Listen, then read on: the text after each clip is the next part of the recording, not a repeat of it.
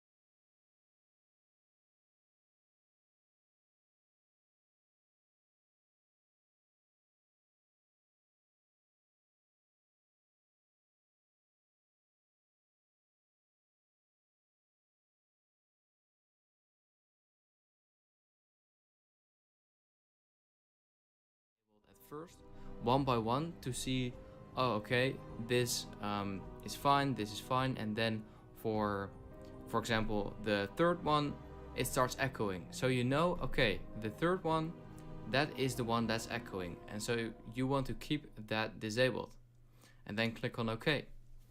And yeah, that's basically it. So I hope this video helped you out, and let me know in the comments if it worked one by one. And yeah, I'll see you next time.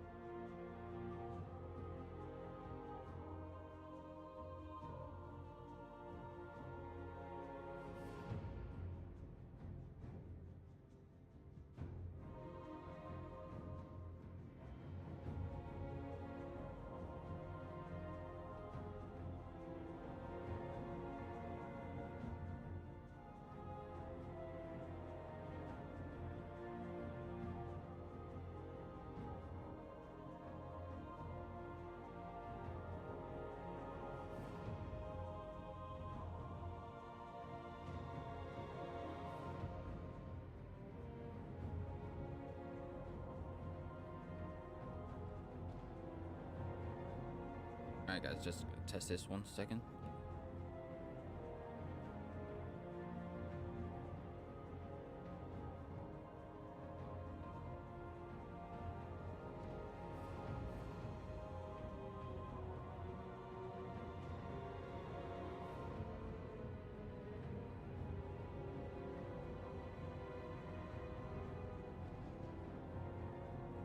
Alright guys, just test this 1 second.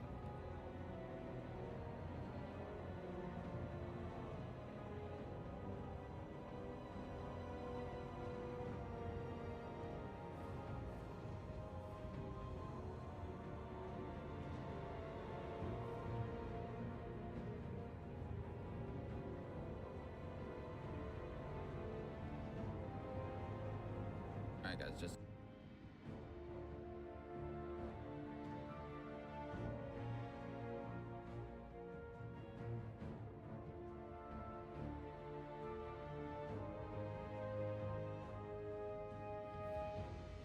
there we go. Now it's fixed, guys. I think.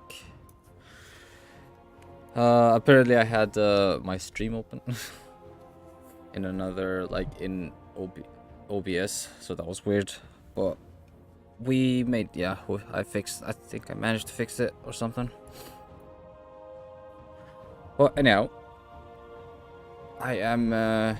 So meanwhile, I was thinking that we might maybe play some other games. First I was thinking maybe we could play some Rainbow, and then afterwards, like when it's, I don't know, like 5 hours left or something, we could watch YouTube videos, or maybe 4. We'll see.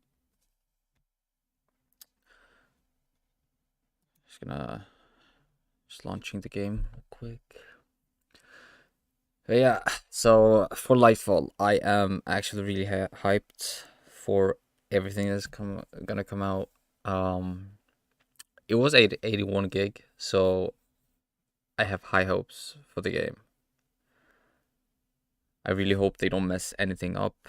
The new loadout system, it has to be great. I've been waiting a long time for this, and I expect about most everything. But yeah, other than that, I don't know. Like I feel I already have a feeling that the campaign will be amazing because of Witch Queen. Like Witch Queen was really good. And I'm hyped for the raid as well. Still need to find a raid team, but other than that, yeah,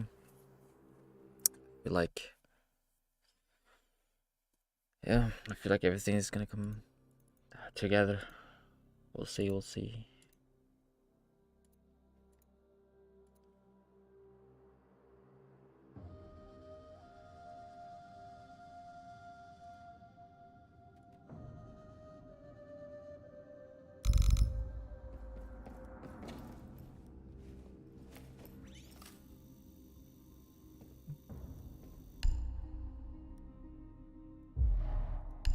Interesting.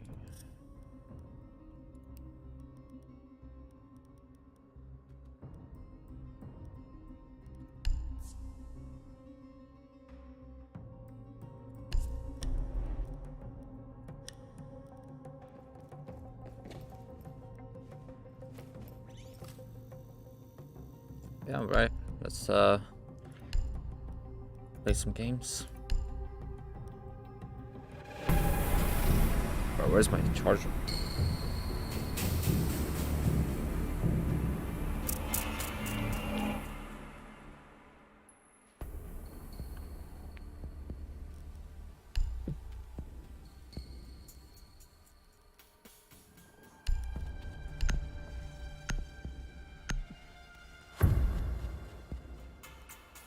Eliminate all hostiles.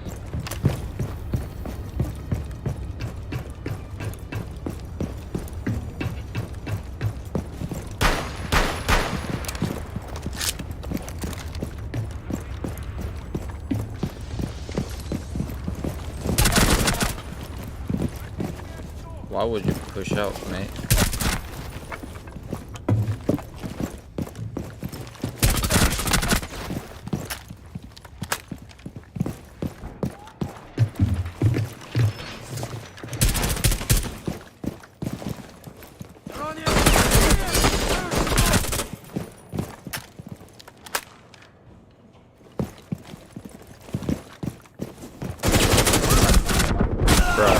We have been Alright. eliminated. It's a warm up.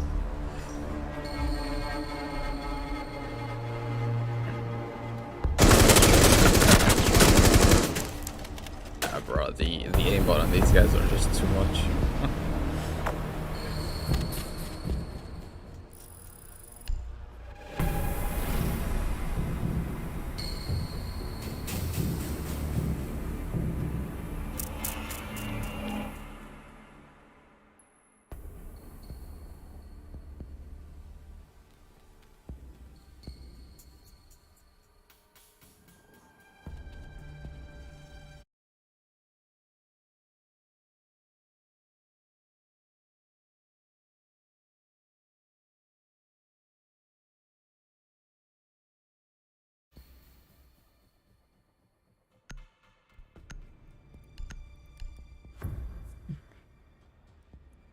Eliminate the terrorists.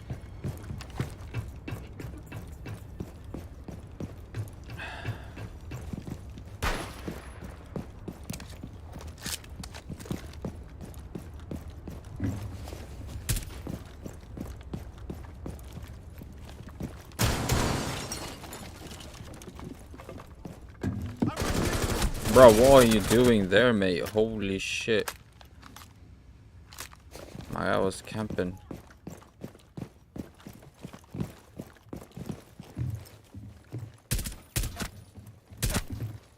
Oh, it's time. What the f...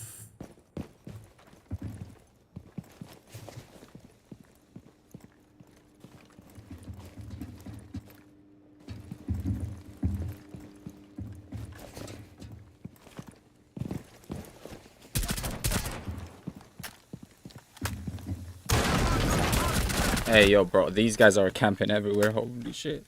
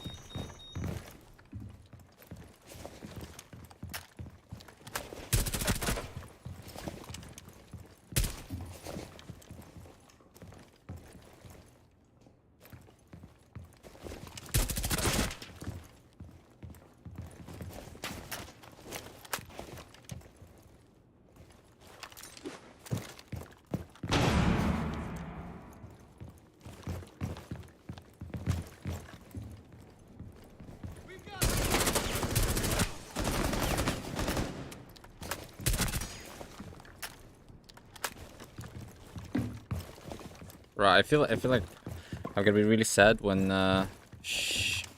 Shadow Reload will get removed because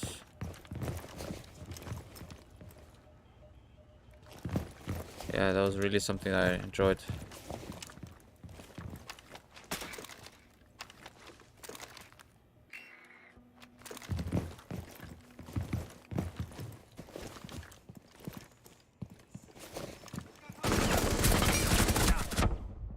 Yeah, I'm dead.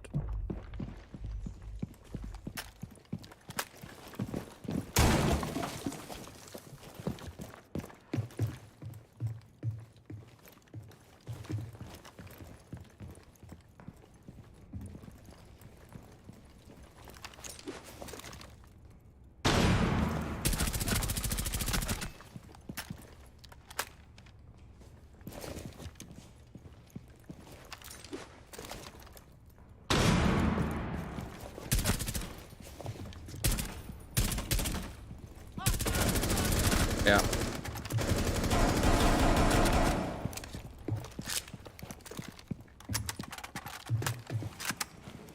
Three hostiles remaining.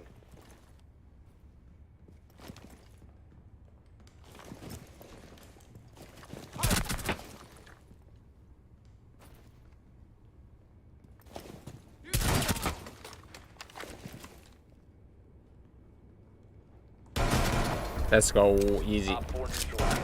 Successful.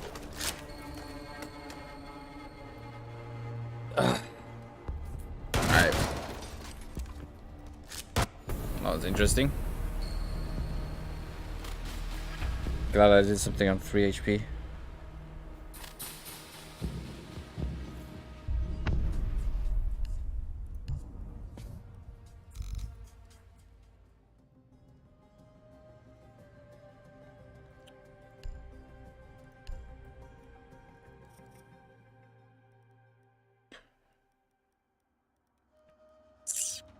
No new esports stuff, right? I always battle passes. Okay. Nah, nothing more. Nothing new.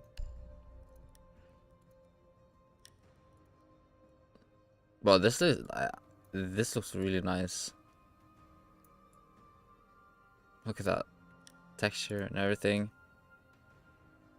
The color. Yeah, I like that. And then the gun as well. Like I might buy this sometime, but yeah. We will see. I just gotta get used to Sophia first because her gun has a recoil. Like it's too much recoil on that gun.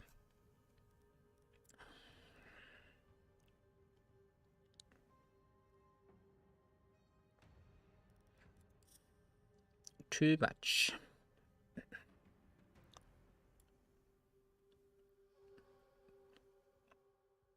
I have one left. Oh no, two. Okay. I really hope it's not Villa because I hate Villa. Villa is a nightmare for me. Oh no, I gotta ban Villa, bro. Hope we get Knight or Canal.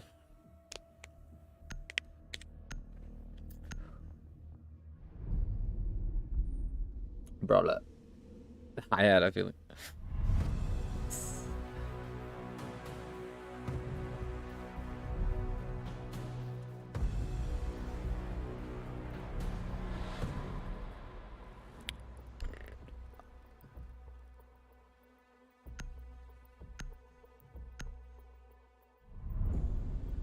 Huh?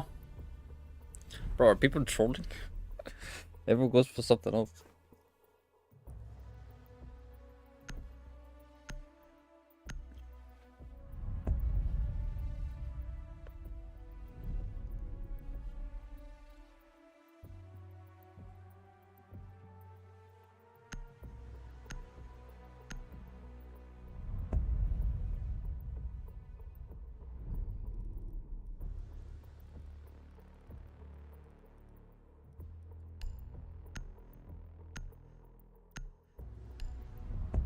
Thank you.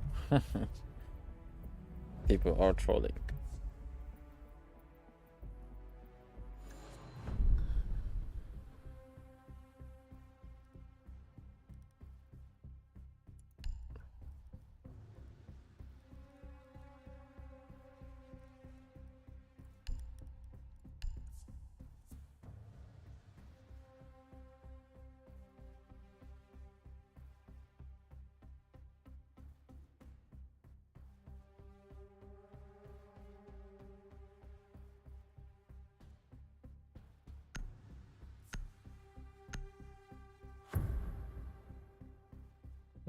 What is that for skin?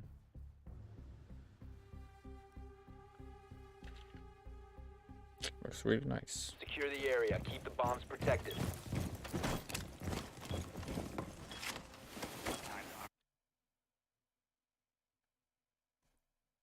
And let Yokai do the rest.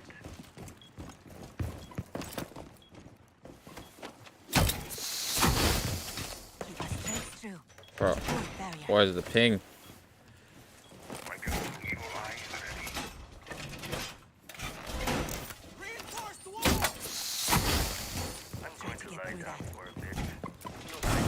Located a bomb. Protected. 10 seconds. 5 seconds left. Yeah, you're running. Op 4 has located a bomb. Be ready for hostile action.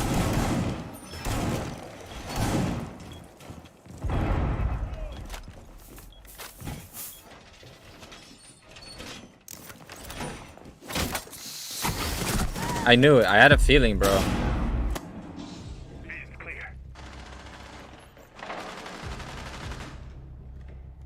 Bro.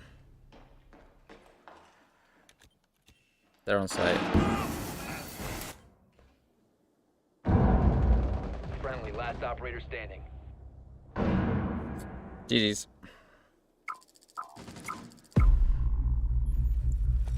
The bomb diffuser has been successfully deployed. Diffuser located. Protect the bomb. Disable the diffuser.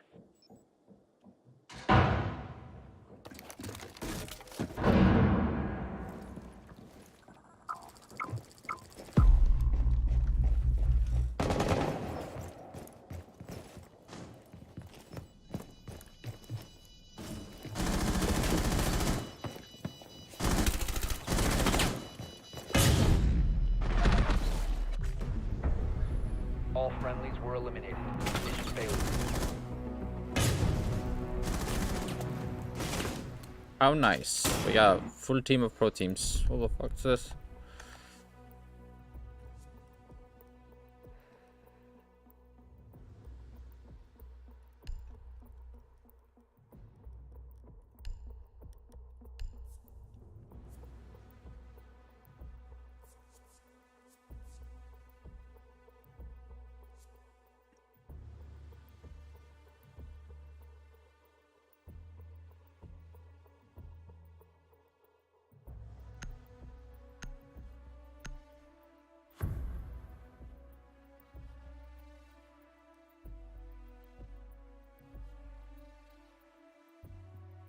Secure the bombs.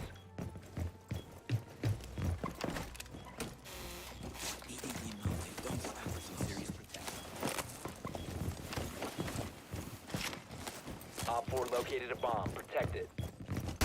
Reloading!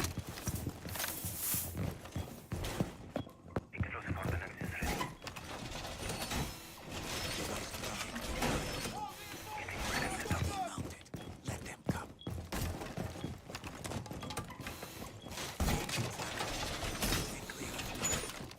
10 seconds All remaining. reinforcements are deployed! 5 seconds to search. All reinforced! Bomb located by Op 4. All is reinforced! Ambush set. Stay clear.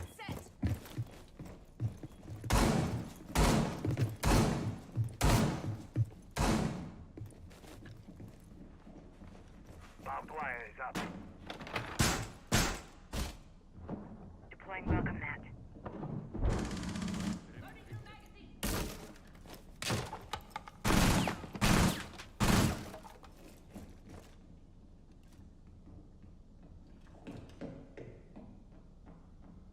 I saw his gun, mate.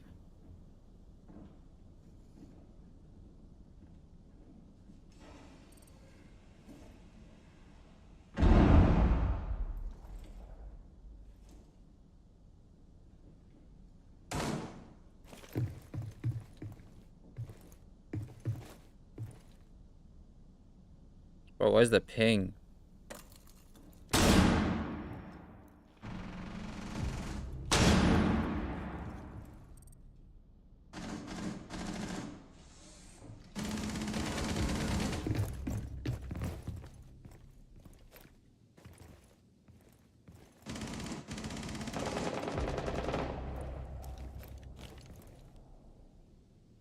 Changing mags.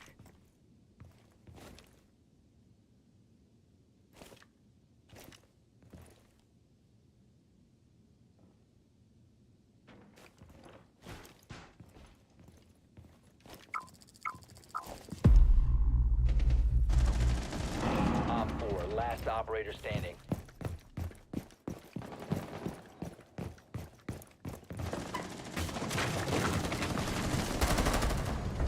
Friendly is victorious. Hostile eliminated.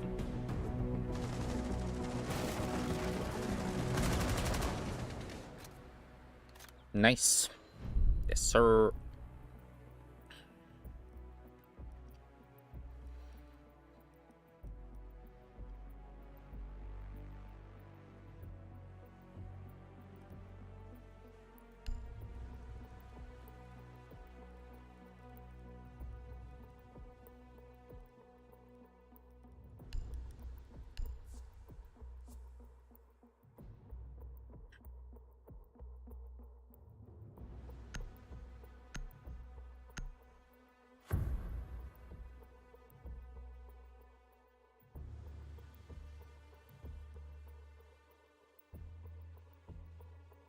Secure the bombs.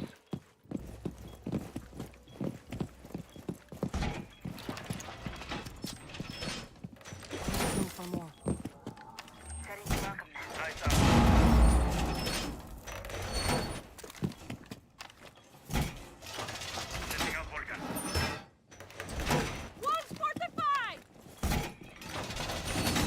Be advised, Op 4 has found the bomb. Changing mag. 10 seconds. Adding my +1. 5 seconds left. Deploying the base. Op 4 has located a bomb. Be ready for hostile action. Setting down my +1.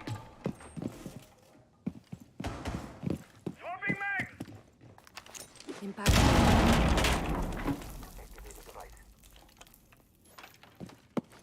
Deploying welcome mat.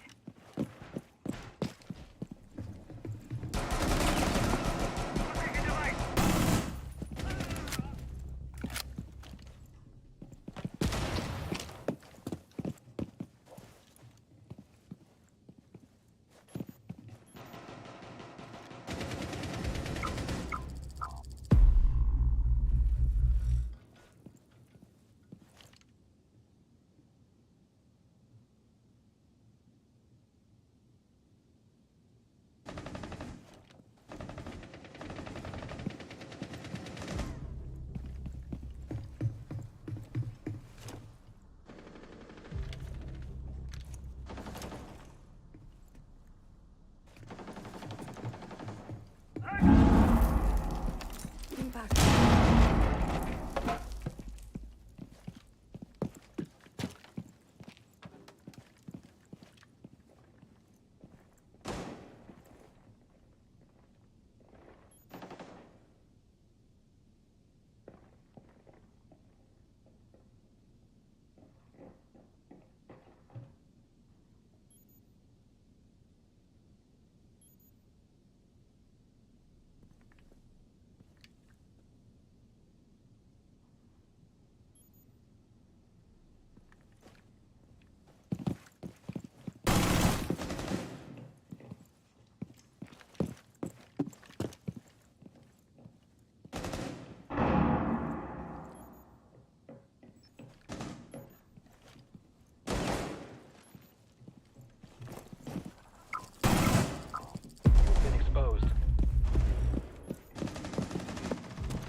Op 4, last stop standing.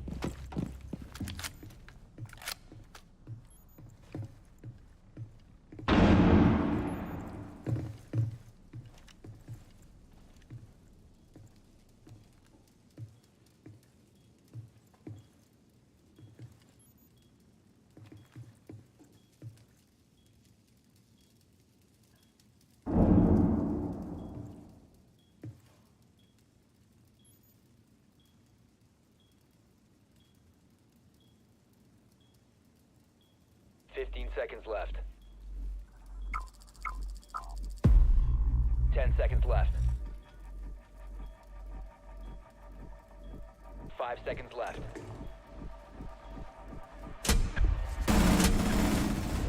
Op 4 eliminated. Mission successful. Oh, bro, it's my hand is hurt. My wrist is hurting, man. What the fuck is this? Told an angle 50 minutes because he's not pushing. Oh.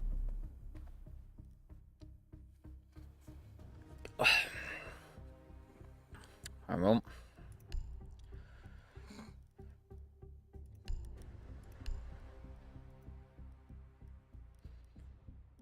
I know what I'm gonna be doing. I'm gonna be bucking.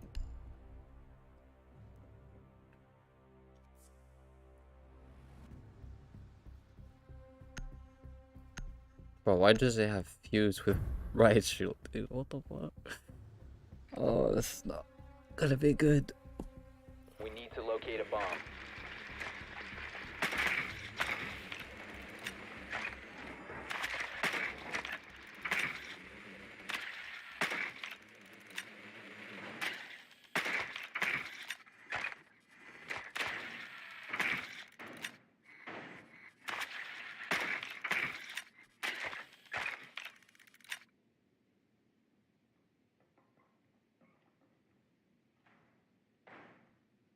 Your drone has found a bomb. 10 seconds to go. 5 seconds. Captain. You've located a bomb. Make your way to its location and defuse it.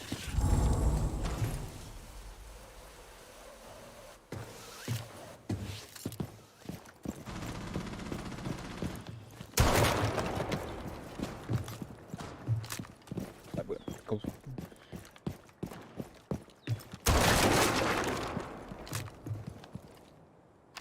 Drone ready.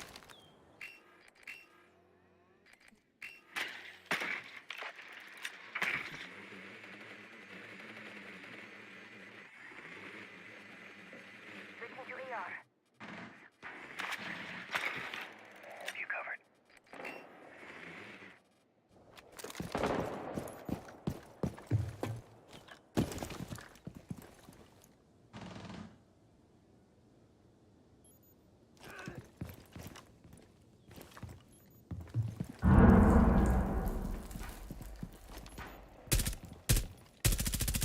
Swapping mags.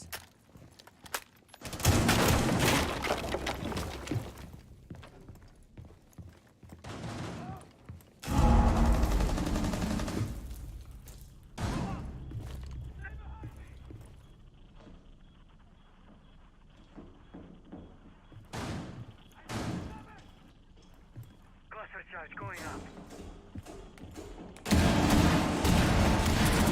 Wait, what? What was that flick, bro? I'm confused, mate. Oh, that's why.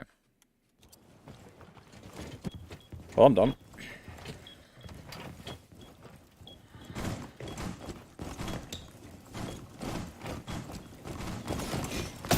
You must recover the diffuser. One friendly operator remaining.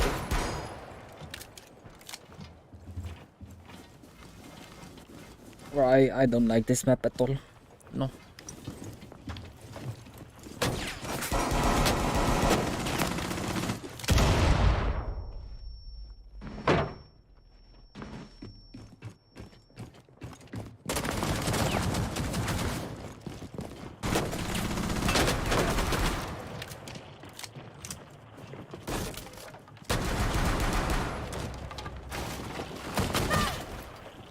Bro, this guy's got a 1v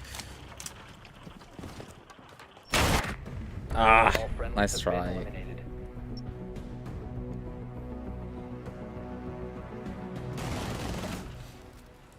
Right, it did so good, man.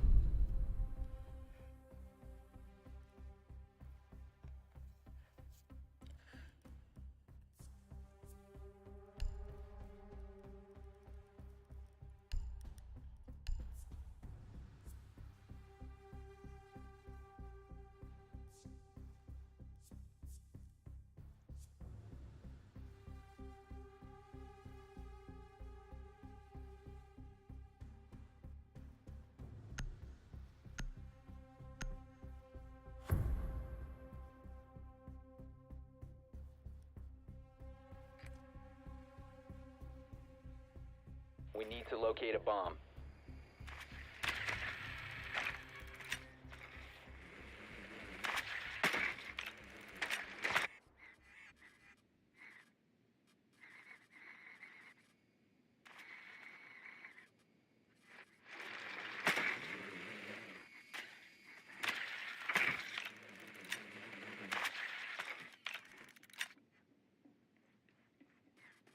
Cap.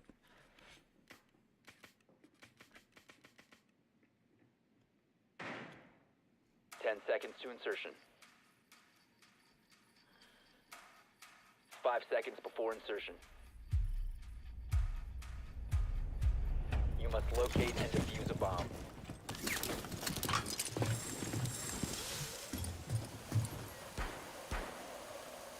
Oh.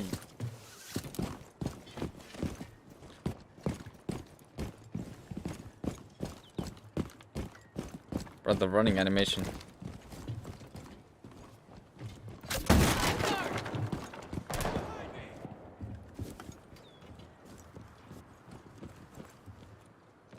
I'm reloading.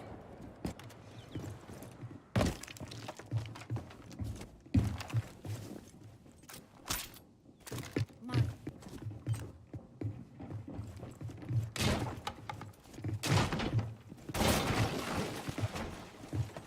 Stay behind me.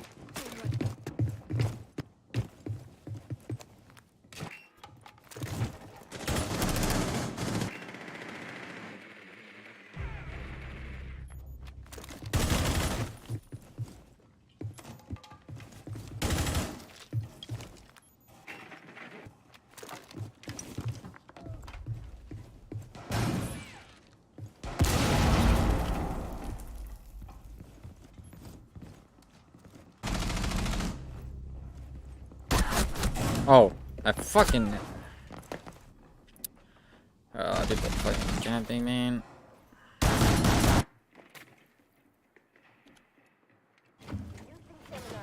Bomb has been located.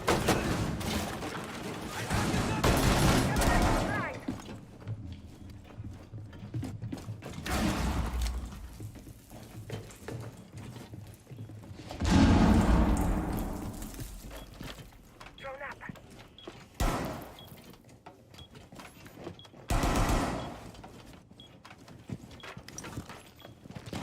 The diffuser is no longer in your possession. The diffuser has been recovered. Doorway.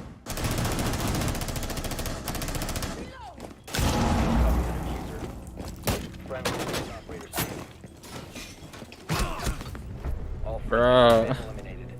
That was so close.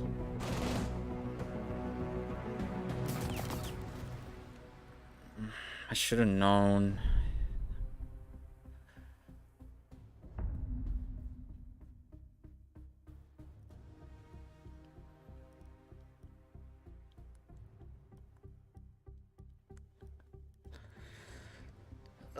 Damn it.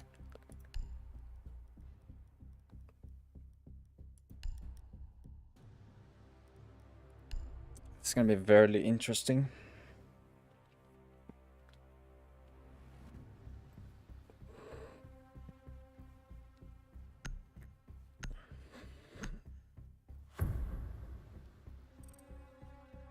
Nice.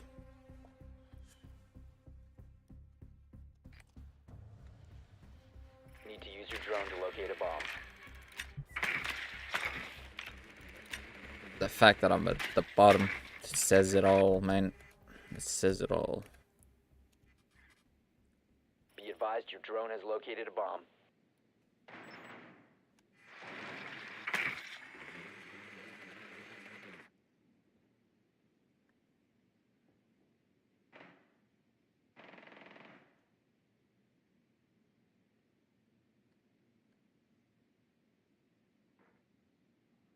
Insertion in 10 seconds. 5 seconds to insertion. You've located a bomb. Make your way to its location and defuse it.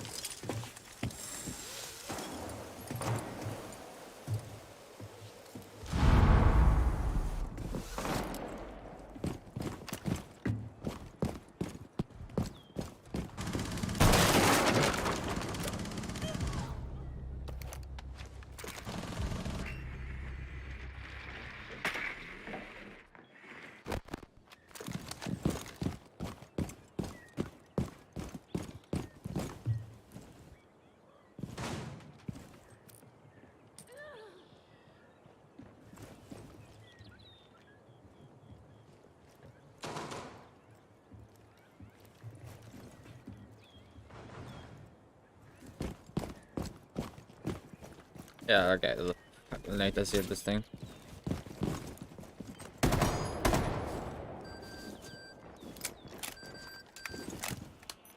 Yeah, I'm dead. Bro.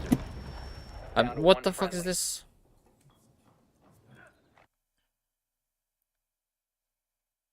It's not my internet because my stream is going fine. It's the fucking game. Oh, really?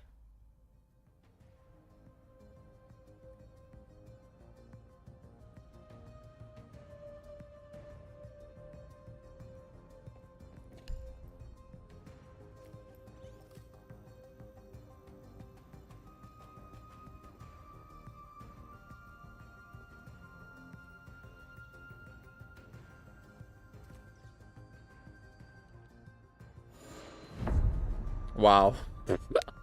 Alright, well. Fuck that.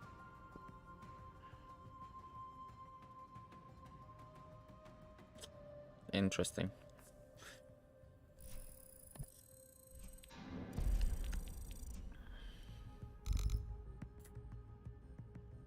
Yes, sir.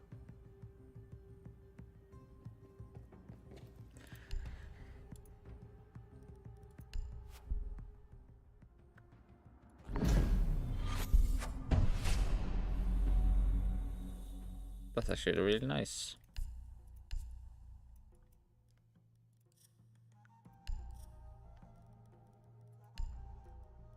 Yeah, that's a nice gun, indeed. Skin. Let's put this maybe. I feel like this one suits better.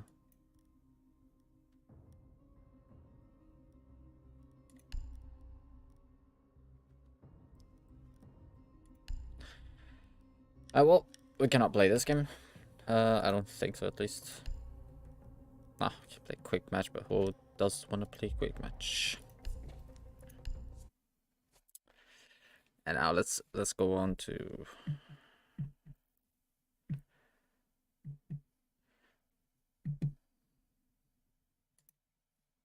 let's see.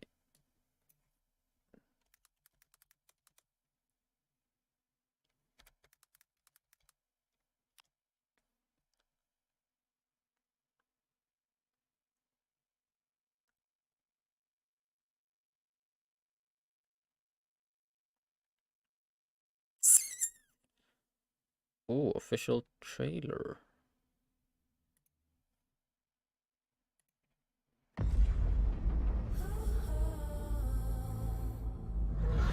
Oh, never mind. I've already watched this. That? The witness. The malefactor of our first collapse is at our doorstep. You have no purpose, because you fear to seek one.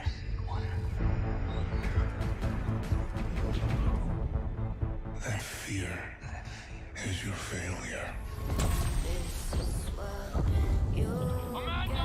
Vanguard to all units. Keep the enemy away from the Traveler at all costs.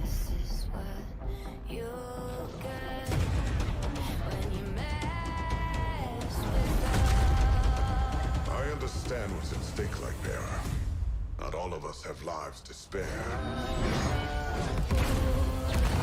Bro, Your fear brings you pain. We know pain.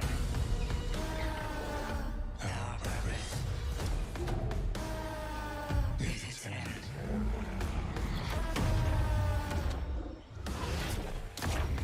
this is why I know Lightfall will be amazing. Here and the now.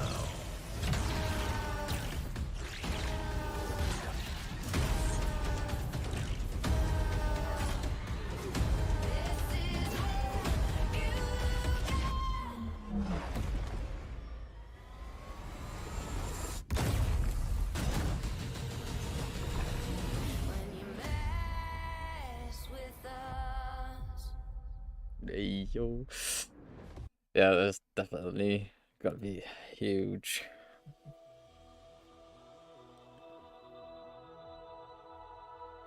Lightfall is coming out in less than a week, and I believe that it will be a major turning point for Destiny 2 as a franchise. I've even prepared a thesis statement for the occasion. Destiny 2 has grown into a massive game, and it's unable to sufficiently provide content for all of it. So as a result, they're narrowing the game down, not necessarily deleting things, but narrowing what they provide content for. This is going to alienate some people, it will attract some people, but ultimately this will shape Destiny 2's direction for the foreseeable future. So the question is, with Lightfall, what are they going to focus on?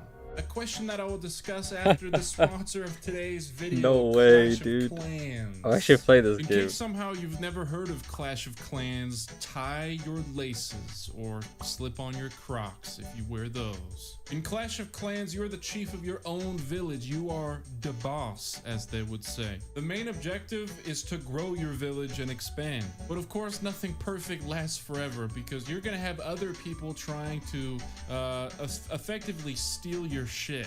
So you gotta make sure your defenses are in peak condition, or else you could be in trouble. On the other side of the coin though, if you recruit a big enough army, you're gonna be able to do the same exact thing to other people. You can try to do it yourself, or you can join a clan. It's in the name of the game, so I would recommend doing that. They also have a ton of different like community events and challenges. The day that it comes out, the biggest thing obviously is going to be Lightfall's storyline. Will they try to outdo Witch Queen, which completely outdid Beyond Light? Would it being worse than Witch Queen kind of kill player morale? It's a little bit different than a Destiny 1 DLC launch where they just throw a million things at you. It's pure beauty. On the first day of the DLC coming out, God. I mean, you're really just going to be playing the story. And then after the story, you have a few day gap in between then and the raid. So if you don't like the story, you might just be sitting there at your setup just weeping. Of course, there will be minor exotic quests and little things, I think, to bridge the gap between the story and the raid. But it's not like Destiny 1's DLC where it's like, hey, we just launched Taken King. Here's completely refreshed vendors with a ton of new weapons that are good. 6 new Crucible maps, 3 new Crucible modes, 4 new strikes. Taking a bit of a backseat in the marketing would be the seasonal story, the thing that changes every single week, which honestly, in my opinion, is kind of like the thing, it's like the glue that holds the season together, right? Because it's the thing that's like the most prolonged. So if the Lightfall campaign comes out and it's quite good, and then the seasonal campaign is like really not good at all, that would not be good. Yep. Wow, what a genius conclusion I came to. Circling back to what things are they going to focus on, another big question is the drip feed content, or the seasonal content that we're getting, the things that you're doing every day. Bungie understands that in a game like Destiny 2, you have to give the players a lot of different things to do. That's why the game is so big now. But they've kind of been coasting as far as introducing truly new things. We're getting new versions of things that have already existed. We're getting new dungeons, new raids, new seasonal stories. but we're not introducing any new things, which is probably something that they would be focusing on the upcoming year, because they're not a company that can afford to lack foresight. They know that we're eventually going to get tired of certain things, and I'm sure they're planning for the future. As far as new things, it's not necessarily a new game mode, but they are making a lot of huge quality of life changes in Lightfall, something that you would expect to see in like a sequel pretty much. jump. They're introducing build crafting, which is huge. We already kind of have that with...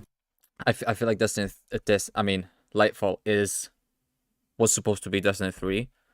But yeah, I feel like since, you know, they said that they just want to narrow it down to Destiny 2, they didn't want to make a new game.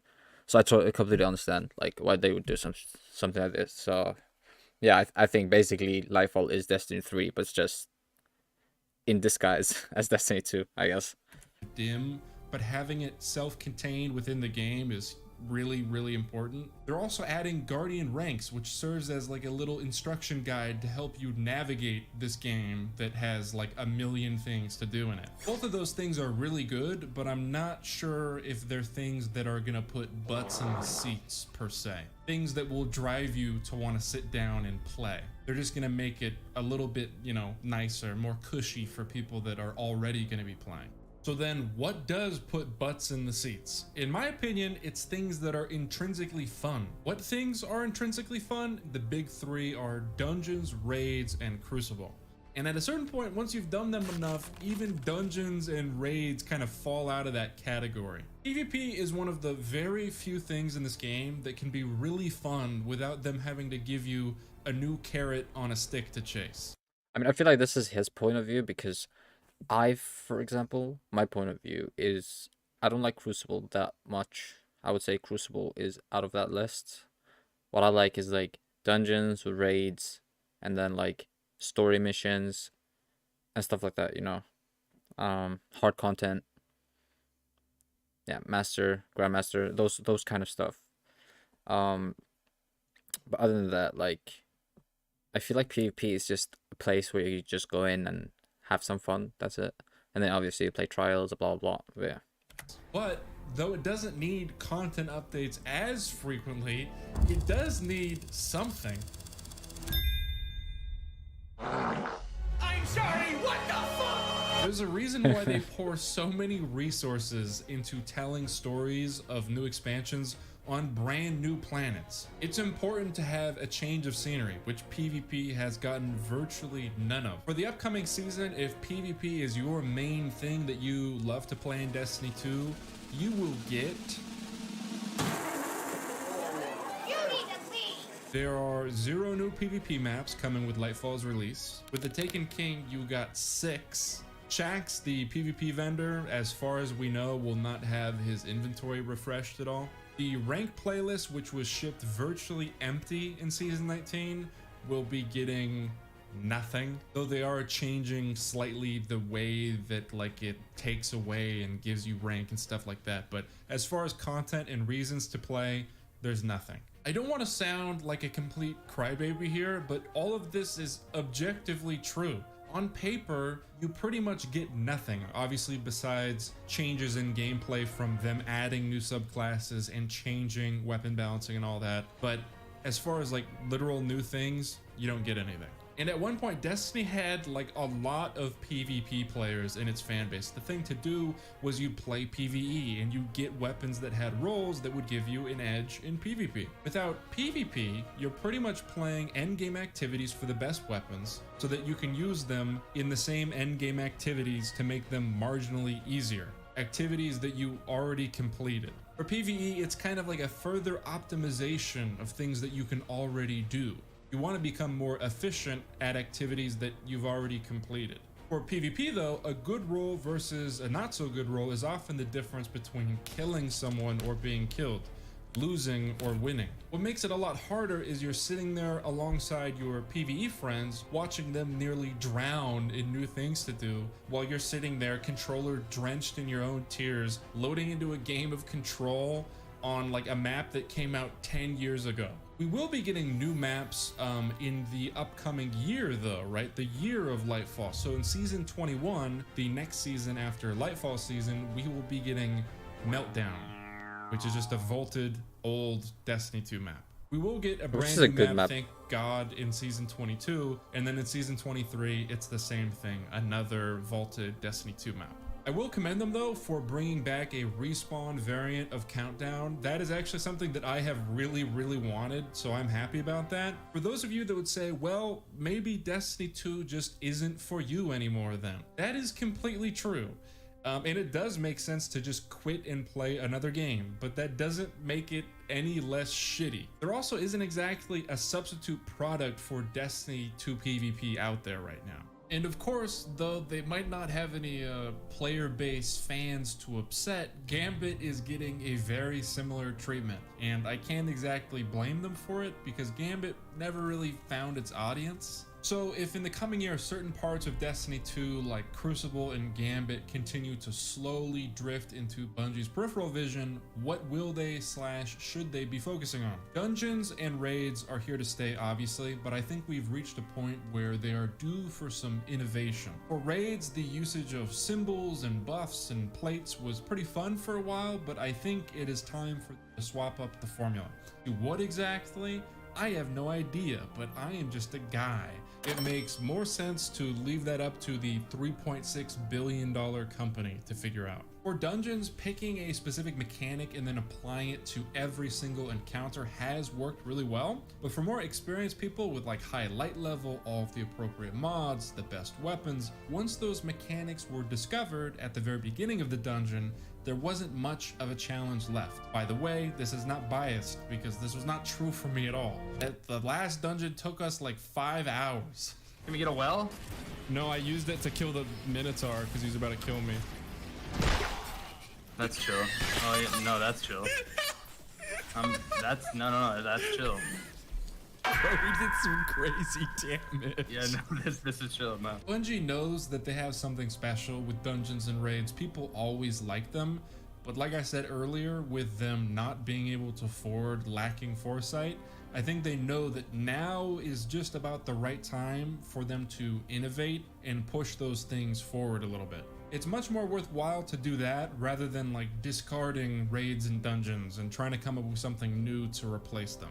The seasonal storylines, as I said earlier, are kind of like the glue that holds the game together. It slowly pushes the game's storyline forward 1 week at a time, and when it's really boring, it does not bode well for the game's player population. For example, in Season of Plunder. Take Season of the Seraph, which has been much better and a much more interesting story, likely because it's the one leading up to Lightfall, but the player numbers have been much higher. So if they're removing a lot of resources from like Gambit and Crucible, I would hope that we can pour that into the seasonal storylines and hopefully get more dedicated missions like we saw with the Witch Queen rather than go grind the seasonal playlist until your brain starts bleeding.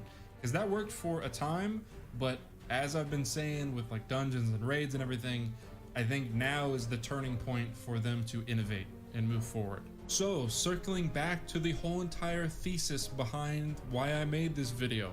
What will they be focusing on? And more than that, are we gonna see anything that's actually new? Do they have any surprises up their sleeves? If you have any ideas, you can leave those in the comment section, and maybe if you have your own ideas of things. That's very interesting. Let's see.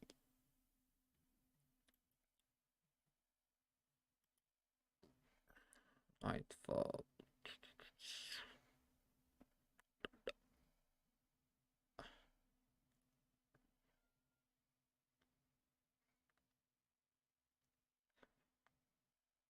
Nice thumbnail. Let's see.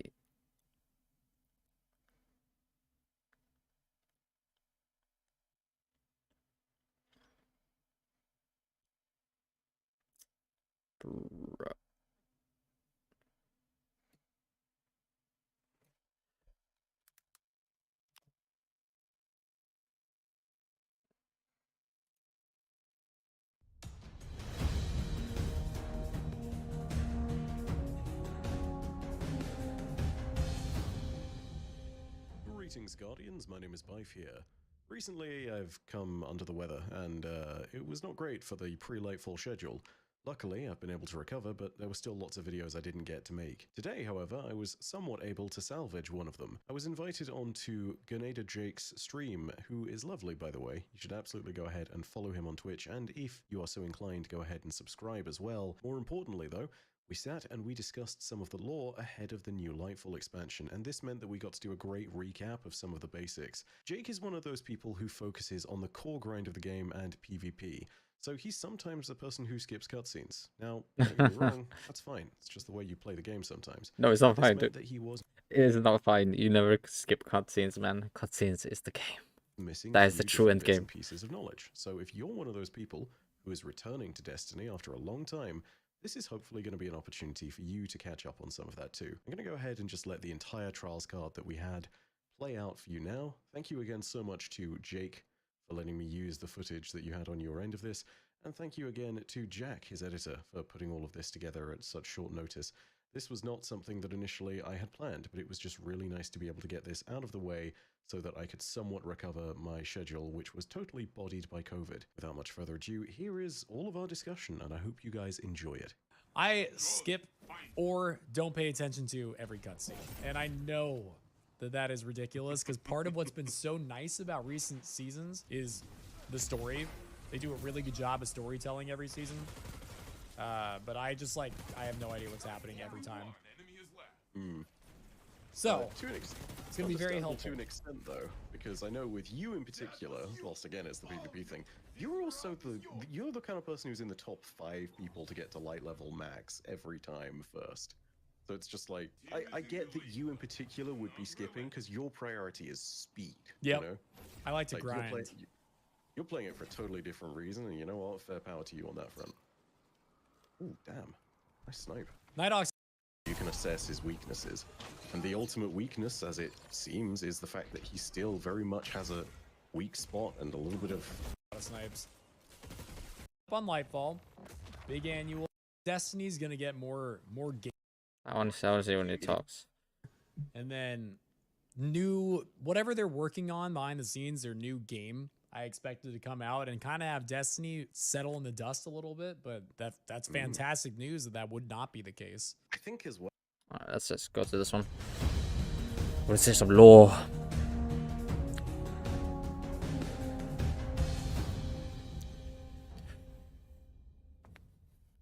Greetings, Guardians. My name is Bife here. So we're going to jump he does into sound the sick, final bro. Collector's Edition lore book, which focuses around Keitel, Callus, and the Cabal in general. This is by far the most fascinating lore book of the 3 that we get for Lightfall, in my opinion. Not only does it reveal a lot about Callus and Keitel, but it goes over a lot of stuff to do with Cabal mythology, the Oxa machine, the Midnight Coup, and most notably of all, Cabal biology. Yeah, not sure if anyone expected that. When you start your book with a statement like, I am 3 years old, my father is pregnant again, Wait, what? You're starting it off with a narrative hook, that's for certain. Hey, yo. If you're one of the That's people so who just sad. sat up in their chair and is frantically replaying what I just said, don't sweat it. We'll jump into it all in a bit. Just know that this is objectively not only the most interesting of the Lightfall lore books, but also it is the most immediately relevant to the villains and key characters of Lightfall. At least, I think so. So, without further delay, let's talk about it. Before we start, we should note that the story here is told from Keitel's perspective. These entries are more like diary entries of hers, or official archives of what she's remembered, or at least written, and they're held in great detail. I imagine that this is assisted by some kind of technology, given that the Empire is a whole lot more technologically advanced than we are, and the fact that some of these entries are from when she was a child, literally 3 years old in some cases. But regardless, I think we have to keep in mind that Keitel's perspective is clearly on display. Also, and this is going to sound like a very strange bit, it may be the case that she doesn't need technology for this even if she is 3, and the reason I say that is because being 3 may mean something different to the Cabal than it does to us. Hear me out on this one, okay? It's going to sound a little bit weird. Being 3 for us means you've been around the rotation of your sun 3 times, right? The Earth has gone ahead and fulfilled its orbit 3 times and you're 3 years old. The Cabal come from a different world, meaning that it may have a different orbital period. The point is, it's entirely possible that their world is larger and further away from the sun, meaning that 3 years for them may not necessarily be the same as 3 years for us. Just an interesting little note about how time works relative for different species. That's not the first time we're going to be talking about stuff like that in this video today.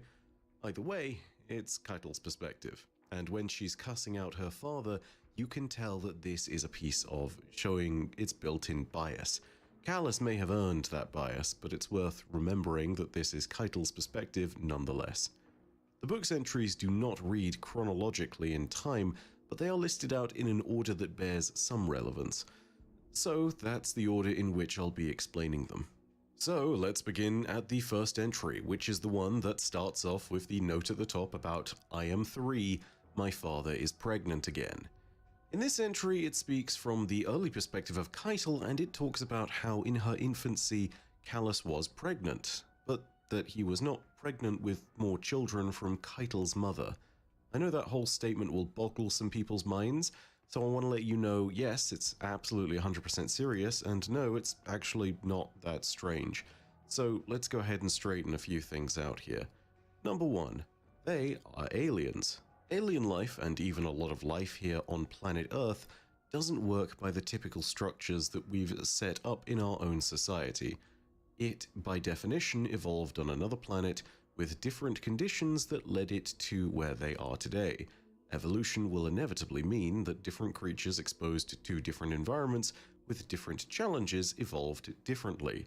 Not to mention, when you take a look at the way that the Cabal do it, you're looking at something where it's a bit more of a seahorse kind of thing, but more on that later. Number 2, translations of different languages are not perfect. It's worth remembering that in Destiny, the various alien species that we fight against or alongside do not necessarily share all of the same linguistic quirks that we do. It is definitely the case in this instance that the word pregnant is simply the closest Cabal translation for a process that might be described differently in the Cabal Ulurant tongue. Stuff like this happens all the time with our own species history, and there are words in some cultures that don't have direct translations. For example, the word Han in Korean is translated into something that means a deep sorrow that's filled with regret, anger, or grief in English. Now here's the thing, sorrow, regret, anger, and grief are all emotions that are negative, but in realistic terms, that's very broad as far as descriptors go, and that's a very rough translation. And there's a reason for this. There is no single English word as an equivalent for what Han really is. We just have to go and give broad descriptors for it. It is a very specific emotion and feeling. So we just have to describe what's closest, and that has to be the best we have as a description of Han. This isn't even a strange quirk compared to some other languages. I mean, look at a ton of English words and translate them into French. If it's the case that you see a match between them, you know, there are going to be points at which you just sit there and realize, yeah, we English totally stole that word from the French. So, not too surprising in this instance that the Cabal have used the word pregnant because it's the closest human analogy to something that for them maybe is a little bit different but is entirely biologically correct. Number 3, as far as their bodies show us, this evolutionary trait is supported by other parts of Cabal biology. Confused? Let me explain. In many animals like deer, you'll see males growing enormous antlers to compete with each other in the mating season. This is done typically on a constant basis to not only show the strength of their genes to prospective partners, but also to show other males that they are the top dog and shouldn't be messed with. Equally, male lions in Africa will compete with other males to protect their pride, given that if another male does take over, the male will likely slaughter all of the offspring of the original lion. In this entry, it is noted by Keitel's nurse, a scion named Aja, that Cabal mothers are kind of doing both of those behaviors I just listed for male deer and lions. And it's just a case that the parenthood factor of Cabal is a little bit different as far as the division of labor is concerned. Mothers have tusks because they're defending their mates, just like deer are defending against other deer who would be trying to take them. And they also have tusks to defend their mates because of the fact that their male mates So basically, he's trying to say the roles are reversed, I would say, right? Yeah, it feels like that. I don't know. State their young, their natural defenses, not just against predation, but also against other rival females who might take their mate away. And that's kind of crucial because apparently the entire process can mean that the male chooses to leave the brood that he is currently in the process of rearing. So how does this entire process actually work? Let me go ahead and actually break it down bit by bit for you. I know, biology coming in, I bet this is not what you all expected when you clicked on this video, but here it is. And you know what? Relevant, pertinent, and actually kind of interesting if you truly do just sit down and break it on a scientific level. As best Aja explains it, the process works like this. After two Cabal have mated, a female Cabal is up first. She gestates the young, which in human terms would be just like carrying them to term as a normal baby. But for a Cabal, after this gestation is complete, the pregnancy isn't technically complete at all. It's just half done. She passes off the pregnancy and the children in question to the father. The father then broods the offspring of the mother until they are weaned. Seemingly, this works a little in the one who creates and harder than ever is in this instance, and the father is one of those who do. However, all of it as an explanation from her nurse. I thought this would be like a lore video, but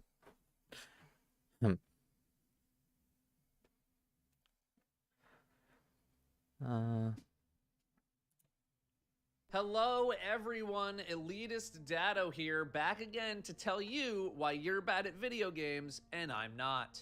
I wasn't planning on making a video about the article that Bungie dropped, one of the final ones before Lightfall, about bringing back difficulty to Destiny, as I didn't think a lot of the things in it were that big of a deal. But after seeing some of the outrage, I wanted in on those sweet, sweet rage views. So let's talk about what happened.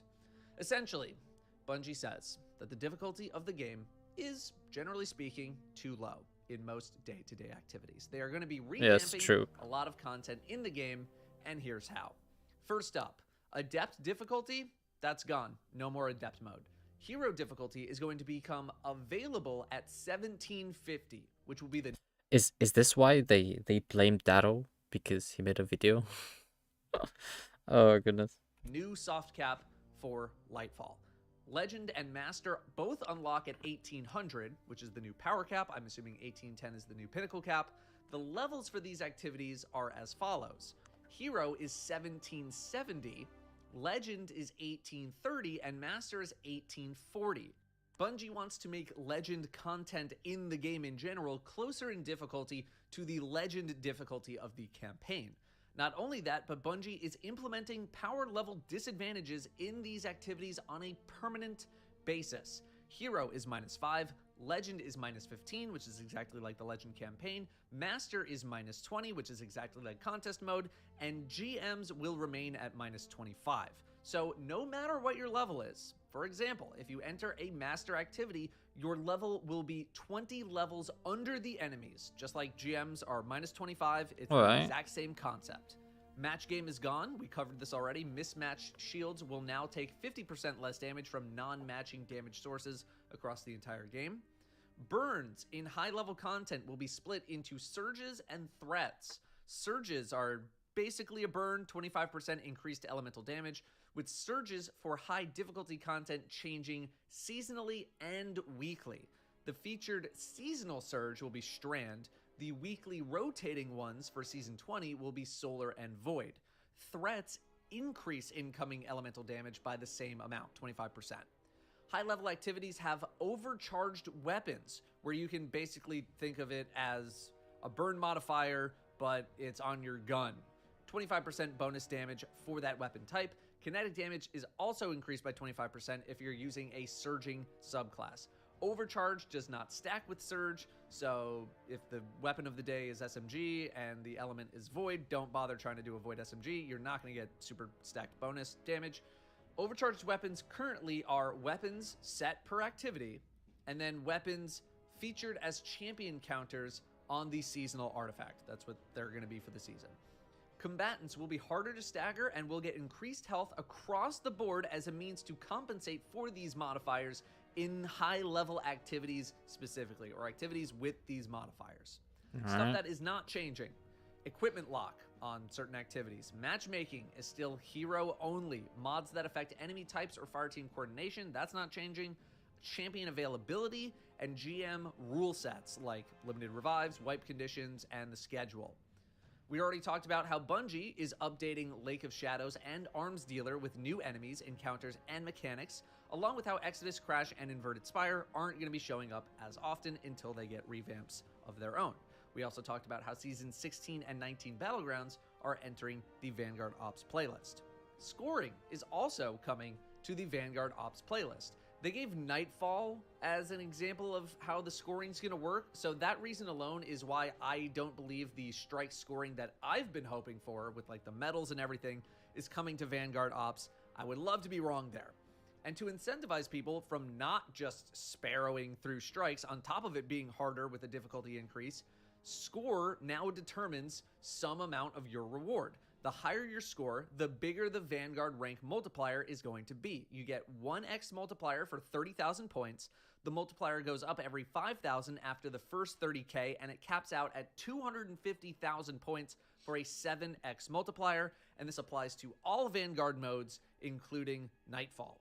Speaking of Nightfall, it is also getting these level adjustments. -5 hero, -15 legend, -20 master, -25 GM. So next season, GMs are going to be 1840. The enemy levels in GMs will be 1840. The highest effective level you can be is 1815. Master is also going to be 1840, but it's only -20, so 1820 is the highest effective level for Master. Highest effective level means that anything above those levels will not increase your power. So if you're going into a GM and you're 1826, that doesn't matter. The game's going to drop you down to 1815.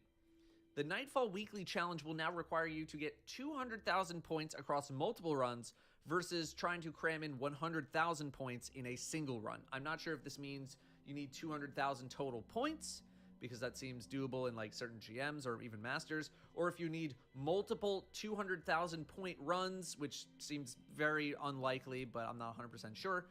Nightfalls will have 2 surges, an overcharged weapon, and will have harder combatants. Master raids.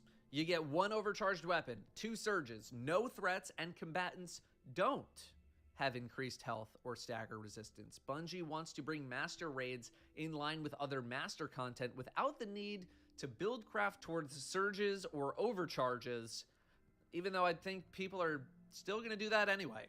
Lost Sectors, Nightmare and Empire Hunts, weekly campaign missions, Dares of Eternity, Wellspring, and seasonal battlegrounds are all getting tuned with these revised difficulty options. Bungie will monitor Lost Sectors to see if their loot needs to be adjusted over the course of Season 20. Nightmare Hunts, Empire Hunts, and weekly missions are getting these Hero, Legend, and Master settings tweaked like everything else is. Dare's Legend is getting tweaked, Wellspring Master is getting tweaked. Seasonal Battlegrounds, we know, is already acting like hero difficulty, aka -5, aka how Season 19 is right now.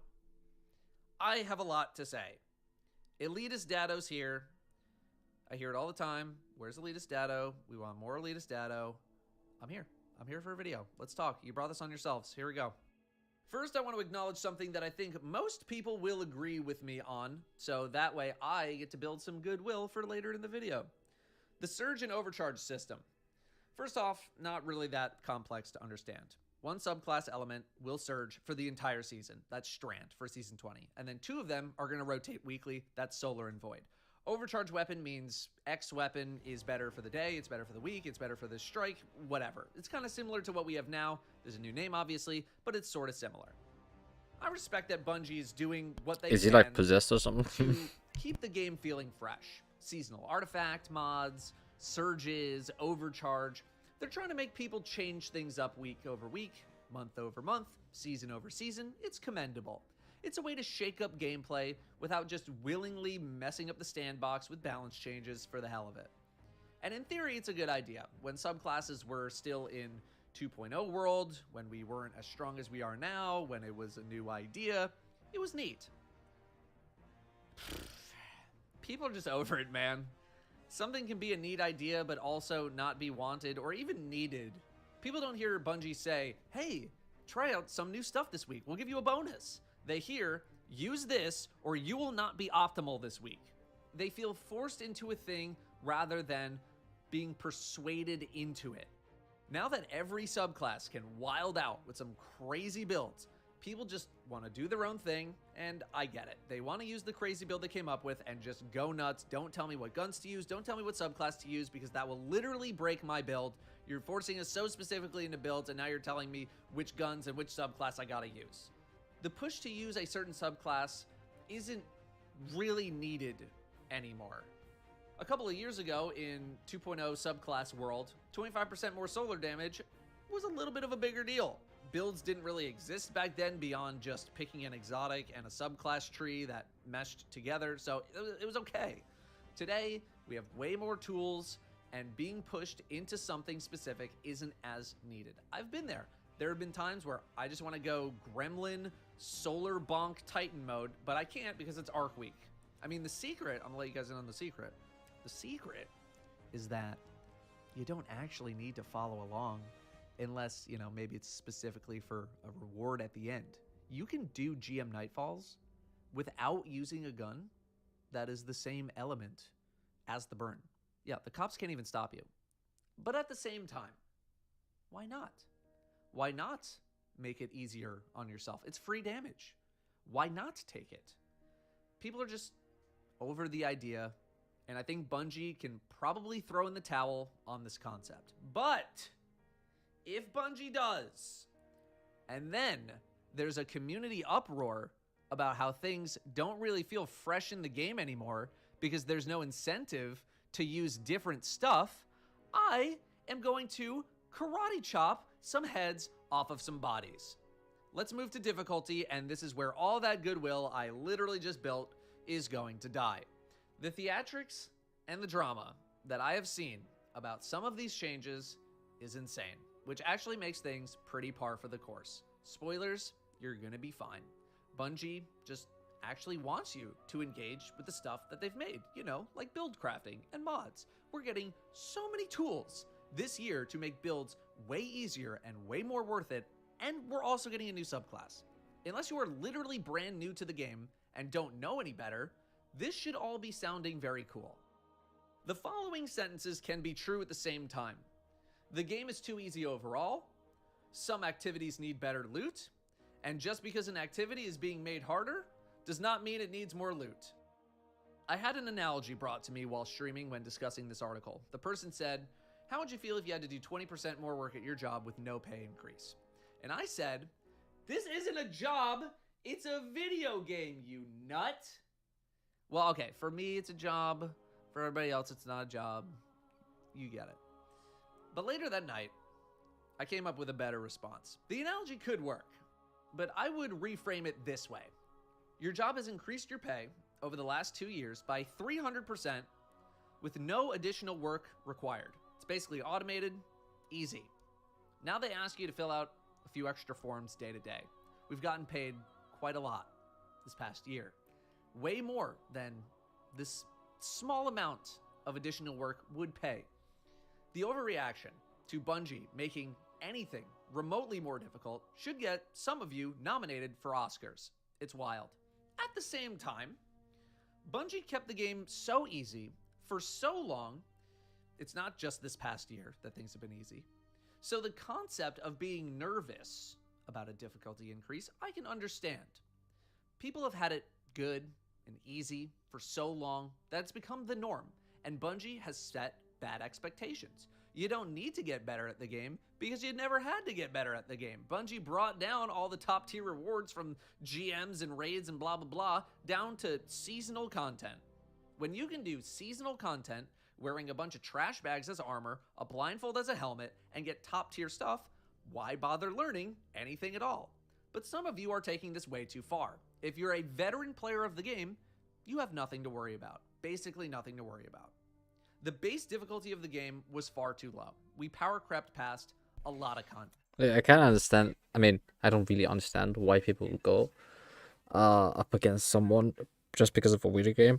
But, like, I kind of see why people were being rude to Dado. You know, I'm blaming him for all the. I want to make sure my Lightfall has downloaded correctly when you try and play. You won't get. Yeah, exactly. It says server offline. Yeah, it's just it's gonna be out like I think, according to my, you know, my brain. I think that it's gonna get online once the timer hits 0. I mean around that time at least. But yeah, anyhow, I can kind of see why people would get mad at Dado, because he's actually very nice trash talking people. But yeah, it is what it is, mate. It is what it is. Bungie is now bringing those bits of content more in line with our current power. And people expect rewards to be adjusted as well, just because things are getting a little bit harder. Master raiding? Yeah, I'll give you that one. But Master Raid loot was a problem well before this situation, and thus I don't even get server offline come up, it just keeps saying connecting. Oh really? Let me check that out. Give me a second. Let me launch my game first. I'll let you know. Give me a second.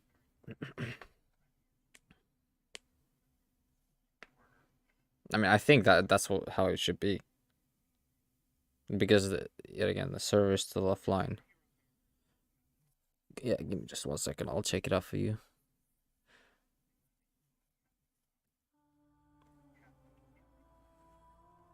Bro, the intro and the loading screen is just beautiful, man. Beautiful.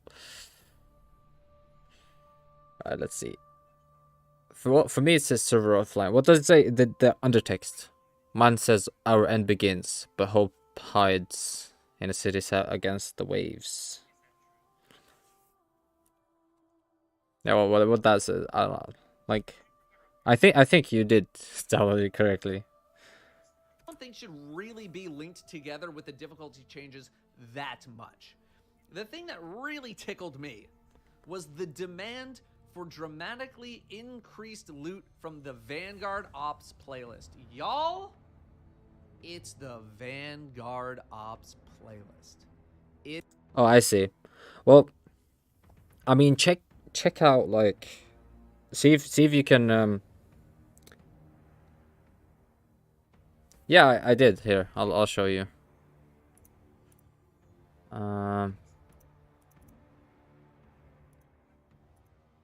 There, see? That's what it says for me.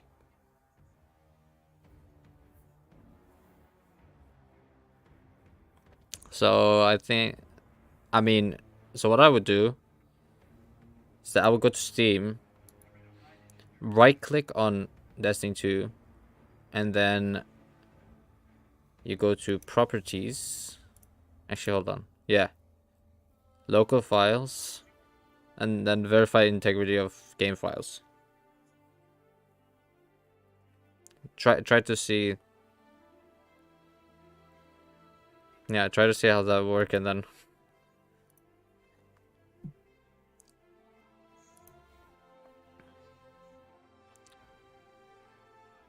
yeah, I understand. Do that, and then check again once it verifies the files.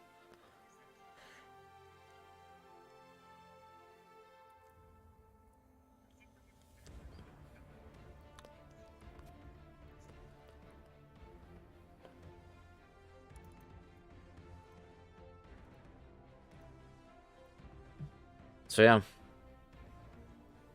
Yeah, I'll even walk you through.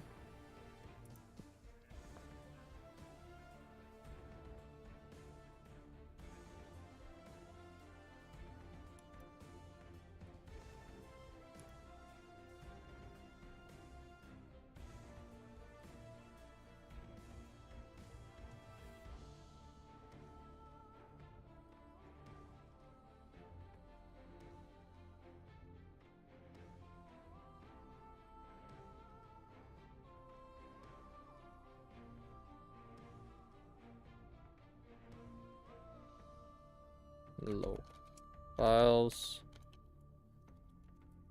Verify integrity files.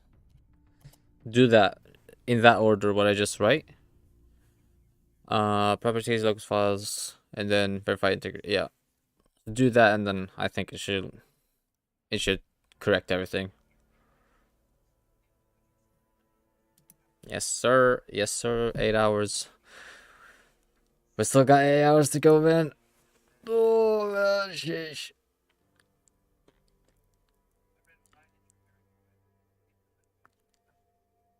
It's still 8 hours. We have a long way to go, man. Soon I'm gonna take a nap, and then I'll keep the screen rolling on. I'll see maybe some YouTube videos of Destiny, and then or just the screen. We'll see. But yeah, the countdown is still going, and we still have 8 hours to go before the content is out. And I hope the servers will be fine. Yes, sir. Yes, sir. I really do, because I've been waiting for this 4 months.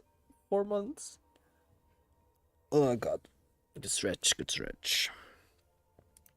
It's for beginners. It's for getting a pinnacle reward and then bailing. It is not meant to be a source of infinite high-tier rewards. The beginner level content is not going to be infinitely grindable and replayable. It never is in any game. They are trying to make it more entertaining and more engaging by adjusting the difficulty and changing it to encourage killing stuff instead of skipping everything on your Sparrow. And combined with Vanguard weapon focusing next season, I want to see how things play out before I get a little too judgy on it. But difficulty talk? You're worried about the difficulty spike in the Vanguard Ops playlist? Get real. It is easier than Heist Battlegrounds. Vanguard Ops is not turning into Grandmaster Ops. If anything, Bungie is bringing this in line with the rewards it currently gives. I would be shocked if there was a large difference in the amount of time it took to complete strikes in this playlist compared to now when actually going through and killing everything. There is no reason to increase the amount of loot from the Vanguard Ops playlist based on these changes alone. Yeah, of course you're not going to get the super high score 7x multiplier in the strike playlist. It's beginner level. If you do the easy thing, it's not going to give you as much loot as the hard thing. If you're expecting the strike playlist to become a loot pinata, I don't know what to tell you. 9 years of this. I'm still explaining the same things over and over. I'm so tired of the theatrics. Spare me with the skeleton. Okay, okay, now I also see his view and why he gets tired of people asking the same questions over and over again.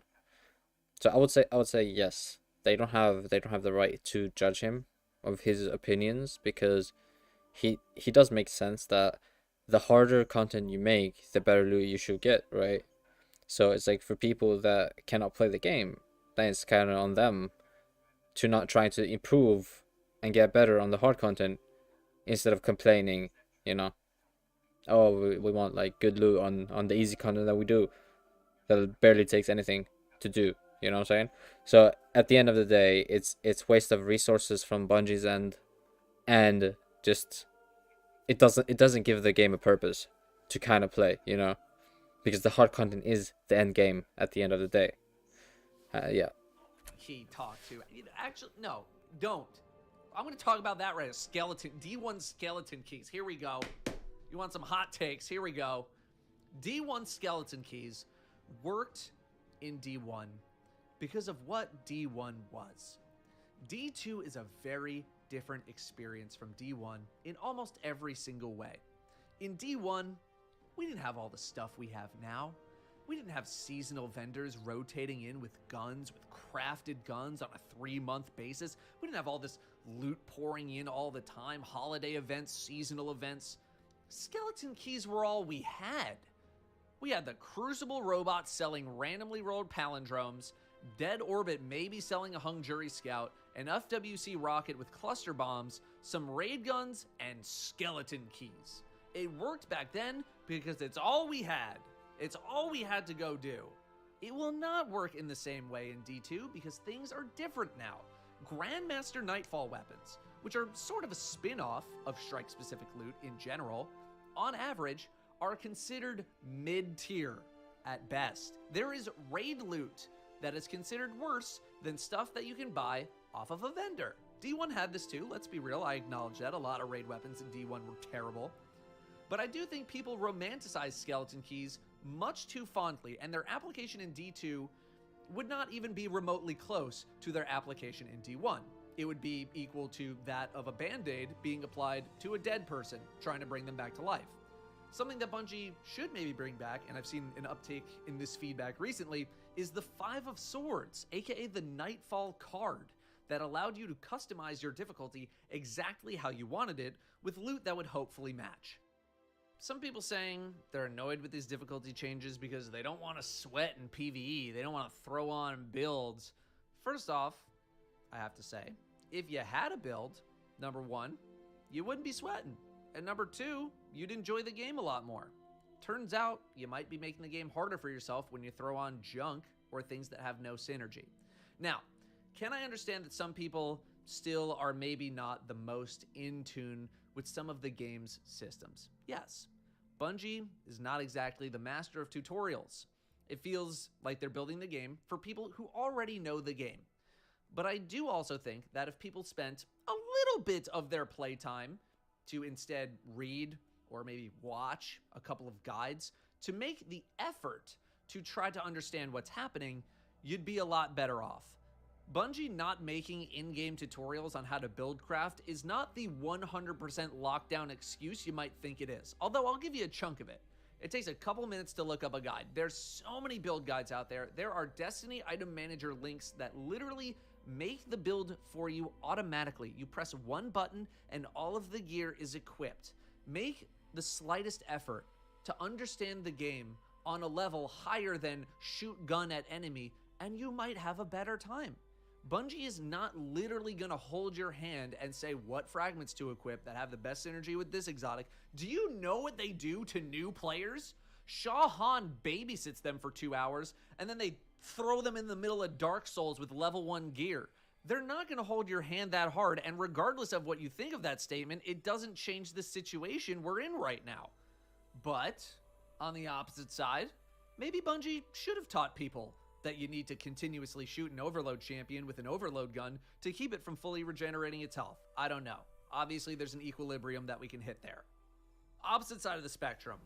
Seen a lot of talk about Master Raid loot. I've seen the comments. Master Raid loot was bad before these changes. I want Master Raid loot to change too. But people who wanted VOG Master Mode to become Contest Mode, you got your wish, in a way. The shoe's on the other foot now when it comes to Master Raids. Back in the VOG days, I advocated for the fact that Master Raids were actually better than making them into Contest Mode because you could eventually gain some levels on Master Raid since it didn't power cap you in any way. You could eventually make things easier for yourself if you got enough levels. You could out-level it. But people took issue with that because people hate leveling and wanted access without having to level. Now, Bungie has flipped it. You're power capped, -20 on Master content forever. You'll need to be Pinnacle cap and +10 on the artifact to get into Master, which I think is mostly reasonable. Anyone actively playing Master content will be able to get those levels pretty easily. But now I'm seeing some complaints that the Master Raid's going to be harder because we can't gain any power against it like we can right now. Just found that funny. Obviously, Master Raid is going to be run even less without better loot incentives. Nothing has changed there. Why would I run Master Raids for loot when I just got to free farm Master Duality, giving the best armor the game has to offer for much less effort? I asked some of my hardcore friends, what would it take to want to actually run Master Raids besides getting the title and then just leaving forever? And they said 65 plus stat roll armor at a minimum, multiple adept drops per challenge, and additional cosmetics in the form of ornaments, ships, etc. They wanted Nano Phoenix, which hardcores I think would like, but casuals would absolutely despise. Nano Phoenix was a ship with what felt like a 1% drop rate at the end of a raid, for those who don't know. Master loot needs to be ballin' out of control. I'm getting 65 plus gear from the Season Pass. Why am I running Master Raids for some 62s? But Master difficulty also has some questions that need to be answered, like boss health, scaling changes, how similar to other Master content is it going to be? Overall, I do anticipate Master content to be a bit harder because it's literally contest mode, and contest mode is kinda hard. Although it's not harder than GMs, as GMs are minus 25, and contest mode is minus 20. If you're steamrolling stuff like GMs right now, not much is really gonna change there. Bungie is working on incentives in the form of enhanced adept weapons, but I still think that they can go further. I should not be getting 60 or fewer stat armor rolls from Master raid content. Master extends to dungeons too, and this is going to make something like Master dungeon farming potentially a lot more difficult. Need to see how it plays, but you aren't able to outlevel it anymore or get close to its level. Again, it's almost the equivalent of GMs. I've again seen people advocating more to make Legend difficulty have matchmaking. My opinion on high-level matchmaking remains the same. The higher the difficulty, the more qualifications a player should have before being able to enter that level of matchmaking. You should need to have multiple clears. You should already need to have proven yourself in Legend content before being allowed to matchmake. This will reduce the amount of people unqualified for such high-level content and would make the matchmaking experience a lot better. If you make it a complete free-for-all, I don't think it would turn out well. If Bungie wanted to experiment with Legend matchmaking, I would absolutely love to see the data. Hopefully when LFG features launch late this year, they will alleviate some of these problems. One thing that did leave me confused was this paragraph in the article. Quote, "We are aware that lost sectors and weekly campaign missions are not as rewarding as the community would like. We actually agree. Same thing with Dares of Eternity and the Wellspring. The passion around them is appreciated and your feedback is always clear. They should be a bit more challenging.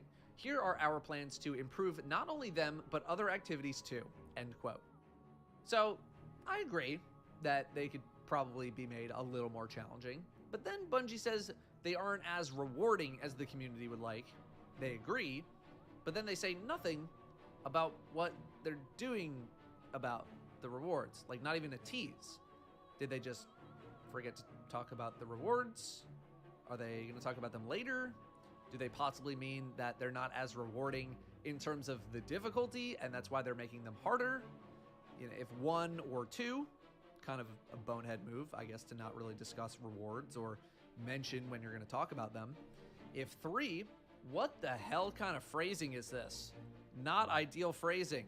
Some of these activities do need a loot sweep. I realize that Lost Sector farming is very simple for what amounts to getting some of the best armor in the game. It's a very clear path to exotics, but we have so many exotics now and so many bad ones that trying to get the thing you want to drop in the first place combined with getting a decent roll, it's getting a little bit difficult, and some revisions there would be nice. I used to sing a different tune to this situation, but now that we have way more exotics, and now that it's been so long, it's kind of another we're over it moment. Also, to all the people mad about no Gambit notes, number 1, it literally says in the post that the post is focused on the Vanguard Ops playlist. Number 2, you expecting Grandmaster Gambit or something? Bungie did a full revamp of Gambit last year. People still ain't touching it. And if Bungie does not end up touching Gambit at all, I would understand.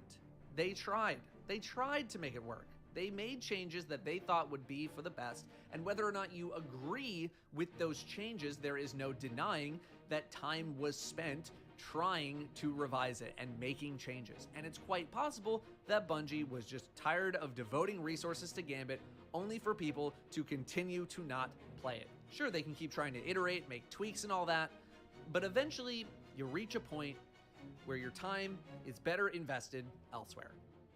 In concludiosity, you're gonna be fine. Vanguard Ops playlist, you're gonna be fine. It's okay. The difficulty increase is barely gonna be felt at the bottom end of the content spectrum. Use this time to get inspired. Use this time to get motivated about learning new things. Because if you had time to watch this video, I know you got some time to go look up some guides. If you've never made a build, if you've never done anything more than slap on a gun, put on some random fragments that you have no idea what they do, and just called it a day, introduce yourself to a brand new world. You will enjoy the game so much more. And I will try to make some content that explains things in a more beginner-friendly way, even if I've tried that in the past and people didn't watch nearly as much as me laughing about Divinity. You're gonna be fine. We power crept too hard for too long, and Bungie is Not even trying to level the playing field, just bring it close. Stop overreacting to things that are not live in the game yet. And start educating yourself on some of the wonderful systems this game has. Because if you do, not only are you going to have a better time playing, you are going to crush content like you've never been able to crush it before. Get good. It's Lightfall time, baby. Thanks for watching. Thank you. That's interesting. Interesting views. Interesting views indeed. Yeah, I mean, let's see. Love to see my own stream here.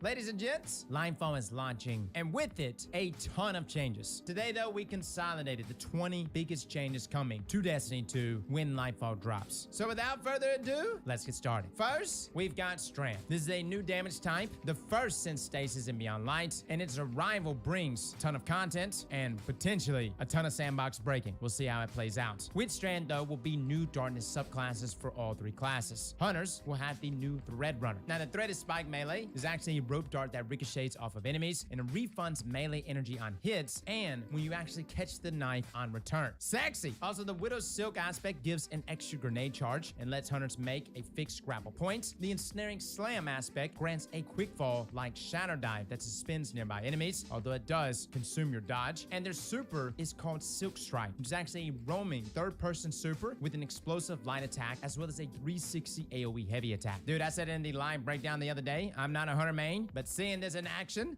almost makes me want to try Hunter on launch. Warlocks Luckily, are I'm getting the new Hunter main. The Arcane Needle melee can be chained up to 3 times in a row, shooting a high damage tracking projectile. The Weaver's Call aspect creates 3 threadlings when casting a rift, and the Mind Spun Invocation aspect reacts to each of the 3 strand grenades in a unique way. The Grapple melee actually spawns 3 threadlings. You can even consume the threadling grenade to fill perched threadlings, and consume shackle grenades to gain a damage buff and suspend nearby enemies on kills. Long story short, Warlocks, you're literally gonna have a threadling army. Now, Titans, for better or for worse, we got the Berserker class. Now, I actually think it's gonna be pretty good. Despite everyone saying cross, it looks just like every other Titan super. But the Frenzy Blade melee is actually a 3-charge rapid hit attack that lunges at enemies and severs them. You've got the Into the Fray aspect, which grants Woven Mail to nearby allies when a tangle is destroyed and speeds up melee charge while Woven Mail is active. Woven Mail, by the way, grants you damage resist. Then you got Dringer's Lash, which creates a Kepri Horn style charge when a barricade is dropped that suspends enemies. And the Blade Fury super allows fast chaining melee attacks that increases in speed and builds energy for a heavy attack that suspends distant targets. Fellas, it's got some reach, man. Personally, I can't wait to use this inside of PvP. Now, I do want to talk about the grapple for just a second. Now, we've seen this in other games. This isn't nothing new, but Destiny is making its debut here alongside with Strand. All 3 classes, though, will be able to equip a grapple grenade to use this new ability. Now, you can grapple onto fixed grapple points or even tangles to refund some or all of your grapple grenade energy, and grapple melees can be triggered during or at the end of a grapple, causing explosions and severing of enemies. Players can even grapple onto any point in the world. You can hitch a ride on a sparrow or a ship or swing through buildings like Spider-Man. A lot of people are literally calling us Green Spider-Man, which, yeah, that's kind of what we are with this subclass. Now, Threadlings. These are actually small strand minions that seek enemies and explode on impact. All classes can actually use Threadling grenades to spawn 3 of these little guys. They're similar to that of like colony projectiles, but green. And Warlocks can actually store 3 Threadlings by letting them perch on their body, releasing them against enemies later. Now, Strand is going to come with several new effects, also known as Strand verbs or keywords. Sever is actually going to be a debuff that reduces enemy damage output. Suspend lifts enemies off the ground, disabling them. That's right, guys. Inside of PvE, your enemies will be totally disabled. Even stationary enemies will get disabled. Now, inside of PvP, there is going to be that level of suspension. You can still fire, but Bungie says you can only shoot from the hip. Now, Unraveled enemies shoots out threads when attacked, damaging and unraveling nearby enemies. Tangles are these little balls of strand that can be picked up any.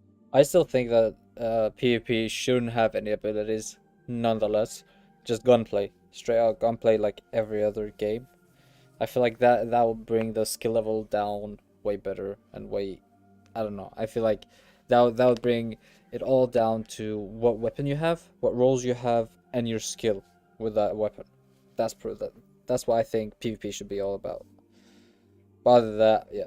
I guess. Even thrown, you can even grapple to them, and they explode with damage. These are pretty much a replacement to Warmind cells, but again, it's green here, and it has more utility with the whole grappling. By the way, Warmind cells are being removed from the game entirely. And Woven Mail is a new buff that reduces incoming damage. Granted, inside of PvP, this only reduces body shot damage, not headshot or melee damage. Needless to say, guys, Strand is really gonna shake Destiny up. Number 2, new activity damage modifiers. Fellas, we are moving away from elemental burn modifiers. This has now been split into surges and threats. Surges increases the feature outgoing elemental damage by 25%, and you're actually gonna have weekly surges and seasonal surges. The seasonal surge for this coming up season in Lightfall will be Strand, of course, and then Void and Solar will rotate. Now, threats increases the featured incoming elemental damage by 25%, which will also be on rotation. Now, overcharge weapons. These are actually featured weapons that deal 25% more damage on a rotation. These are weapons set by certain activities or weapons featured as champion counters on the seasonal artifact. Now, keep in mind, guys, overcharge and surges do not stack. However, kinetic weapons actually will get that 25% increase in damage if you use a surging subclass. Now, the activities that are being affected by this include Dares of Eternity, Nightmares, Wellspring, Vanguard Ops, Empire Hunts, Campaign Weekly Missions. All of this will be getting surges, threats, and overcharge weapon rotators. Now, number 3, new and updated fragments for Strand and existing subclasses. Guys, we're going to be getting a lot of different things here for Strand, but we're also getting stuff for our old subclasses. But starting with Strand fragments, we're getting the Thread of Ascent. We're activating your grenade ability, reloads your equipped weapons, and grant increased weapon handling and airborne effectiveness for a short time. Thread of Fury, which states that damaging targets with a tangle grants melee energy. Thread of Finality, where finishers generate thread links. You can imagine how crazy this can get with certain builds. And Thread of Warding, where picking up an aura power grants Woven Mail. Now, new arc fragments are also coming in the game, including Spark of Instinct. When critically wounded, taking damage from nearby enemies emits a burst of damaging arc energy that jolts targets. This is definitely similar to the mod Reactive Pulse, which is a charged with light mod. We also have Spark of Haste, where you have greatly increased resilience, recovery, and mobility while sprinting. Again, pulling from mods here like Striking Light, which we're going to get into combat mods and builds here in just a moment. Solar fragments, though, that are being added includes Ember of Mercy. When you revive an ally, you and other nearby allies gain restoration. Picking up a fire sprite also grants restoration. You also have Ember of Resolve, where solar grenade final blows cure you. And new void fragments, such as Echo of Cessation, where finisher final blows create a burst of void damage that causes nearby enemies to become volatile. And defeating volatile targets creates a void breach. And Echo of Vigilance, where defeating a target when your shields are depleted grants you a temporary void overshield. Long story short, guys, Bungie is not just writing off our old subclasses. They too will be getting love with Lightfall alongside the inclusion of Strand. Now, change number 4, we are finally getting in-game loadout presets. This is a huge move, guys. In-game, I love you will that. be able to save your loadout. This will allow players to create fully customized configurations of their armors, weapons, and mods. Loadouts can also be hot swapped at any time and in any activity, unless, of course, loadouts are locked. This is kind of an issue with things like Destiny Item Manager, because when you get into an activity, it has issues with swapping out your gear. Now, the loadout UI is similar to that of the appearance customization screen, making it faster to review, screenshot, and even share complex builds. Granted, there's not going to be a way to actually share links, which is what made DIM so desirable. Now, players can unlock up to 10 loadouts per character by progressing through Guardian ranks. This means up to 30 in-game loadouts per account. Now, creating loadouts will pull items from a user's vault, but keep in mind, guys, it can't put things back in the vault. Not really sure what the issue is here. Personally, I'm still going to be using DIM when it comes to sharing loadouts with you, because it's just one click and go, and for just putting items back into my vault. With that being said, though, the ability to change loadouts, save them in-game, and equip them in any activity, that's huge. Now, number 5,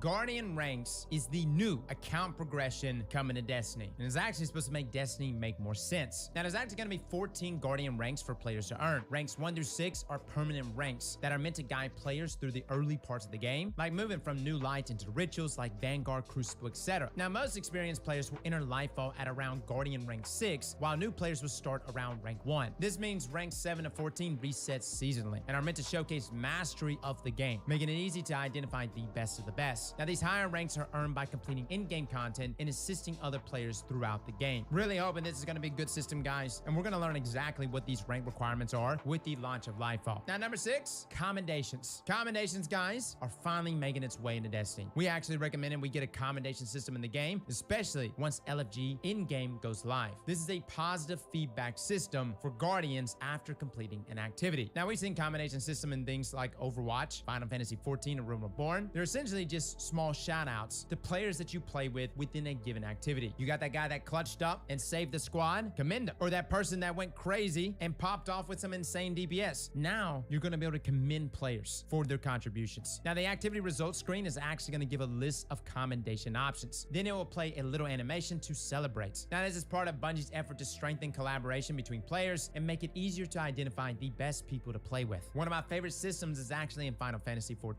where you can actually take points that you accumulate through commendations and spend it on gear. If Bungie really wants to incentivize people to be the best they can be in fire teams, then that's definitely a route I hope they go. Number 7, build crafting 4.0. Guys, this is the biggest change to armor mods in over 3 years. All armor mods are unlocked through Guardian ranks, fully unlocking for players that reach rank 6. Now, armor now has 1 slot for ability energy mods and 3 slots for other mods. That's right, guys, the artifact mod slot is gone. More on that in just a second. But playstyle mods like Charge with Light and Elemental Wells are being reworked and replaced with the new armor charge system. Now, ammunition mods now apply to weapons based on damage type instead of archetype. For example, instead of having to choose between linear fusion finder and shotgun finder, you just essentially equip arc ammo finder or kinetic ammo finder. Now, similar to Charge with Light, armor charge mods will allow charges to be stacked and spent based on what mods are equipped. Now, we know that existing mods like Taking Charge, Stacks on Stacks, and Font of Wisdom have been updated for armor charge, but there should be plenty of new mods too. Now, to help tie this all together, mod costs are being adjusted to generally cost a little bit less, with a few exceptions, like Resilience, which is actually going to cost more. Also, Elemental Affinity for armor is being removed, making it easier to combine different mods for new build possibilities. Now, Bungie states that not all current meta builds will be possible in the new build crafting system, but they believe that this new flexibility will more than make up for the potential loss. Now, Artifice armor from Master Dungeons will get a bonus mod slot that adds 3 additional points to a character's stats at no extra cost. This does apply retroactively to all Artifice armor that you've already unlocked. Now, the last trial before Lightfall actually lists all the artifact mods coming in Season of Defiance alongside the Ascendant Scepter. And guys, they are wild. For a quick taste, new authorized mods make elemental mods cheaper. Volatile Flow gives volatile rounds on orb power pickup. Medieval Champion turns glaives and swords into anti-champion overcharged monsters. And guys, it even gets crazier. If you haven't checked out our TWAB video, that'll be linked in the description below. Now, number 8, elemental wells are being changed to elemental objects. That's right, guys. Instead of balancing elemental wells with existing objects like stasis shards and ionic traces, all elements will have their own unique objects. So for arc, it's ionic traces. For stasis, it's shards. For solar, it's fire sprites. For void, it will be void breaches. And for strand, it will be tangles. Now, spawning these objects will be tied to the subclass options like fragments and aspects. And picking up an elemental object will grant ability energy or have other effects depending on your build. Now, Bungie says the number of interactions like this will be limited at launch, but we intend to add to this system moving forward. Now, number 9, seasonal artifact mods are being changed into unlockable artifact perks. This is a big change, especially for my veteran players that are so used to slotting these on. This is actually why armor is losing the artifact slots. We don't need it. Unlocking artifact perks will work just like it does now, and resetting the artifact will have 0 cost. Unlocking an artifact perk will activate it, applying its effects to your character until you reset the artifact. Now, to keep this from being too OP, players are still limited to 12 active perks at a time, which is still a lot. But the main takeaway, guys, is as soon as you unlock, say for instance, anti-barrier scouts, every time you actually put on a scout rifle, it automatically applies. Now, number 10, weapon crafting changes are looking to get more simple and more fun. First up, Deep Sight Resonance will only apply to weapons that can be crafted. No more useless red border weapons. Second, resonant elements are being removed from the game, which is why I hope you spent them all before Lightfall actually launched. Now, shaping and reshaping weapons will only require standard currencies like Glimmer, Enhancement Cores, etc. So no more hoarding red border weapons in your vault to stock up on materials. Now, Ascendant alloys will remain in the game, but resonant and harmonic alloys are looking to be removed later this year. Essentially, guys, as you see from all of this, there's a major consolidation coming into weapon crafting. And it actually started in Witch Queen, but every season, including the launch of Lightfall, has continued to consolidate and make weapon crafting more simple. Now, deep sight attunement objectives are also being removed. Essentially, guys, you get your red borders and you call it a day. Fantastic changes here. Number 11, Vanguard playlists are actually getting some much needed love. Old strikes are getting remastered. Alright, we already watched this. Destiny 2's evolution. Strikes like Lake of Shadows we don't need and the this. Arms Dealer are being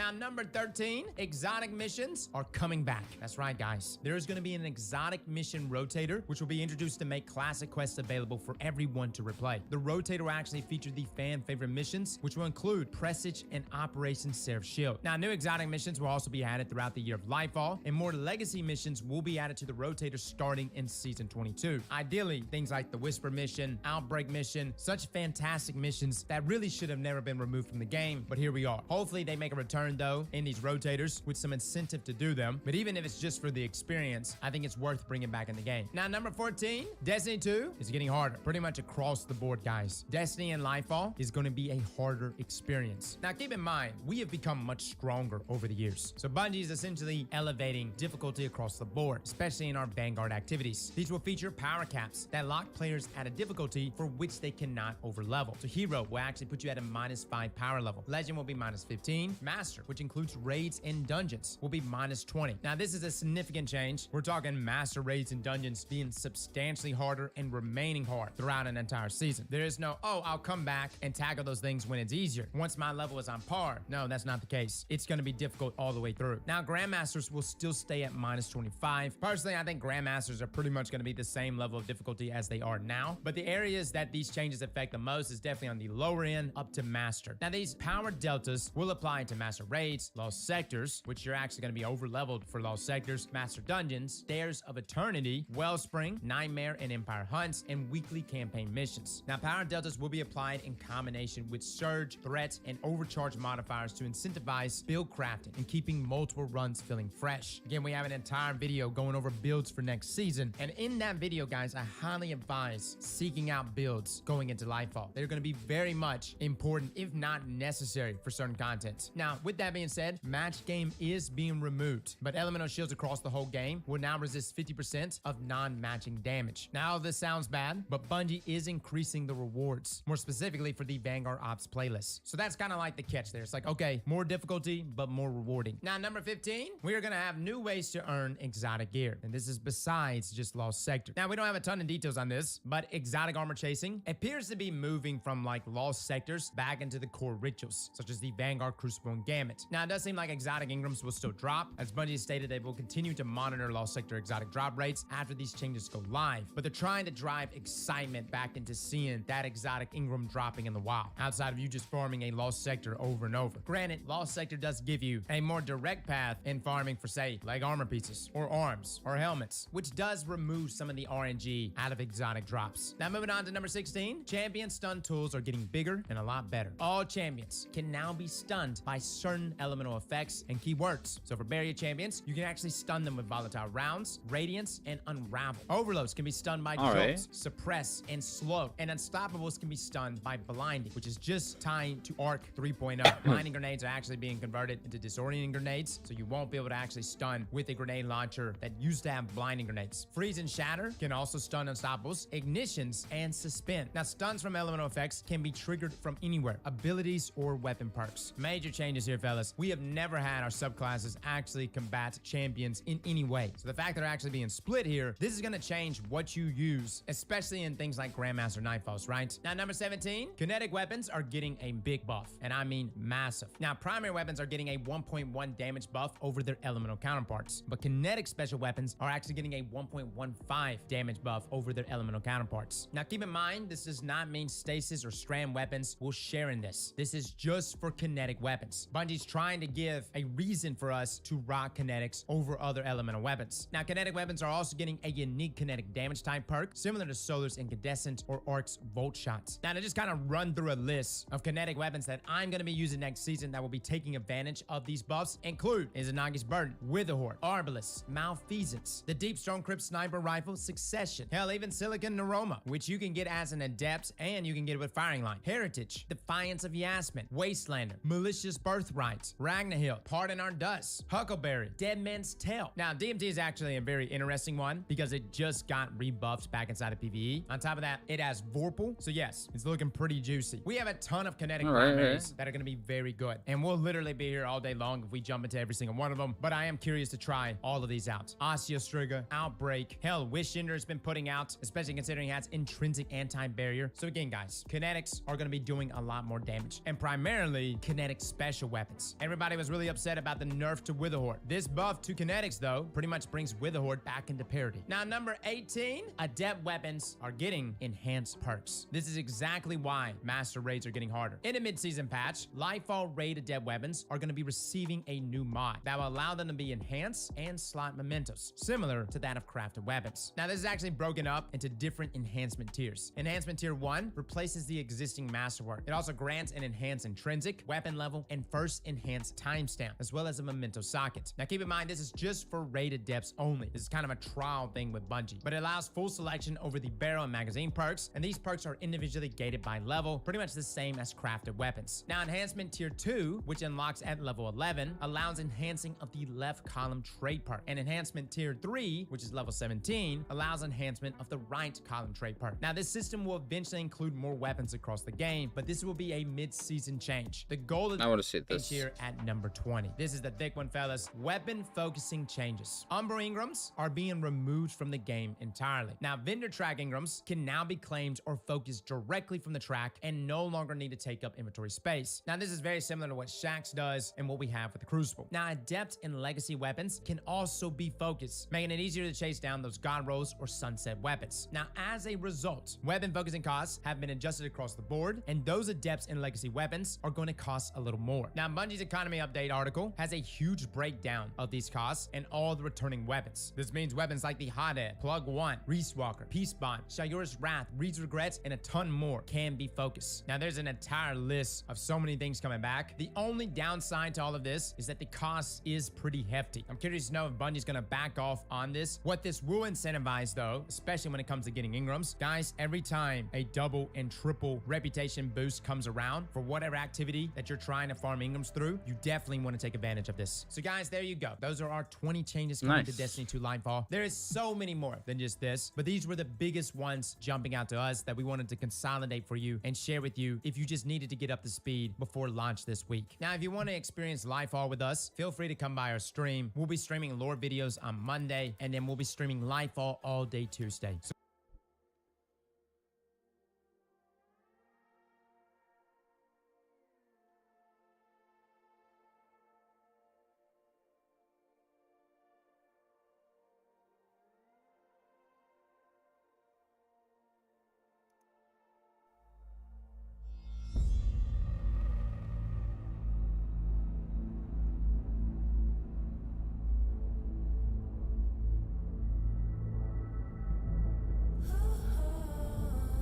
nice, that one. Nope, thank you. The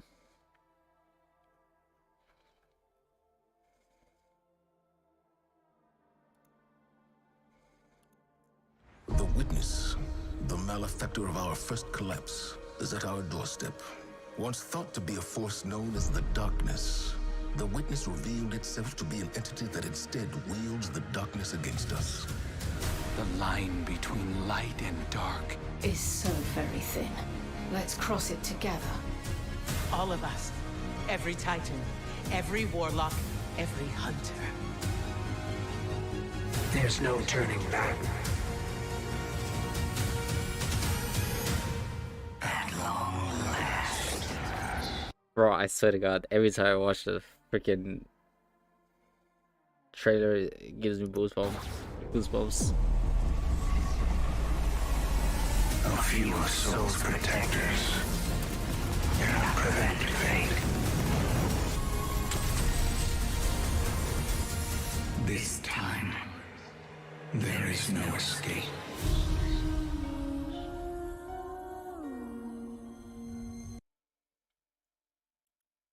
The witness. What? Oops.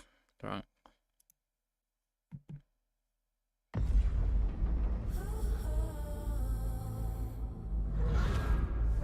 Okay, we just watched this one. I mean, we did pretty much. I'm really excited for New Muna. Wait, she's a traveler? Wait, what? What if I told you the traveler's true form has been right in front of us this entire time? For years now, ever since Shadowkeep, this statue has been everywhere in the pyramids and also at the end of Garden of Salvation. Wait, if that's the traveler, why do they have it like The but darkness. do we truly know who this is and why she is so significant? What if I told you that she might be the Traveler? In the trailer shown today, we see the Witness in front of the Traveler using his darkness pyramids to form a sun-like. Also, what is this? What is this Ren's man? What is this? It looks so weird. They truly did not think about that. Traveler. I feel as if the Witness is doing this to entrap the being inside of that ball to get them to surrender or finally show themselves. Now, why does the Witness want the Traveler so bad? My theory is, I think the Witness is related to the Traveler, maybe brother and sister who couldn't make amends with each other and parted ways. Or they could have been friends who had different ambitions, started to hate each other, thus creating the war between light and dark. Maybe I am totally off, but I think I'm going in the right direction, given all the information we know about Lightfall already. Also, this concept art from years ago was proven right today. The Traveler can shoot beams and change itself at will. That is insane. Anyways, let me know what your ideas are for the Lightfall story or even the final shape. I am very curious to know your opinion. Lightfall is only a few days away, Guardians. I am all too excited and I cannot wait to see if my theories are right. I mean, that would be interesting. I don't think that's the case though, but yeah. Well, alright guys, let's turn this on like that. I am actually gonna take a small nap, like pre-Lightfall nap. But obviously I will still stream. I will keep the stream running. Okay.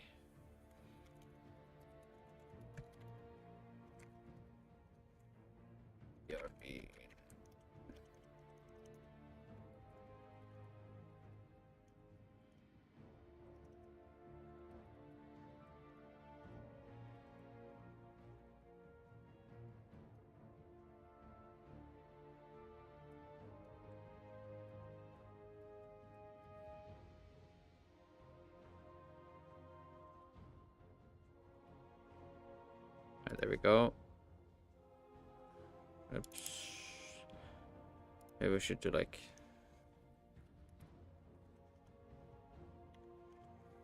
this.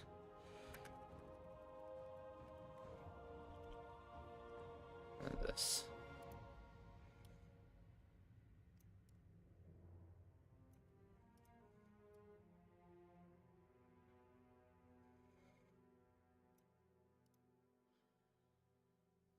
There we go.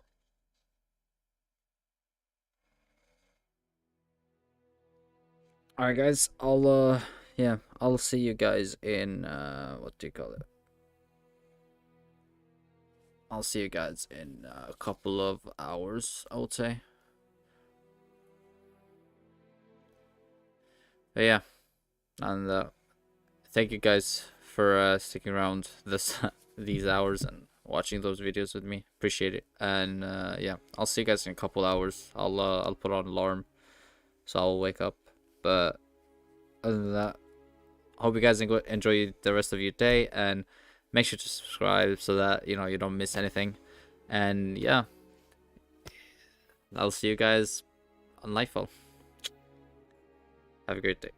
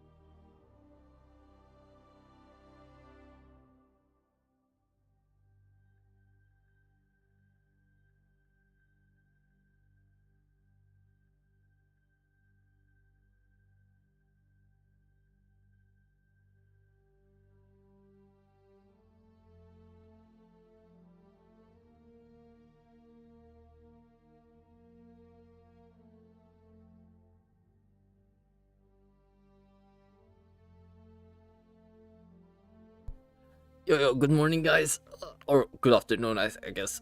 I just woke up. I'll be with you guys in a sec. I'm gonna do some stuff. Oh my god, the mic is loud. Sorry for that. If that was e-rape. But yeah, guys, it's 4 hours left. Fucking hell, I'm hyped as fuck. Alright, I'll be right back. What's up, Bori? What's up, Cole? Good luck at work, Cole. You got this. And yeah, welcome to the stream, guys.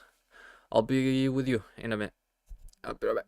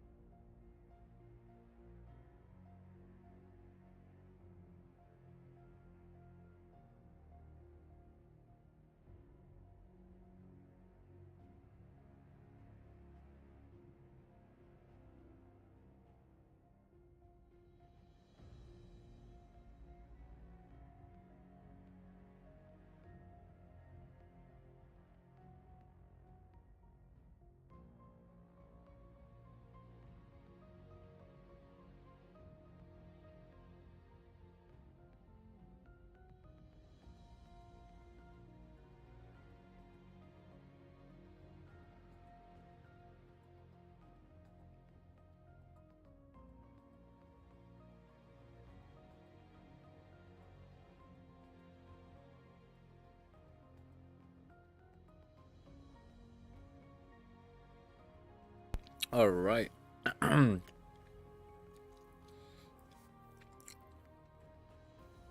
There we go. Just say my food. Wow,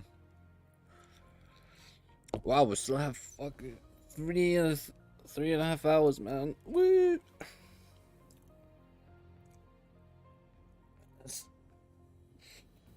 That's cool and all, but I want life on that. Alright, so I took what, like, when I went to sleep it was like 7 hours left or something. So I slept pretty long. Slept around like 4 hours, I would say. But yeah, we are back, and man, I'm hyped. I'm crying. I cannot wait. This is a day. This is the fucking day. Alright, so I need to give me a second.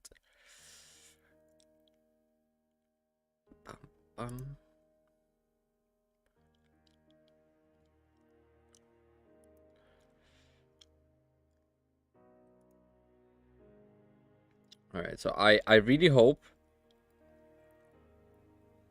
I don't know. I feel like the witness is going to die in this expansion. I don't know. I have a feeling.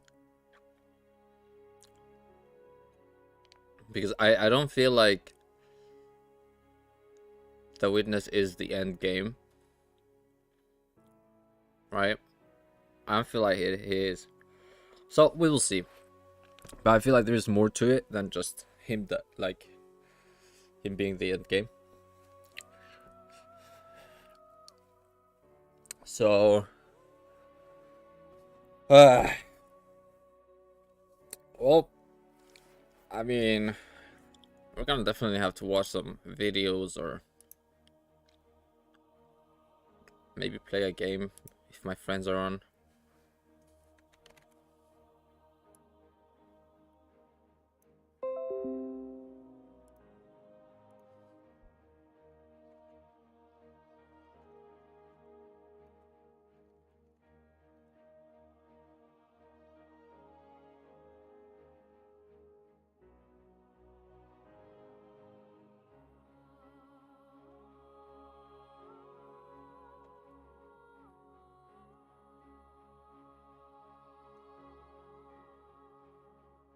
I might play some Sons of the Forest, actually.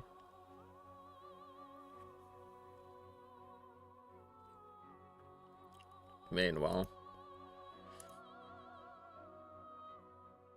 but I just don't wanna. If it's possible for us to play Clash of Clans on stream, how can I do that? Can I like connect my phone to the computer? Here, let me search it up. Because yeah, I want to play a game, but I don't want to, because I'm afraid, like I don't want the queue to like get fucked, because I'm afraid that how to say it. I'm afraid that when it goes live, I'm gonna have to wait a long time if I close the game. So yeah, give me just a momento.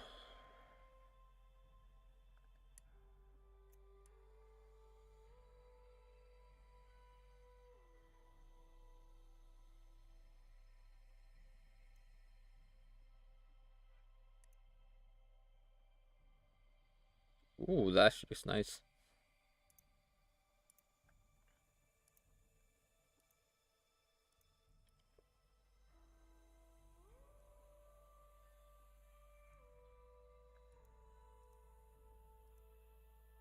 I did save, right? Yeah. There we go. Nice. Looks very nice.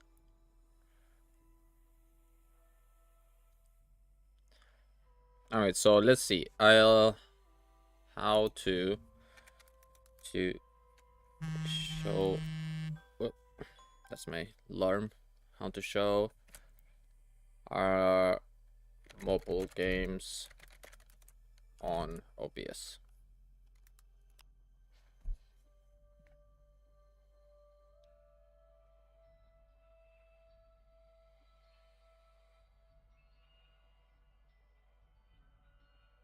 Oh, nice. Okay. That's fairly easy, guys. Let me just get the table.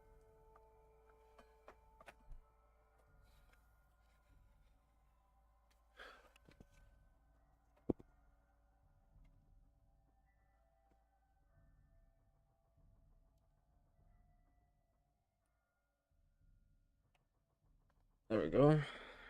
Now I'm connected.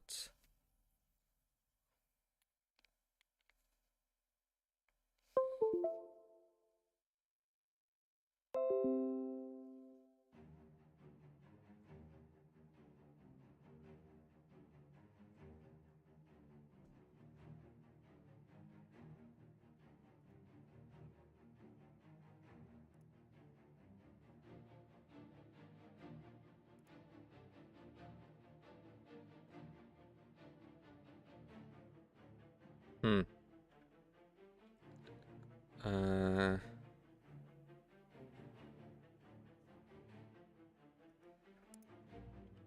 What does it say? Download OBS, open. Okay. Once you get that, so OBS makes a scene. Be able to select the window that is mirroring the screen of.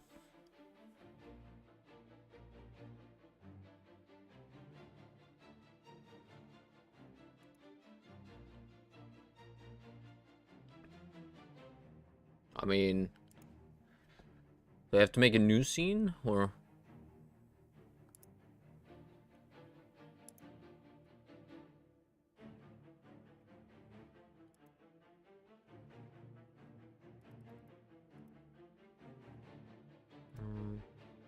Okay, I cannot add scene here.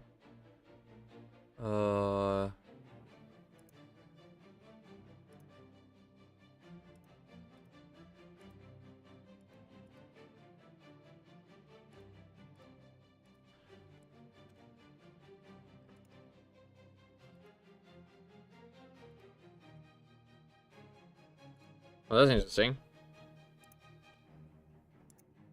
Says that I can media source no, image display capture no, source.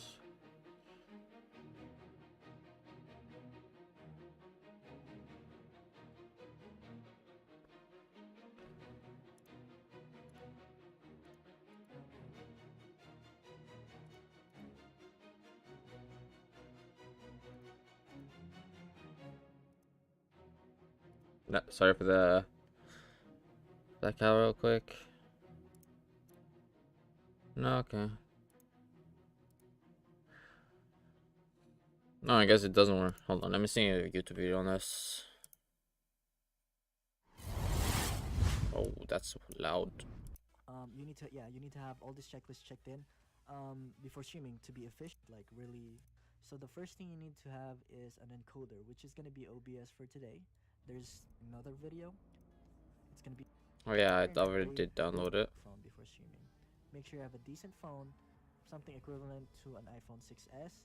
Right now, this is an iPhone 7s, and I have a 16GB RAM installed. If you're a mobile streamer, if you're a PC streamer, gigabyte is if you need it. For sure. Okay. It's high FPS, super smooth. Okay, so yeah, if you have the money, better. Now for YouTube, so it's easier for your eyes to see. For your stream, this is very important. You need to get this right to be able to stream. You go to stream type, should be streaming services. And the service, restream.io, you can, depending on wherever you're streaming. I use restream.io because it's a multiple platform streaming. I can do an explanatory. To also pick the correct one, if you. Well, that's not what I need. I need to connect my.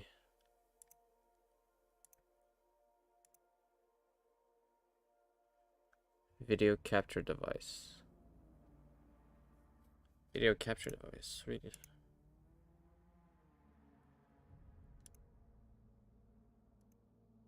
Okay.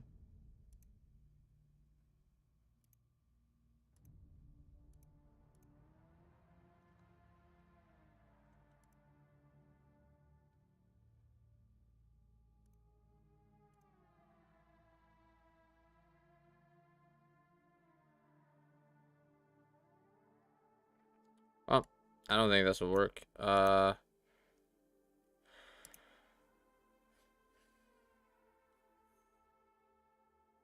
Oh, okay, bro. I need to give access to my phone, I think. Do like this.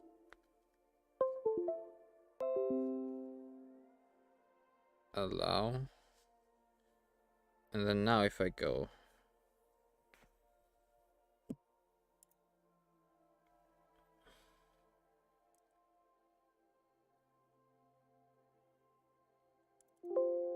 If I do this.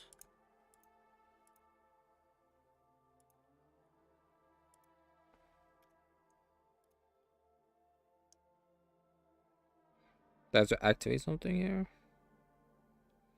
Nearby share.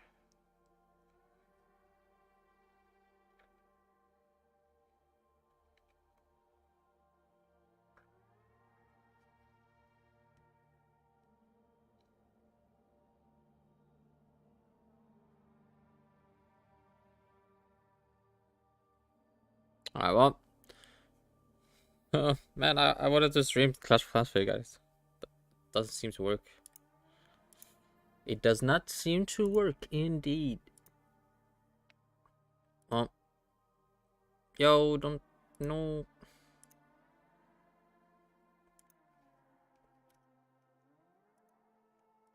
Yeah. Well.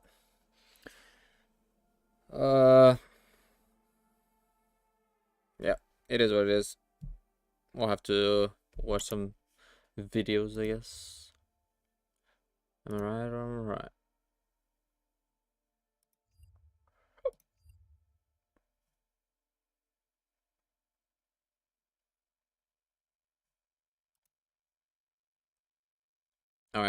Alright. Let's see. Destiny.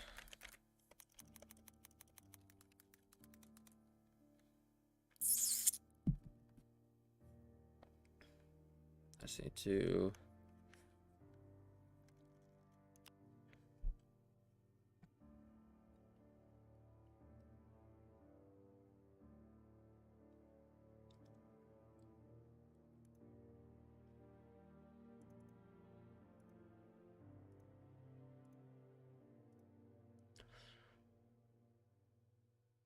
All right. Let's see. The witness, right? Oh wait, what's this?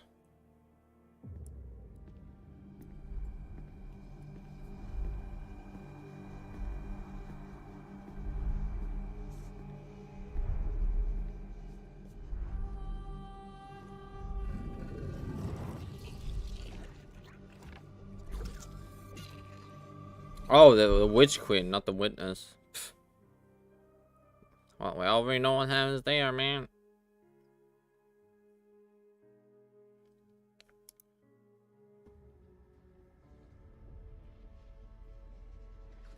And we already know what happens there. The season of Seraph finale has changed literally everything. Oh, let's hear on some life. Bro, that is loud. That is loud. Greetings, Guardians. My name is Bife here. So that just happened. No script right now. Yeah, well, how do I best explain this without first saying spoilers? Please go and play the season finale of the Season of the Seraph, because if you don't, what are you doing? Seriously, go play it. There are spoilers all over Twitter and YouTube, and if you're watching this video first, you probably see spoilers on the sidebar. Ignore those, don't watch them, go play it if you can. If not, hi, stick around here and listen to everything that's going on. format for this video, I guess, is just going to be we'll run through what happened and talk about everything that's going on and talk about some of the implications. Again, there's no script for this, so if this ends up being a little bit off-topic rambly, yeah, that's why. Regardless, you start this week with the update to Destiny, falling directly into the helm, and then this conversation ensues between Anna Bray and Rasputin. Rasputin, you can't be serious. We have no other options. Aramis has breached the Warsat network security protocols. I bet many people have already played through this. Dangerous weapon will be in our enemy's hands. Once she issues the command to fire, not even I will be able to stop it. Our only choice will be to destroy the Warsats. All of them. The only way to do that is... Yes. Once I am uploaded to the orbital station, you must activate my self-destruct sequence. No! There must be another way. I have run trillions of combat simulations. They all end with the same result. This is a great sacrifice Humanity in danger. All that that has been ever made in Destiny. protocol, every line of code, must be erased forever. I must die, so others may live. I won't let you sacrifice yourself. I know. Clovis built me to be a weapon, to destroy my designated targets. But you taught me to be something more. A shield, a protector, a guardian. He gave me form, he gave me function. But you gave me purpose. Please help me fulfill that purpose now. Let me save humanity. Once more. I just Or, got you yeah. back. Now I have to say goodbye. I've always been with you, Anna. And I always will be. So, yeah, that's bad. Red, unfortunately, is in that place where he's going to have to sacrifice himself in order to destroy all of the Warsats and prevent Abhorrent Imperative from being enacted. Remember, Abhorrent Imperative was partly Red's fault, but it's also partly the fault of Clovis Bray, so if we have people to be angry at, let's also lay a little bit of the blame at Clovis's feet, because if Rasputin wasn't designed by him to strike down the Traveler, then, well, we wouldn't be in this mess. Anyway, the point of all of this is that we're going to need to very quickly enact an attack on Seraph Station, and there's no time for subterfuge. We go in, and we're not the only ones. As you roll through the mission, you can see that there are guns blazing all around. Keitel's fleet is actually moving into position to attack the fleet of House Salvation. If you look off to the left, there is a full-on space battle with approaching Ketches and various different Cabal harvesters out there fighting around the periphery of the station. So, it's a really big moment. And then, now we that actually is run into Aramis herself, and this happens. This was it. This was your final resistance. I expected more. House Salvation. Destroy the Guardian, and vengeance for Reese is ours. Guardian, Aramis has begun initiating the firing sequence. Ay, ay, ay. So Aramis retreats and at this point has effectively begun the launch sequence of the Warsats. We're in a huge amount of trouble at this point. When you do finally get to the Warsat control, it's very clear that the Hive forces are coming to reinforce the House of Salvation, and so you fight in this massive melee. In the middle of all of it, whilst Rasputin is uploading himself via the Pillory engram, and when you finally do defeat the terrible Hive wizard that you face off against, who killed me a few times, who, by the way, is called the Scourge of Earth, you get a cutscene. Really quickly before we jump into all of that, the whole Scourge of Earth bit is important. Remember all the Hive that we've been facing throughout this season? They've been called things like the Scourge of the Dakoa, aka the Dakoa nest from the Ecumene. Or they've been the Scourge of the Ammonite, the first species that the Hive killed. Or the Scourge of the Helium Drinkers, who were the other krill that existed on Fundament that the Hive have killed. And this boss is called the Scourge of Earth. Yeah, the intent here is very clear. Sivu was pretty sure that this was going to be her masterstroke, and it very nearly was. And it was very nearly the point at which all of this truly became disastrous. So, here's what happened. This is how things ended.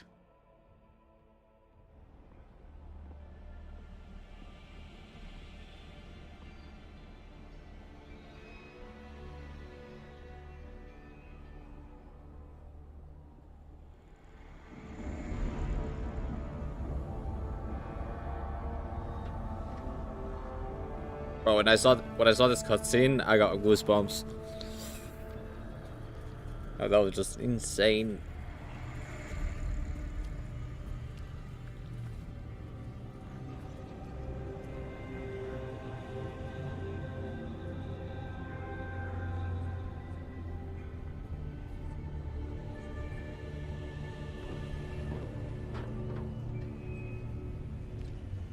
It's happening again.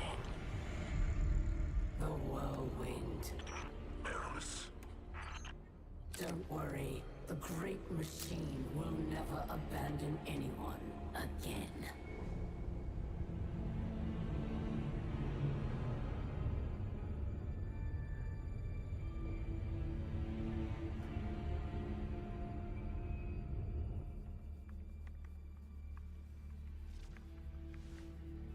It's leaving. The traveler is leaving. No, it's not.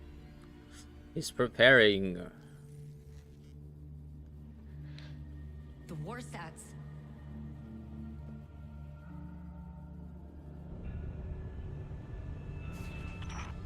Aramis, please do not do this. If you care at all for our people, if there is anything left in your heart. Obviously, the witness is there. Oh, it's just amazing.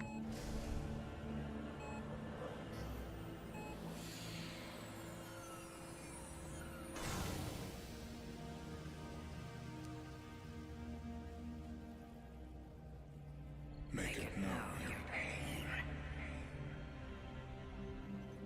Anna, it's time. For Reese. Goodbye, Red.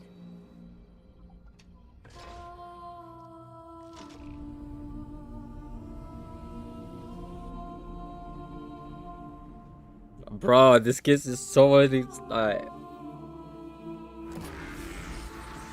It's actually like those sad movies, you know.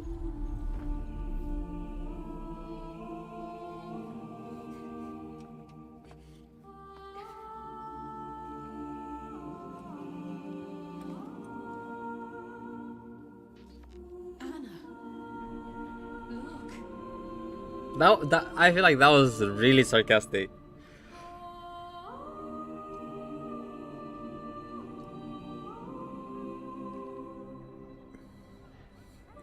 The traveler is not yet dead. But what was the role with it?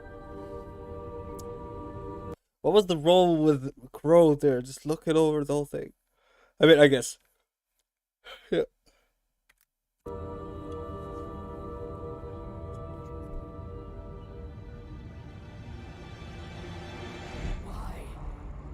Why does it not flee? Because it has nowhere else to run.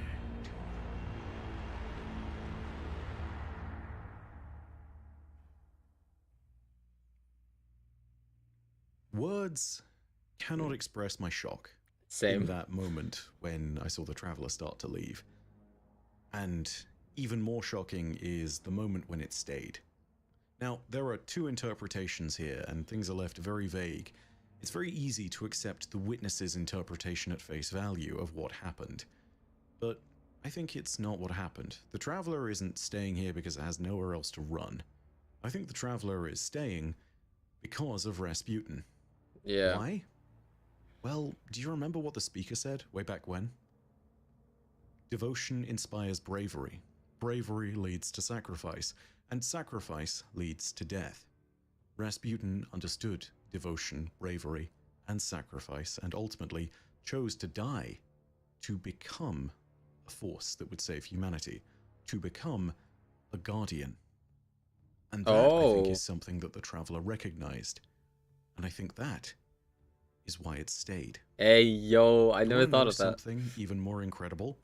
The original key art for Destiny has foreshadowed this moment for 10 years almost. I'm going to go ahead and get Martin to throw that up on the screen, but this is very deliberate. Damn, dude. This may well have been part of a plan that's been going on for 10 years. Aye, aye, aye. And isn't that quite remarkable if you look at all of it? I think it's also worth remembering that when you look at everything to do with Aramis's side of the story, she is going to see this as yet again another moment where her faith in the Witness is going to be shaken. And Yeah. yes, it's partly because, yet again, her plans to serve it have failed, but also it's because the Traveler has yet again rebuked her. She has seen that the whirlwind has not been repeated, that humanity is indeed different. Maybe special, maybe not, but regardless, there is a difference here. And with her already shaking faith, and the acknowledgement that she sits in a place where she won't share in the future that Ido and the House of Light are building, you suddenly have to recognize that there is a moment for Aramis to potentially question the Witness again here. This is a moment that I think we'll remember for years, not least because of the fact that afterwards... I feel like Aramis will die at the start of Lightfall. I feel like she will be... The Witness will just like... You're dead now. I don't know, I feel like something will happen. Shocking lore revelations coming out of Anna Bray and Rasputin in the Because she was supposed to die in Light, I mean, in Beyond Light. Cora, you know, they're good, but they're nothing that I think we didn't all feel ourselves. When we all loaded into the tower and saw the empty space where the Traveler used to be, well, I mean, a bit shocking for all of us, really, isn't it? But I think the really important thing is this conversation with Rasputin. Take a listen to this, his final message to us, sent acknowledging the fact that by the time that we heard it, he would probably be dead. Take a listen. Guardian, if you are listening to this, then the deed is done. I trust my sacrifice was not in vain. Anna and I have shared our farewells. This will be hard on her, but she is resilient, strong, and she is not alone. I have a final message for you as well. The Neptunian city in Osiris's visions is real. I do not know its exact location. The Veil. Home to the Veil, an object of immense paracausal power, one that is linked to the Traveler. The details are contained within the Nephele stronghold files retrieved from the Cosmodrome. I have decrypted them for Osiris's benefit. Tell him it is a parting gift, from one old miser to another. All other files referencing the city have been deleted from my records, and not by me. Someone wanted it to remain a secret. Anna once worried that she had neglected to teach me how to trust.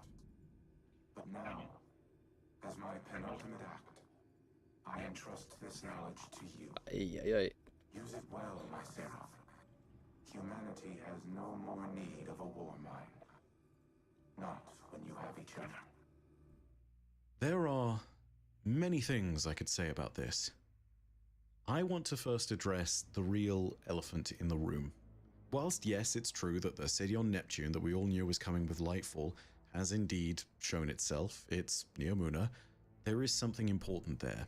A paracausal object that in some way is tied to the Traveler, a source of amazing paracausal power, and it's called the Veil. Oh. What is the Veil?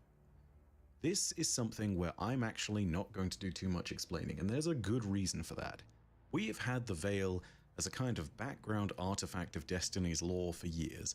It's been something that has been speculated to be a darkness faction, kind of like the Cabal or Hive, except actually the combatants this time are just beings of pure darkness.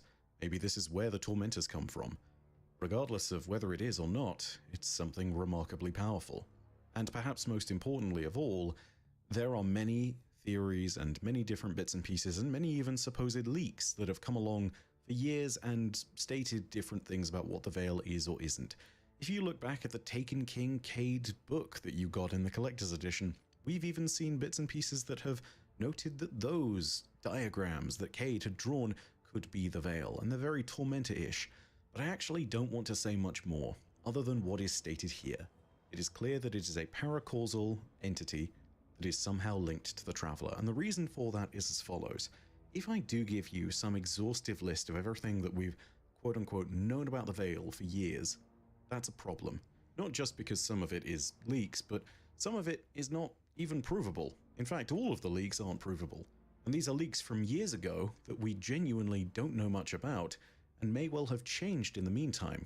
There are bits and pieces we just don't understand. What I will say is this. The Veil has been hinted to openly in-game as well. In particular, when you take a look at Shadowkeep, there was a lore book that we ended up getting thanks to communications from the darkness, and it was called Unveiling.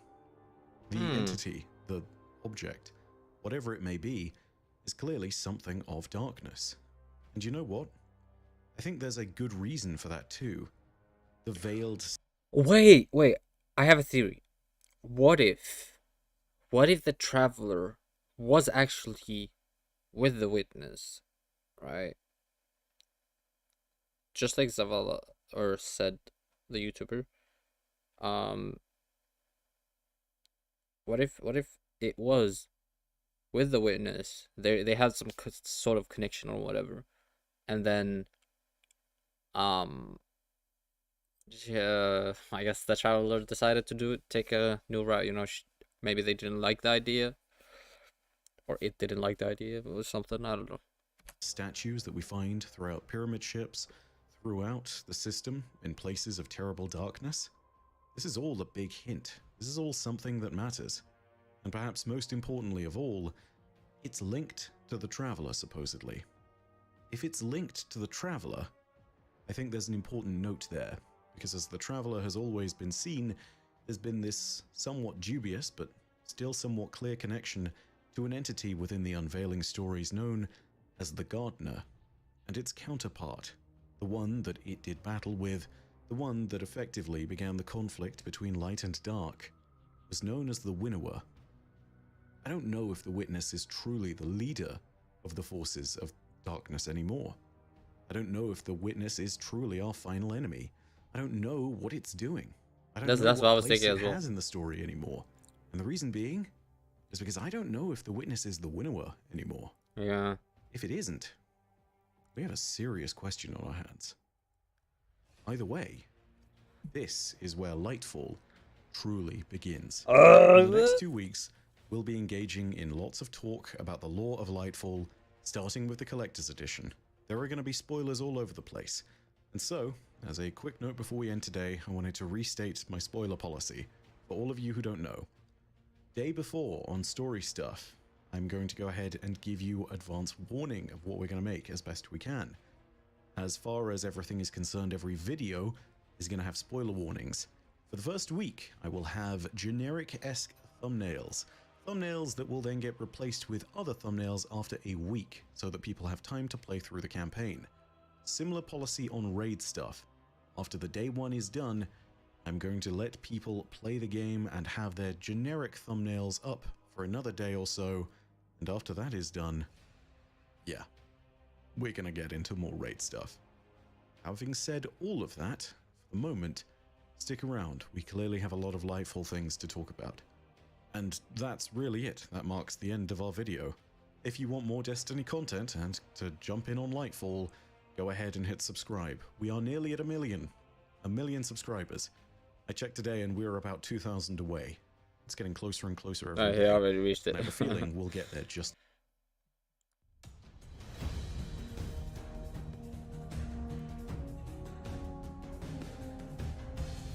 I remember I used to watch this guy ever since the start. Like, ever since I started playing Destiny for real. That's when I started to watch this guy. Greetings, Guardians. My name is Byfear. So I think there's a pretty clear thing that most seasoned Destiny veterans spotted in the season finale for the Season of the Seraph. Namely, it was this moment, where the Traveler hung above the earth, in a fashion that mimicked the original key art for Destiny from about 10 years ago. It's a pretty iconic image, and a lot of people were very quick to point this out. It was a very important moment in the story no matter what, and, well, I think Bungie knew that, and maybe has been planning for it for a while. However, there are a lot of little bits in the rest of the finale that you might not have noticed, which are also pretty special. So, let's go ahead and talk about those. To start us off, there were more moments of the Traveler in space than just that final shot above the Earth. Namely, there's this moment here, where Bungie is showing us the moment as the Traveler is leaving the atmosphere. And it's actually a moment that they believe was so special that they're selling it on the Bungie store, which is odd considering that the first shot we discussed is, well, I mean, it's easily a lot more iconic. It's certainly a lot more recognizable. But what you might have missed is that this art piece replicates a lorebook that we got within the Shadowkeep expansion, and the lorebook's cover looks like this. Oh. Yeah, that's a pyramid on the other side of it, and that is absolutely the Traveler getting into position. The lorebook was sent to us from the perspective of the Witness, and it's called Unveiling. Note how the Traveler is perfectly framed within that shot on the left-hand side. Yeah, this was probably a really clear callback to this particular lorebook. This moment is only made all the more important when you listen to Rasputin's final message, which contained a note about a discovery from within the Nephele Stronghold files that references something or someone or somewhere called the Veil. This hidden veil, whatever it may be, is a coincidence that can't be ignored considering the name of that lorebook being Unveiling. Maybe it's time to go back and reread this lorebook. It's a very important read as far as understanding the perspective of the Witness, but it also explains some of the primordial myths of the Destiny universe. To this day, it's the oldest record we have of the darkness and light, and canonically, assuming that it is indeed correct and not filled with lies, Same, which I'm at is work always too. a possibility. Well, good luck at work, and hope you make it back, because Lightfall is out in 3 hours. Shoo! It would actually represent the first moment in chronicled history in Destiny that we can reach back to. Next up, something cool that only players with a really keen eye would have noticed. It's this. If you go through the final mission, the Abhorrent Imperative mission, you can actually get a potential look at the idea that the Traveler and its departure might have been hinted to in advance during the mission. Well, sort of. Let me explain. As you're going through that season finale mission, on the left side of your screen you always get a bunch of contextual information. There's your objective, there is your ammunition, there is the status bar that fills up with things, there is the little notification series of pop-ups, and then there's your radar. Yeah, this is another one of those moments. Your radar's loadout in this particular mission is not being used to designate location. In fact, it has no correspondence with your location at all, as best I can tell. It does, however, track where you are in the mission as far as chronology, and the reason being is that it's telling us the events that are playing out in that moment. Below the radar, you will see what is happening in Warmind code for the most part. A lot of it requires breaking down as a result, but it tells us things that we otherwise might have missed. This is what it will tell us. As you go through, you can start, and you will see the following at the beginning of the mission. AICOM Rasputin, Assets Warwatch Imperative. I believe this is Rasputin trying to assess the state of the warsats being engaged in the attack on the Traveler. The next following line reads, compiling latest bracket 0 close bracket intelligence. Event is Skyshock and context is Hades. Error. Rasputin 01 cognito not detected. Rasputin route bypass initiated. In sequence, these bits of Warmind code mean the following. First of all, Rasputin is looking up the current state of the Traveler. We can tell this because whenever Warmind code notes the Traveler, the notation of bracket O bracket, with the O being a capital, is used, and I think that's very deliberate because the O is just a big old circle, kind of like the Traveler. This is something that comes up a bunch in the actual code for this particular bit and in Warmind code generally, so remember the bracket O bracket bit, it's going to be important in a moment. The current event of Aramis engaging the warsats in order to destroy the Traveler is ranked as a Skyshock event, classifying Aramis correctly as an extrasolar threat. Skyshock alerts are often listed as either an outside or inside context, but in this instance, the context is listed as Hades. An inside context Skyshock alert is one that the Warmind has prepared for in some manner. An outside context Skyshock alert is one like the pyramids, which Rasputin has not been able to plan for. I can only imagine that a Hades context Skyshock alert means something apocalyptic is happening, or something that will quickly lead to death, and that Rasputin could have only planned for it in his worst possible nightmares. RSPN-01 Cognito not detected is perhaps a way of saying that Rasputin's new exoform is not present within the control of Seraph Station, and as a result, the information we get then is that Rasputin is hacking in, represented by that next line of code, RSPN root bypass initiated. Rasputin then begins to regenerate encryption keys for the station in order to gain control, and as we are scaling the outside of the station, this takes place. A virus is detected within the station's systems, and in order to skirt this, Rasputin enacts the Silent Vales protocol, which, as best we can tell, is designed to evade the detection of hostile defenses within a data system. Our map then reads the following: Morality processes offline, midnight exigent in effect. This shows up as we fight Aramis, and the note of midnight exigent is essentially saying that all Rasputin's morality codes are released. He is able to make his own choices, which previously included abandoning humanity in order to devise a long-term strategy for their survival. This is one of the most underappreciated but important lines of code in this whole mission, because essentially it implies what has always been the case but really drives the point home. Rasputin's decision to sacrifice himself wasn't a programmed action within its code.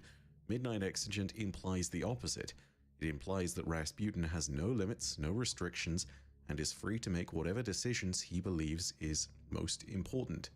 His moral decision wasn't enforced by data. In fact, it was given freedom by data.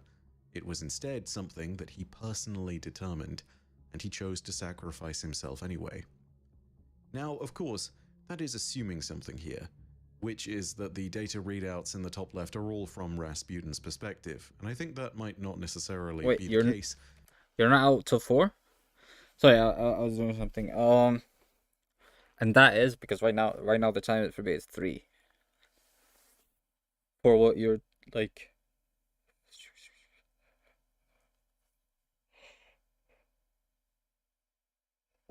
Are you US? Like, your time zone? Considering the later interactions within the mission, especially the bits that we're about to go over, but it's worth noting that all of this bit about Midnight Exigent goes down as we're fighting Aramis, and we can see that Rasputin then starts gaining root access to the station's system as the fight draws to a close. He then begins to initialize station security, and it's at this moment that he begins to start deploying those heavy frames to aid us in battle. When we get inside, we then see the following from the data feed. Activate Loki Crown. This is Aramis. No, this is definitely like Loki and then Crown. Like, no, they're smart. Mrs. Work. This is the code that Clovis Bray originally created that would make the Warmind unleash its weapons on the Traveler. This was rolled into a greater protocol that the mission is named after, Abhorrent Imperative. We then see the following lines of code, which are our early hint as to the idea that the Traveler was going to leave the system after all. They are as follows. Prevent Traveler departure by any means available. Spoof. ISR and Warwatch indicates imminent Traveler departure. Traveler departure compromises human survival and epoch strategy. Stand by for Abhorrent Imperative. Now, here's the thing. When you read the code at face value, it indicates that according to whatever the ISR and Warsat network is, the Traveler is preparing to depart the system. Remember that bracket, capital O, bracket, is the code for the Traveler. However, the word spoof being before all of that seems to indicate that this was actually just a tricked line of code that Aramis had used in order to initiate the system for abhorrent imperative and to get the Warsats to shoot at the Traveler. It's not clear if that is the case, but regardless, this is something worth looking at, and this is why I say it might have been an early look. Regardless, the idea of the Traveler leaving is discussed immediately and right on our screen there, and to a certain extent it does make sense. This was the original design of the protocol. If the Traveler left, it was something that Rasputin was able to do. Abhorrent imperative was changed internally by Rasputin's systems so that it could be used, not that it would be used, and also changed in a way that would allow Rasputin to shoot the Traveler as a possible exercise should it leave. However, the original protocol of Clovis Bray is still in there, and that is Loki Crown. Loki Crown, of course, is what would have turned him into a god, something that allowed the Warmind to ascend, something that allowed it to take the Traveler's place. As a result, the protocol then counts upwards, with Loki Crown being the code that we see for the rest of the mission. Its status starts at 20% and goes all the way to 98% by the end of our final boss encounter. This indicates just how close Aramis got to her goal. If we had been a little bit later, the Warsats might have fired before Red was ready to make his ultimate sacrifice. Regardless of this, it seems that the Warsat network might have detected the potential for the Traveler's departure well before we actually saw its descent in-game.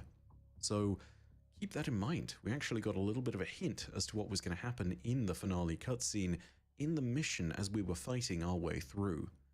So all of that was a lot of code and jargon leading to something pretty circumstantial.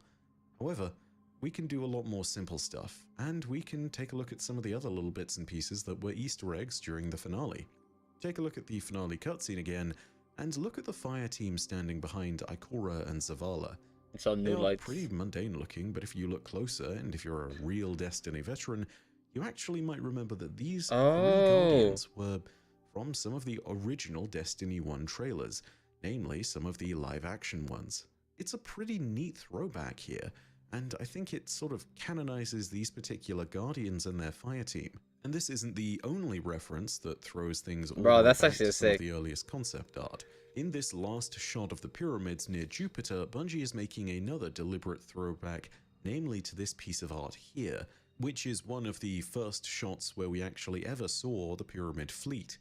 It's an old piece of art, it's in fact one of the oldest pieces of art that we have relating to the darkness, and it's a pretty neat little look at things considering that, yeah, we have actually been able to see this in-game now. It's also pretty amazing considering that this art is nearly 10 years old as far as its publication, and we wouldn't even see pyramid ships for another 3 to 4 years after this first piece had been published.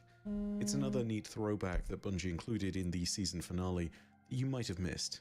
But it's not the only little detail that you might have missed from that particular shot.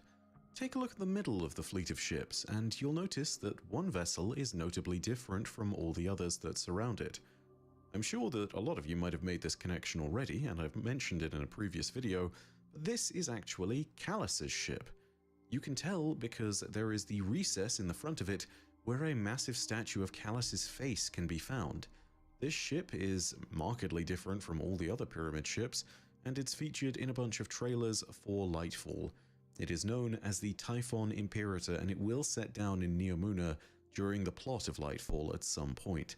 In the meantime, I think you can expect to see it joining the Witness's forces in their eventual assault on the last... Okay, so I think that Callus has different goals than the Witness.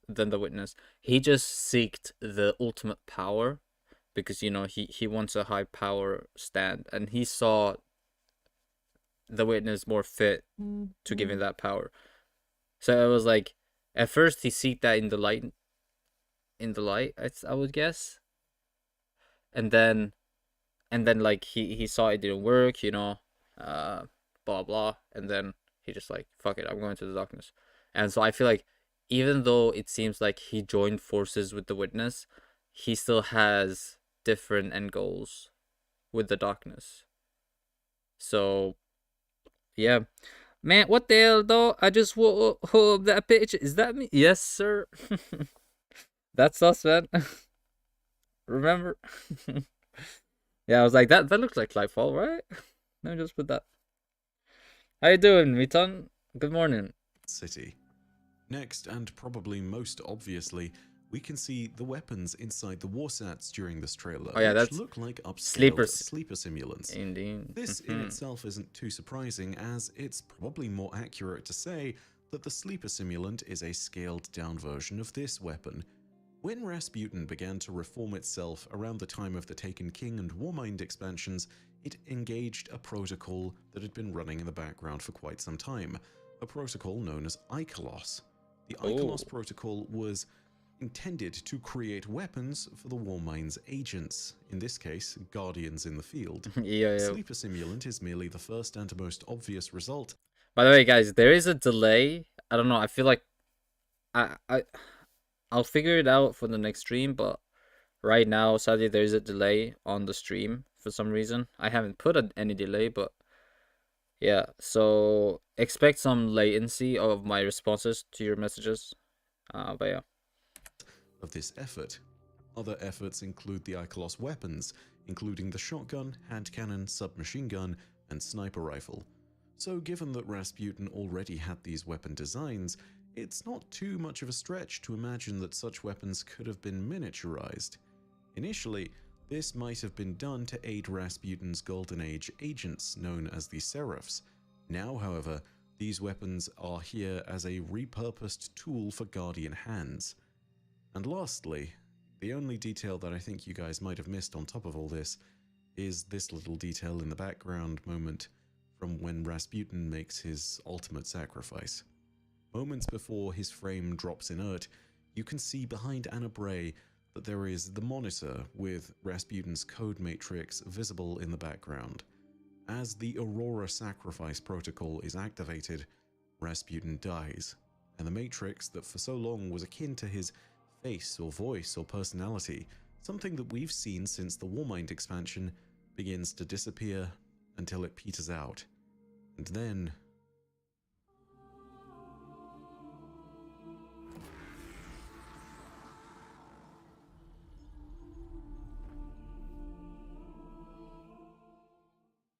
yeah. It's a neat little detail to include alongside the exoframe going dark, as for a lot of us older Destiny players, this is what we associate as being Rasputin. Watching it fade out in the background is as much a part of watching Red's sacrifice as watching the frame die was. It's odd that some spaghetti lines on the screen should have such an impact, but it's almost strangely enough like watching a heartbeat stop, or watching a heart monitor flatline. So there you have it. Those are some things that you might have missed during the Season of the Seraph finale. I hope you enjoyed the video, and if you did, go ahead and leave a like, and of course know that your viewership as always is quite enough for me. And that in the meantime, my name is Bife. Pododacia ad Astra. I'll see you, Starside.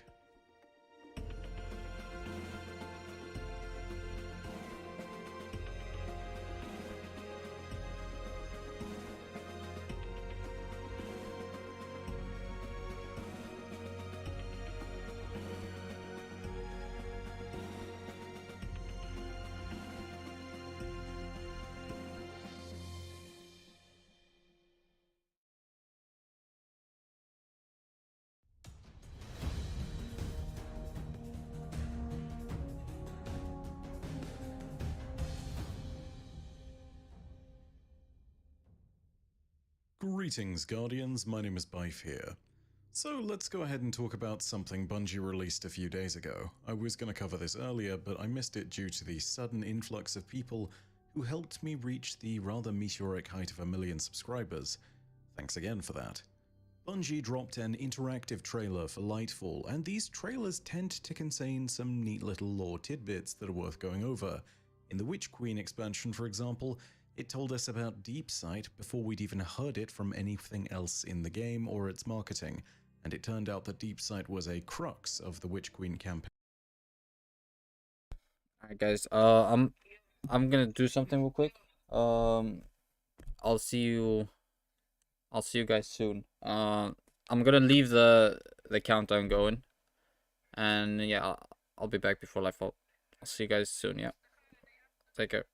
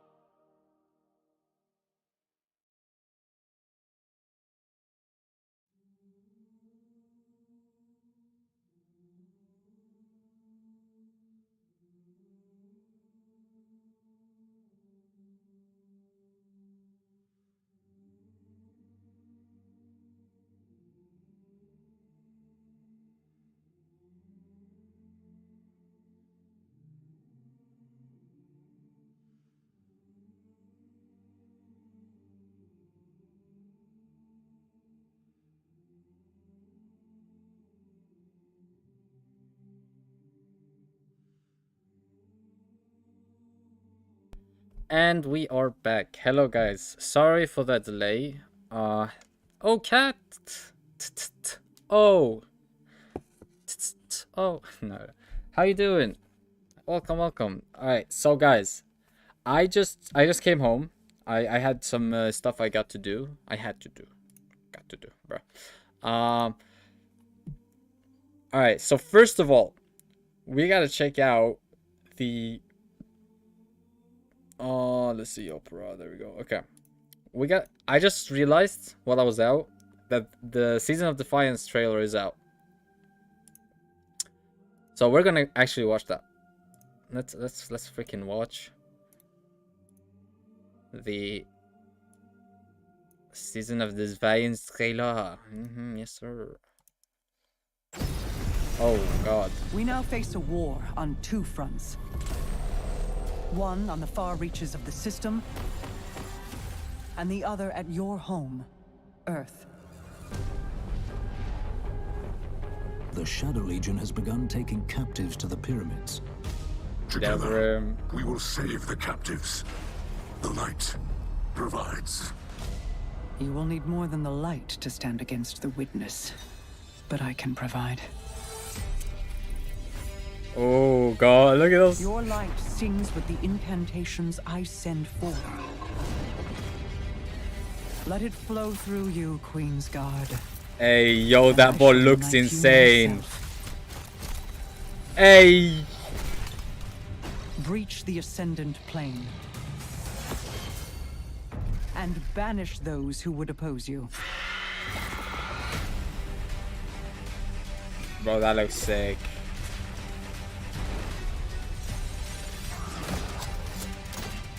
Remember what they took from us. Don't let anything stand in your way. I am ready to cut them down. I remember where I came from and who I'm fighting for. Devotion. Bravery. Sacrifice. Your people need. Look at the armor first of all. Hold on. Sacrifice. Look at that armor. Look at the Warlock armor. That looks sick.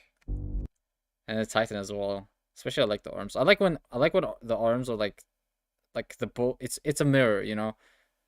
Unlike this. Whatever. The Titan looks decent. I mean the Hunter. I like the helmet and the cloak. The cloak looks like your people soul size. Need their heroes.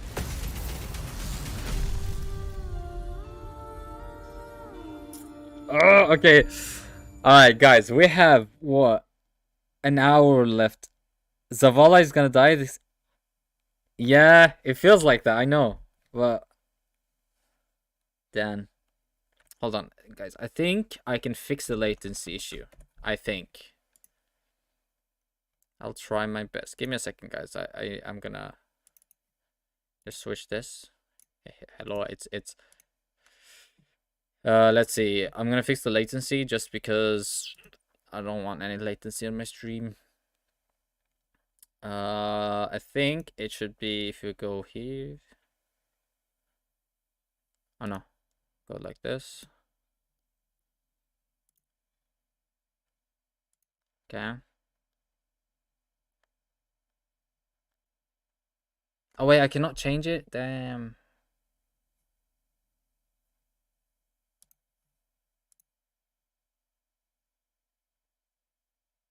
Well, alright, so yeah. Basically, you guys have to deal with the latency for this stream. I didn't when I chose normal latency, I thought it would be like normal, you know. I didn't expect it to be delay. But yeah, so sadly we'll have to deal with it. Alright guys, we have 1 hour on the clock. 1 hour. I really hope that the servers doesn't crash and there is no queue. And I hope if there's a queue, I'm at the front, you know, because I need to get in this game right fucking now. I'm hyped. I hope the campaign is really good. I hope the the content is good. I hope the environment is good. I hope the vibe is good. Bro, this is a dream come true, man. Destiny 3. This is it. Destiny fucking 3. I should have put on that on my title, but whatever. Whatever.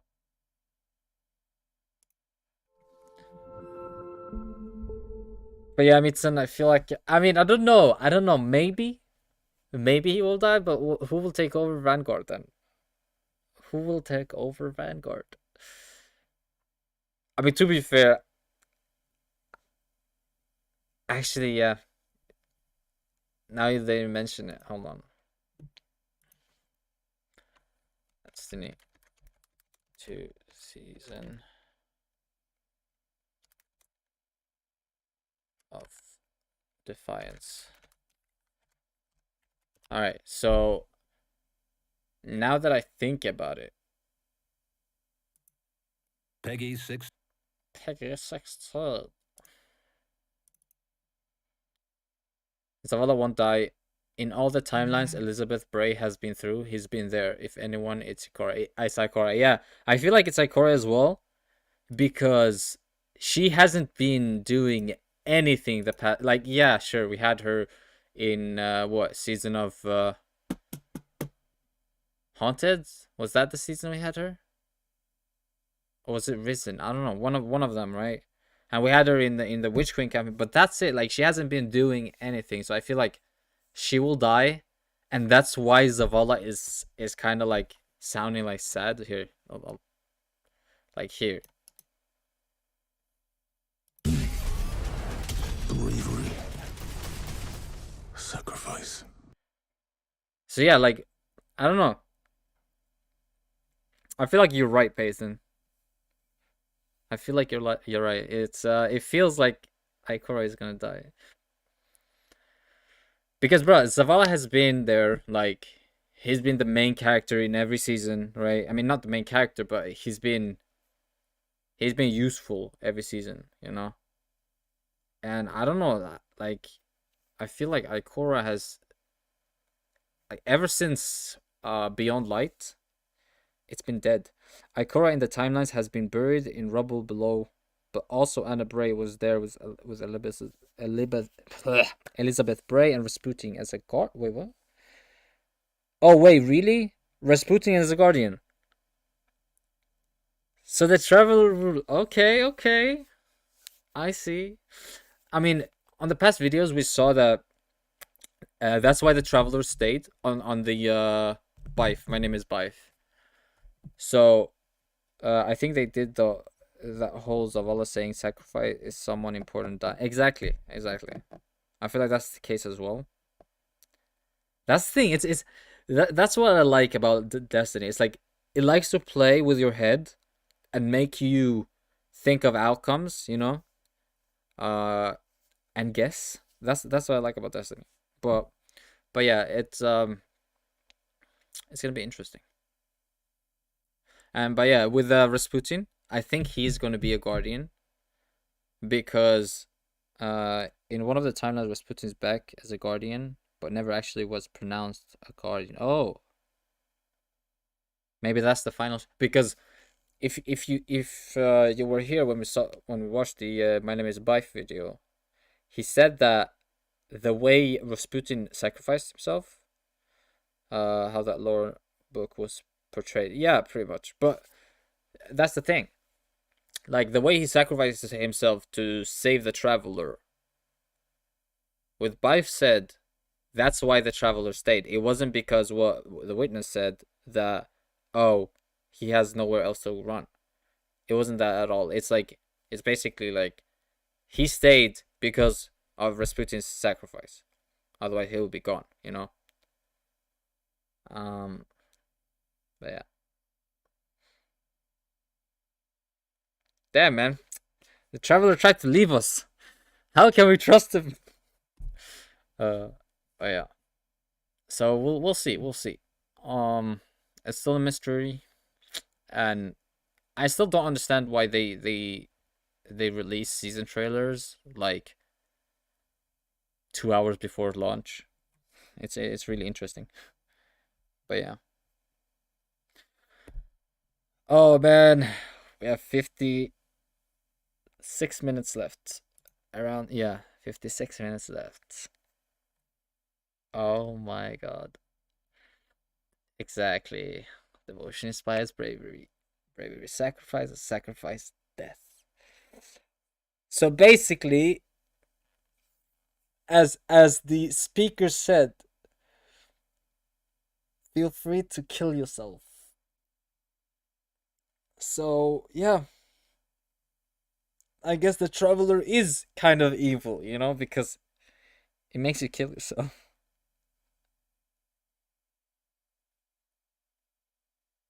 Yeah, I'm waiting hard, bro. It's like, if it's 55 minutes, but it feels like a whole year or a whole day, you know?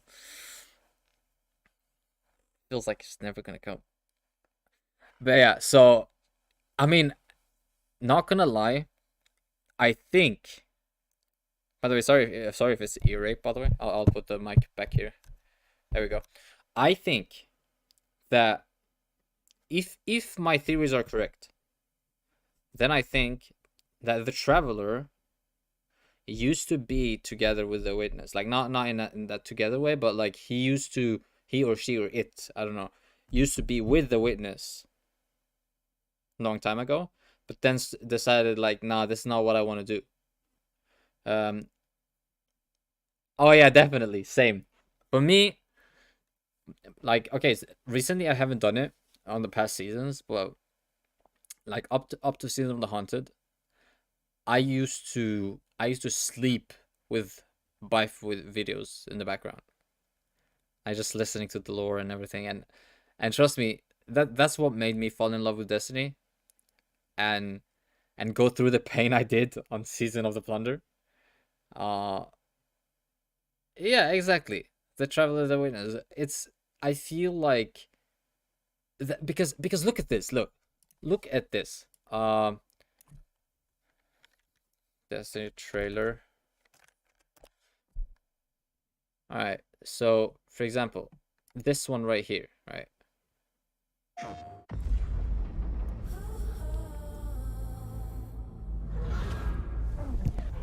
What is that? The Traveler, the Gardener, Witness. the Witness, the Widower. What the? Our doorstep. Look, for example, why would the Witness go straight face to face against the Traveler, right? Like, why is the Traveler so important to the Witness, right? Why is killing the Traveler so important? Like, there has to be a beef between them, you know? You have no purpose. That fear I have an example. is your failure. Let's see here. Vanguard to all units. Keep the enemy away from the Traveler at all costs. Where is it? Which trailer was it? Oh yeah, like for example, this is the first time that the Traveler does something, except for the one before Beyond Light, where he, you know, blows it, like heal itself and then, you know, does his thing. But this is actually the first time he actually does something physical. It says, one moment please for me to log into the servers for some reason. Wait. Yes, it does. Hey yo, save. All right, so I feel like for the Traveler to actually do something physically, there has to be something in between. Like, yeah, sure, the darkness have you know, been against the Traveler. Exactly. So the thing is, with Gaul, he just did a little thing. Like, the Traveler just did a little beam and boom. But with here, like, it's shooting a beam, you know, beam of light. And yeah, sure, if you think about it, yeah, darkness had been after the Traveler, but if you think about it, Witness is not the darkness. It's an entity that is wielding the darkness, so it's not the true darkness. And for the Traveler to put in so much work to just killing him, the Witness, I feel like there has to be something between them. But I could also be wrong. We never know. It all comes down to the mystery, you know? And I feel like the final shape will tell the story, because I don't feel I have a like a 1% theory that the witness will die this expansion. But it's also really less likely. It's really not likely that he will die. True, look at the ship. It hints and you'll see that. Which one? Oh yeah. Hey yo, that's no. Wait a second. That is from the garden. Aren't those the plants from garden?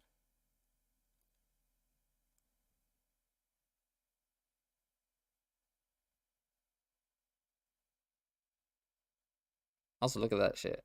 I feel like the traveler isn't really the ball.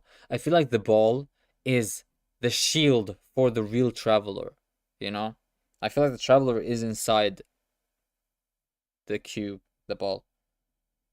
Nessus, yeah, exactly. Bro, there's something going on, and I feel like the ending of Destiny 2, the light versus darkness saga, will be heroic. It's gonna be the best ending any video game has ever gotten. I feel like, I hope so, because yet again, I've been playing this game for 2 years now, almost 3, and I really want to see the ending, bro. I really do. Damn, but yeah. All right, well, server offline. Oh, it went back to server offline for me. I don't know what happened to you, but yeah. The traveler is spoken to be a woman statue. You see, yeah, exactly. That's what people say, which makes sense, because every time we go into something, it leads us to that, you know. But the thing is that that woman is made like, it's made out of darkness again. Damn, yeah, you're really OG, man. I really, like, back in the days, I was really poor, so I couldn't afford a console. Well, I did buy a console later, but the thing is, I couldn't it was an Xbox, so I couldn't afford like Gold Pass or something. Yeah, okay, good. Yeah, so we're on the same page. I mean, dude, it's like what, 48 minutes? Come on, man. I can talk here, but I don't know for how long, man. Without,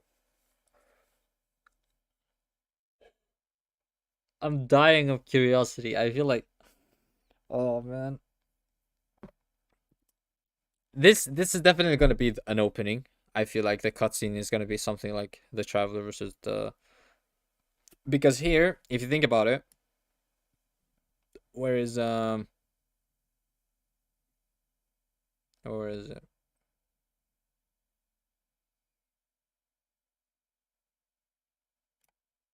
Malefactor of our first collapse is at our doorstep. You see that ship over there? That's what was his name? Callus's ship, right? That is Callus's ship. So it's like, the fact that the ship is here and not in Neomuna, this is gonna be the opening of the whole expansion. This place, this fight, you know. And I feel like we're gonna be here as the first mission, as the opening mission.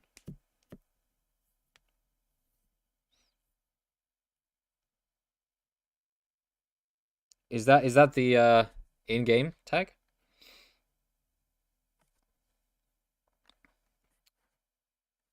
By the way, it's on review, but I see it.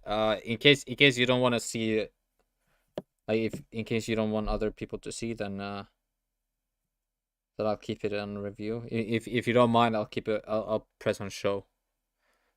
What do you say?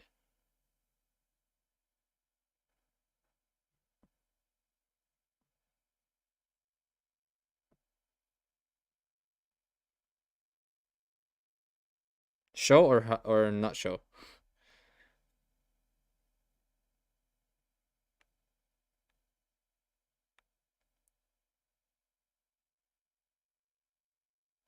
But yeah, I don't care if people see it. More friends. Yeah, sounds good. All right. All right. So yeah, where are we at? That's what I think it's gonna happen, and I really hope. I don't think they will do it, but I really hope that we're gonna have a ship fight, like we're in our ship and trying, going around and shooting and stuff like that. That would be sick. But I don't. It's less likely that it would be like this. This is not Star Wars at the end of the day. So yeah. Oh man. We God damn it. It's too much of the excitement. I mean, heavy cast armor. That is gonna be dangerous for the hermit. All right. Day 1 checklist. The end begins now. What is this? Ooh, haven't seen this. I believe so too. I am ready for the legendary campaign, and now Destiny will never let us fly our ships. Yeah, that's definitely never gonna happen. But yeah, the campaign. Oh, too hyped. Fuck, I need to drink some water.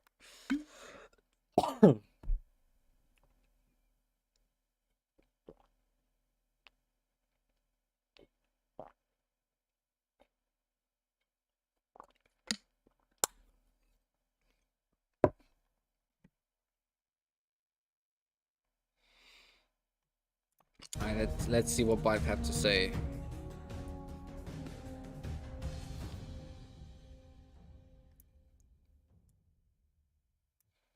Greetings, Guardians. My name is Bife here. Live commentary this time. Still ill from La Rona, so if you are wondering why the voice is still a little bit nasally, that is why. This is going to be a super quick bit of commentary and also a little bit of analysis of the Using cruise ship? Oh, nice. Launch trailer, which just arrived for Lightfall. I'm using, obviously, this is the Platinum starting, spoiler warning because, and oh also God, the season of the Seraph one. If you were not looking for bombshells to be dropped, this was definitely the thing to avoid. So click off now if you are one of those people, and maybe turn off your phone and kill your router and throw rocks at all your technology. I don't know what you do. You do you. Self-sort. I don't know. Figure it out. Either way, let's begin. The trailer starts with a shot of a barricade wall to the helm opening, something which would have been a blast shield for the glass, which is now all cracked. You see some of our major characters and protagonists behind that glass, and they are clearly observing the battle between the Dark Fleet and the Traveler. But more importantly than all of that, they are seeing the advance of the Witness. The Witness is here, and for the first time, our characters actually get a glimpse of it, something that we forget because we always see it in cutscenes, something that they most definitely won't because of the fact that this is their first time actually seeing this being. This yeah, that's true. From beyond. And it's appropriate. Oh, you watched it? For some. Nice. You can see the doubt. Oh yeah, by the way, guys, this contains spoilers, so if you don't want to see it, you can either minimize the volume, tab out, or whatever. Exit the stream. It's up to you. What you do. Tomorrow's face.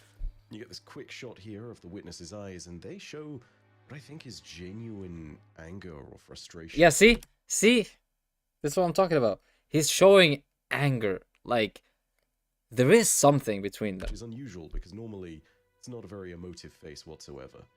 Moving forward, more shots of the space battle that we've seen before. You have the Witness floating through the debris field and the Pyramid Fleet at the background. However, new things start to come up as far as the trailer footage is concerned. You've got Osiris and Rohan, one of the two Cloud Striders here, looking over certain views of Neomuna that we probably won't see until later in the campaign.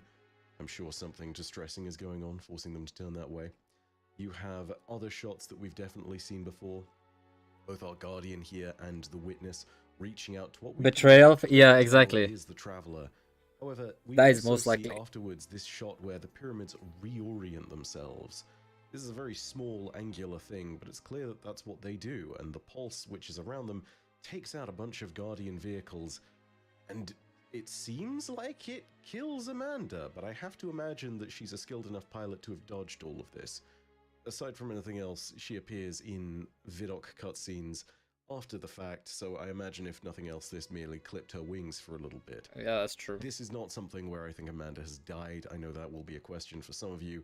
Don't worry. I brought the really don't replays. think for even a second that that's something you guys need to worry about. Holy shit. Furthermore, as you move through, again, it's more of the repeating shots of the space battle. More shots we've seen before of Neomuna being invaded by the Shadow Legion, with all of the Cabal drop pods dropping down onto the city. We've seen this clip again of Nimbus as they fall out of the sky and start to challenge some Cabal Shadow Legion. However, as we move a little bit further on and get past these initial shots again of Rohan and Nimbus continuing their fight against a Tormentor, we start to see something totally new. This is the Witness in their kind of hyper-speed corridor, I don't know quite what you call it, but this is the point at which shots Yeah, definitely. I mean, start she's in to the get a little bit season, wild. so... It appears that this hyperspace corridor, whatever this is, the beam of light, causes some really terrifying effects. Take a look at this Titan, take a look at this Ghost. Not only does the Ghost suddenly start to segment, take a look in the top right, so does the Titan. You can see the Titan's face splitting into 3. This thing cuts them apart. I don't understand how it does that. There is no recorded power in Destiny that does all of this, but it even cleanly segments their Bro, that is dark. Holy shit. ships. Look at this. 3 different jump ships, all of them cut cleanly into pieces, perfectly straight lines. Also worth noting, that Titan, yeah, that's a OG Titan. You remember how ages ago I was talking about the Titan, Warlock, and Hunter? Yeah. With a fire team in the season finale for Season of the Seraph? Wait, that's them. That's clearly them again. This is clearly a throwback to the idea that we lose, because this fire team is an OG set of Guardians that's just apparently been around since D1, if everything continuity-wise sticks. So, yeah, this isn't us, but Bruh. these Guardians just dying like this clearly is an indication of the fact that the Witness is here and it's not here to play. This is a problem. Moving on, you have yet more shots of Callus, the Tormentors, the Witness talking to Callus, some things that really are not that new in comparison, but still, they fit the theme and mood of the trailer for certain. You have a Tormentor dropping down behind some Guardians and using that, I think it's called the Dark Harvest move, where they just grab a single Guardian and restrain them before dealing an enormous amount of damage. So, terrifying. Imagine if that one-shots I you. don't know how that The Witness works out. definitely a whole Imagine different being enemy that's we've ever actually a faced. pretty Scarier than Oryx, yeah, terrifying thing to definitely. happen. Next up, we have this. Imagine if the Witness is the raid boss. This That would be shot here. sick. This is what I want to pay real attention to. Yes, all of the Guardians using their different strand abilities are excellent, but that doesn't really teach us anything new about the story. We have this shot here. We have you, a Guardian. This is your player character's model, most certainly, because it's using the new armor. They're wielding a Kvostov, which is interesting. There are some implications that we probably go ahead and grab this weapon from somewhere in the EDZ, and this may be something that's a part of the Season of Defiance. I bet in Legendary mode they will one-shot. Yeah, I don't know definitely. quite why we have it, but we do. It's just a Kvostov. Especially with You our also see under some light. minor details here. Top right, you can see some black and blue in all of the different bits and pieces. And That's you can Kaido. see an incredibly large foot. That is Keitel. And on the left-hand side, in the more nanite shape, something that's a lot more slim, something that is still huge as far as shoes are concerned, but clearly a lot more slender, I want to say that's probably Nimbus. So whatever's going on here on this pyramid-esque looking floor, it looks like both Keitel and Nimbus will be joining us. Whatever we're looking up at, That'd I be have to sick. presume is Callus. I'm not sure though. We see some more shots again of different fleet things, and then there is this last medley of shots. This is what I really want everyone to pay attention to. I'm going to freeze this frame by frame and talk about each one, because what happens here is the Witness reaches out and touches the Traveler, I believe. There is this massive building crescendo of energy that just detonates. The Traveler unleashes a beam, or perhaps a beam is unleashed upon the Traveler, but you can see on this first paused shot here that you can actually see plant life growing on this pyramid Yeah. that it faces immediately, which makes me think this is the Traveler fighting back somehow, but I'm not sure. I haven't got a clue. This is something we've clearly seen before. I mean, we saw it in the opening trailer for Lightfall, where we saw the Witness reaching out to this particular point. So clearly something is going on here. I have some thoughts about the plants, but I'm going to leave those until the end. As this happens, it's I'm really curious. You have a little shot here of Nimbus punching a Cabal, of Osiris raising up to see something. You have Keitel lifting up the Hammer of Proving. This is something which is a very important Cabal artifact culturally, and it's definitely something we'll see her using from now on, particularly as she makes her challenge against the Emperor. This is rather remarkable. Father versus Final daughter shot here from the perspective of the helm is these pyramids surrounding the Traveler in a kind of star-like formation, which I can only imagine means bad things. And then there's this shot here.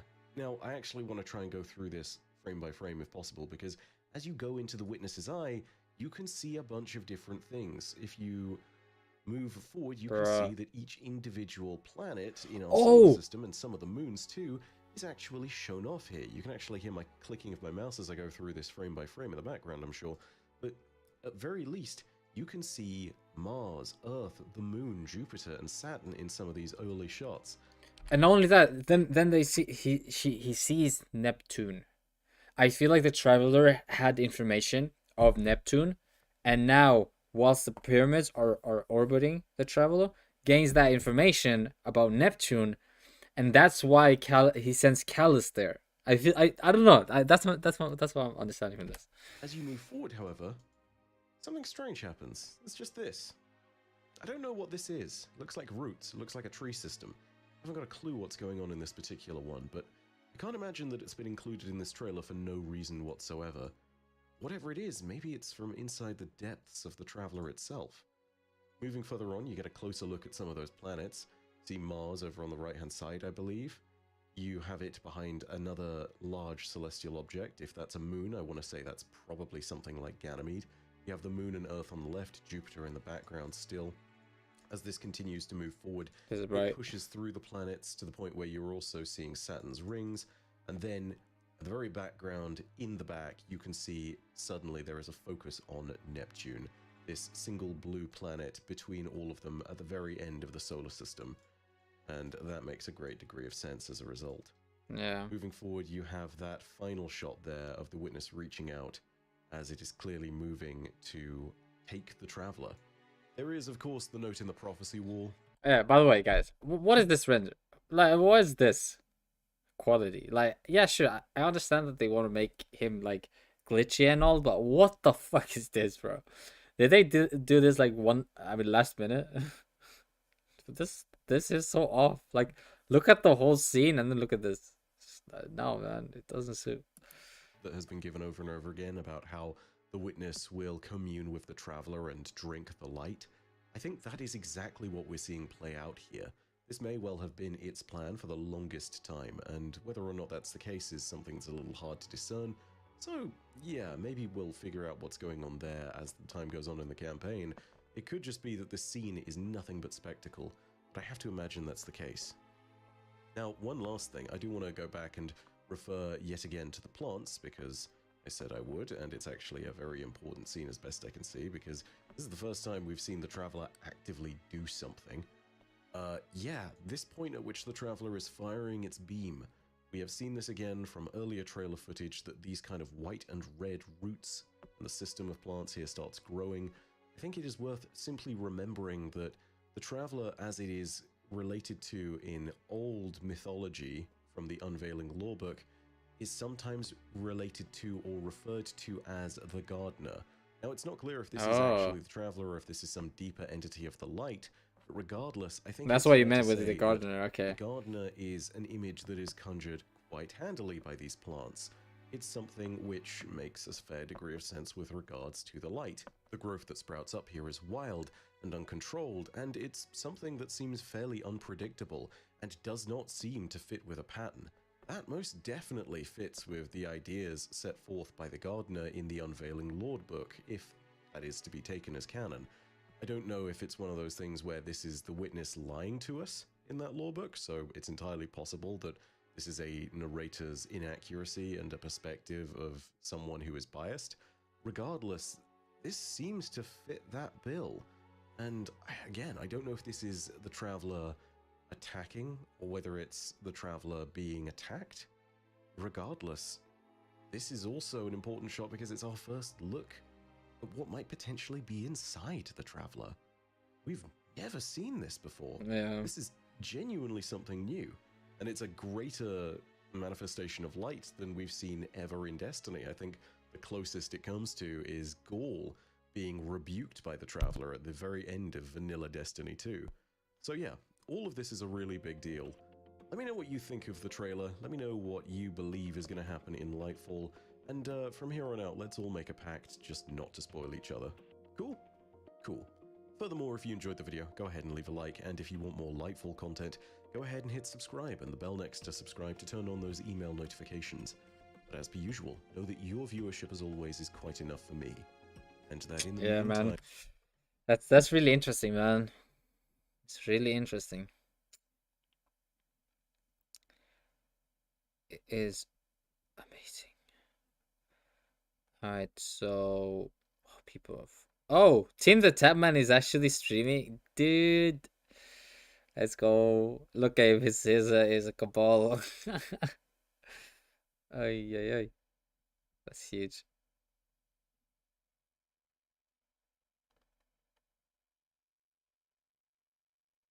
Yeah, that's nice. We have around 30 minutes left, guys. I'm gonna cry. Da da da da da. Yeah, I don't think there is anything else that we can watch on Dust. Oh. Oh. You react this? For Your Eyes came out, I think, 2 years ago. It looks like they're just porting it to VR, which I don't really see why.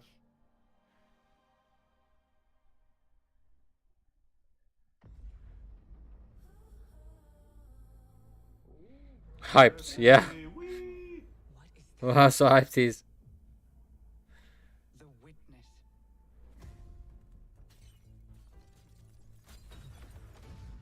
Guys, he's got. Oh man. That actually is such a cool design. This comes out next week. They're new lights, man. 1 second, guys.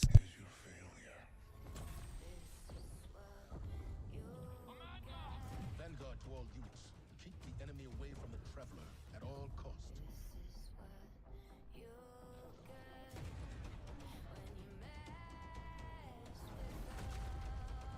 I understand what's at stake, Lightbearer. Not all of us have lives to spare. Your fear brings you pain. We know pain. Our purpose is its end.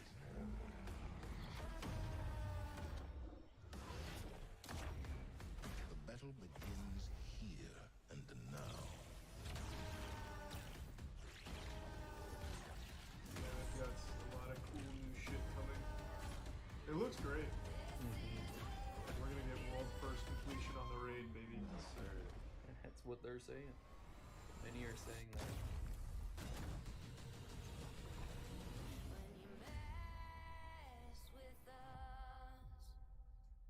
Thanks, the resub Savage or Voyage. Sorry, guys, I just had the call.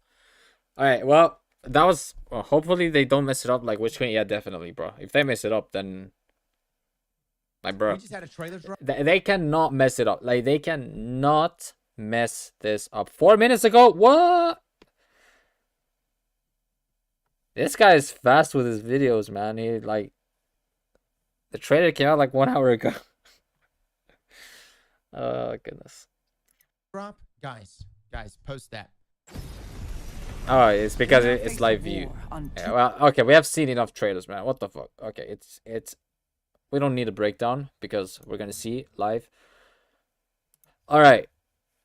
So, man, this is it's too much. It's too much to take in. It's too much to handle. It's too much to live for, man. It's too much. It's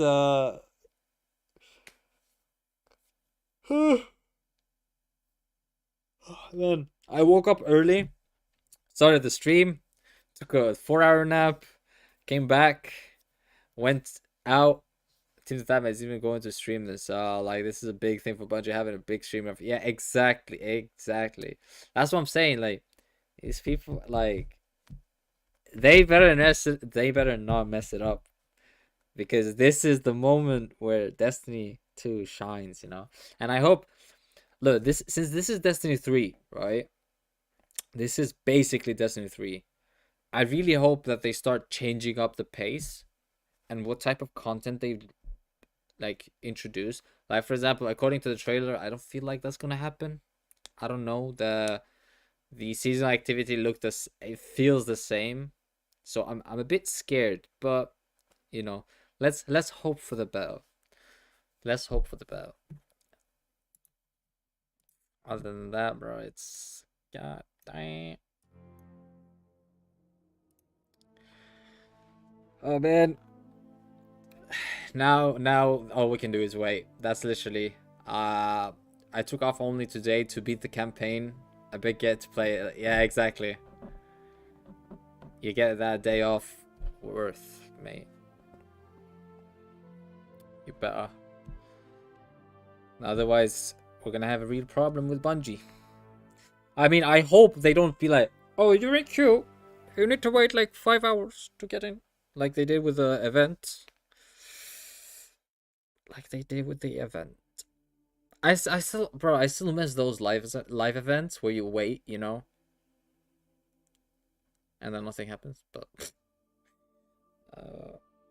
yeah, I hope, like for example, before Light, Beyond Light, that event was nice. Yeah, sure, it was like 5 hours late, but it was still nice, you know.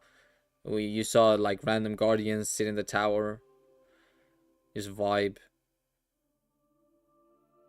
Yeah, that was cool. Hopefully, I can also solo the legendary. If not, I'll switch it to normal. Yeah, I mean, obviously, legendary campaign can be like is there forever, right? But yeah. So pretty much then it's. I'm just like, damn shit. What was I gonna say? Oh yeah. Like I miss those live events. I really want them to come back because it's actually a nice touch to just sit at home, especially like for streamers and content creators in general to like, I don't know, I feel like those events were something that brought people together, if you know what I mean. So yeah, I mean that's my opinion at least about it. So pretty much, well, we still have 23 minutes to go.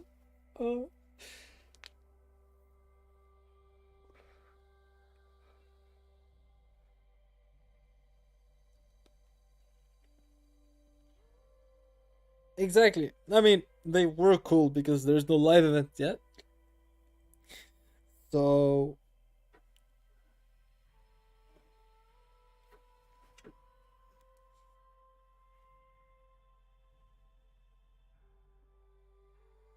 but yeah. Oh man. I need to use the bathroom. Yeah, bro. I cannot just sit here and wait like this. It's taking a toll on me. You know what I'm saying?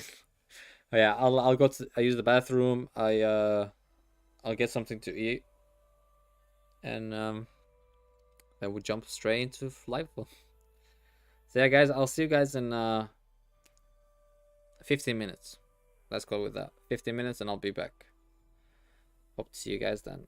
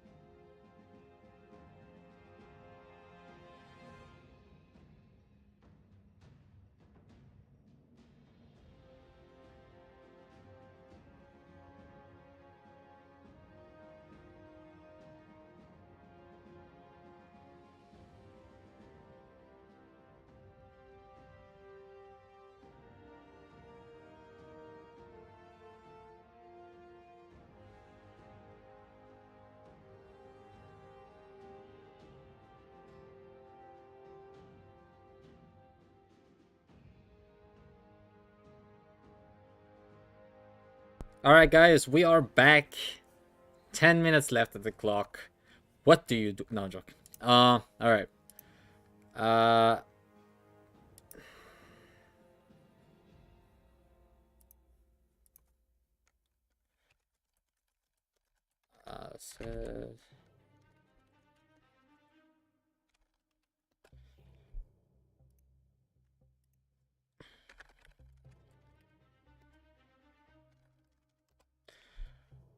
Alright, let's see.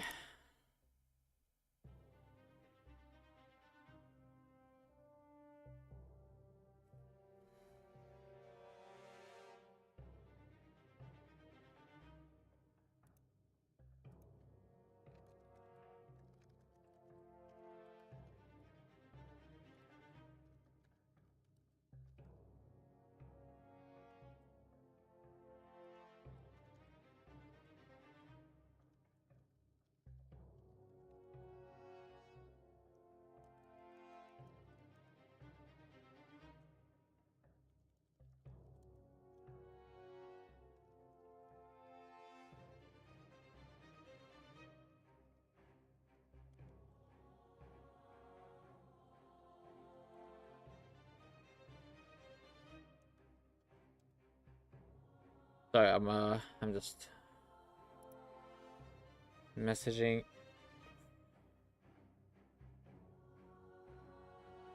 my friend and see if he's gonna get on. Alright, we have 9 minutes. Come on, one more. Oh, come on, man. You guys gotta get me in soon, man. Please. Get me in soon. I don't want to wait.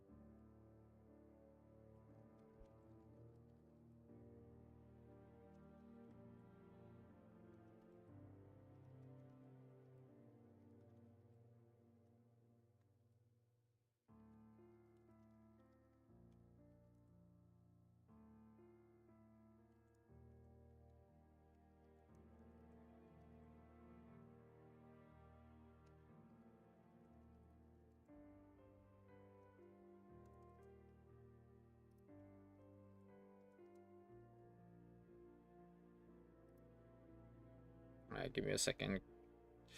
Got 7 minutes left. 7 minutes left.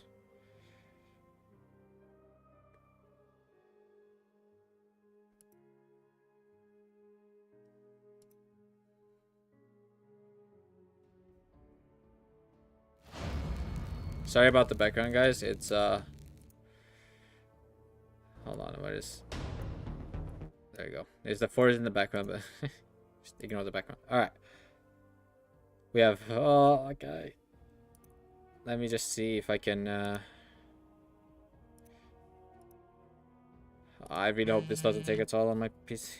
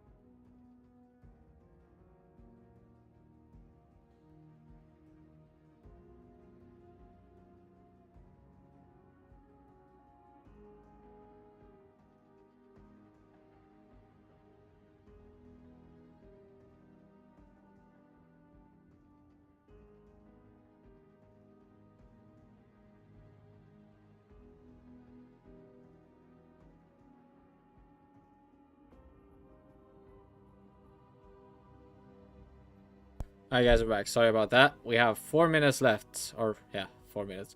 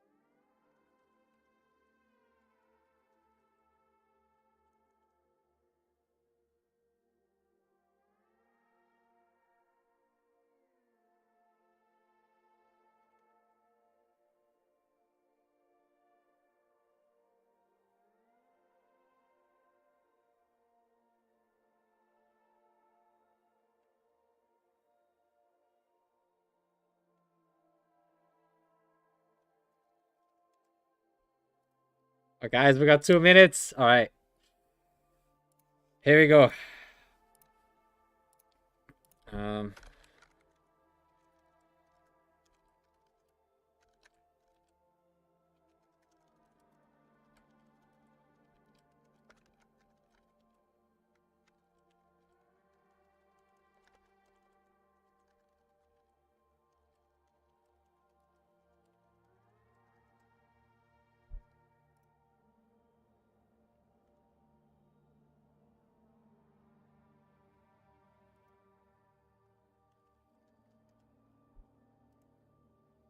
Cross your fingers, yeah, man.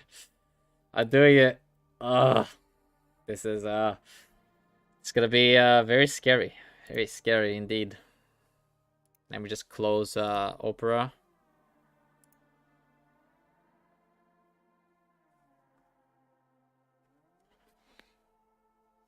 All right, so.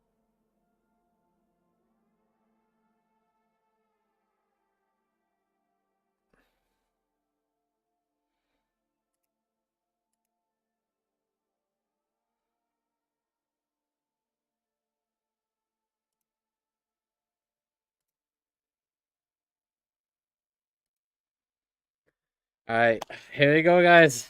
This is it. This is the moment I've been waiting for. Man.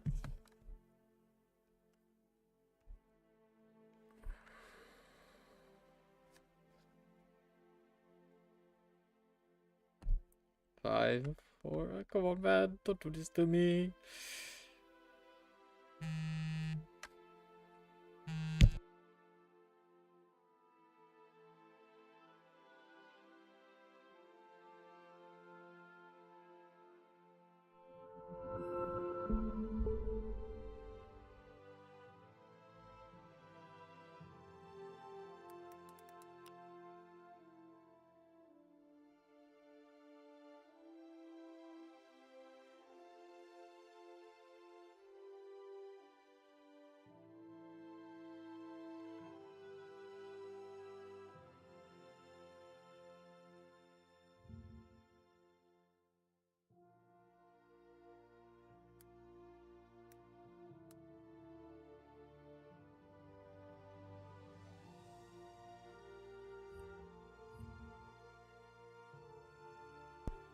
Now the way, exactly. Well, now, guys, the timer is gone.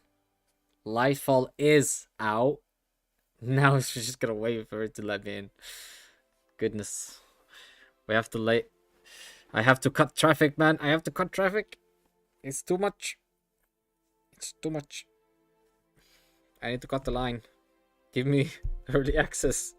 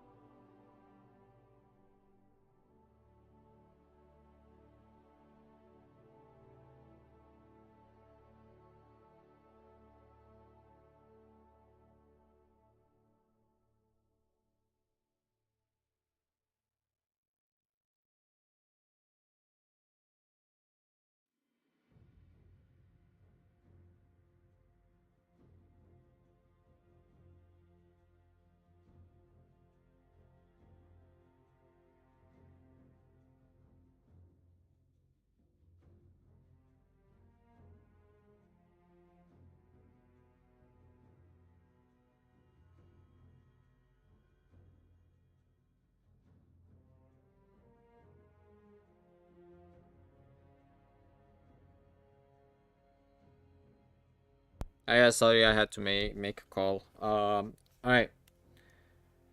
So, we're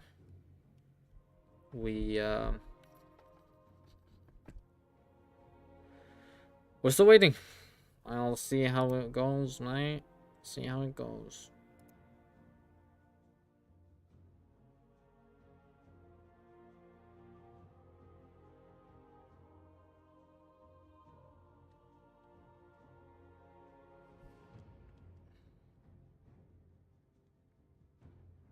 Alright, seeing the strength to go wrong. Okay, good, good.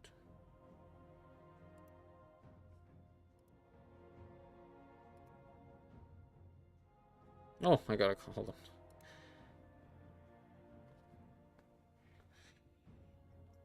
Hello. Nice.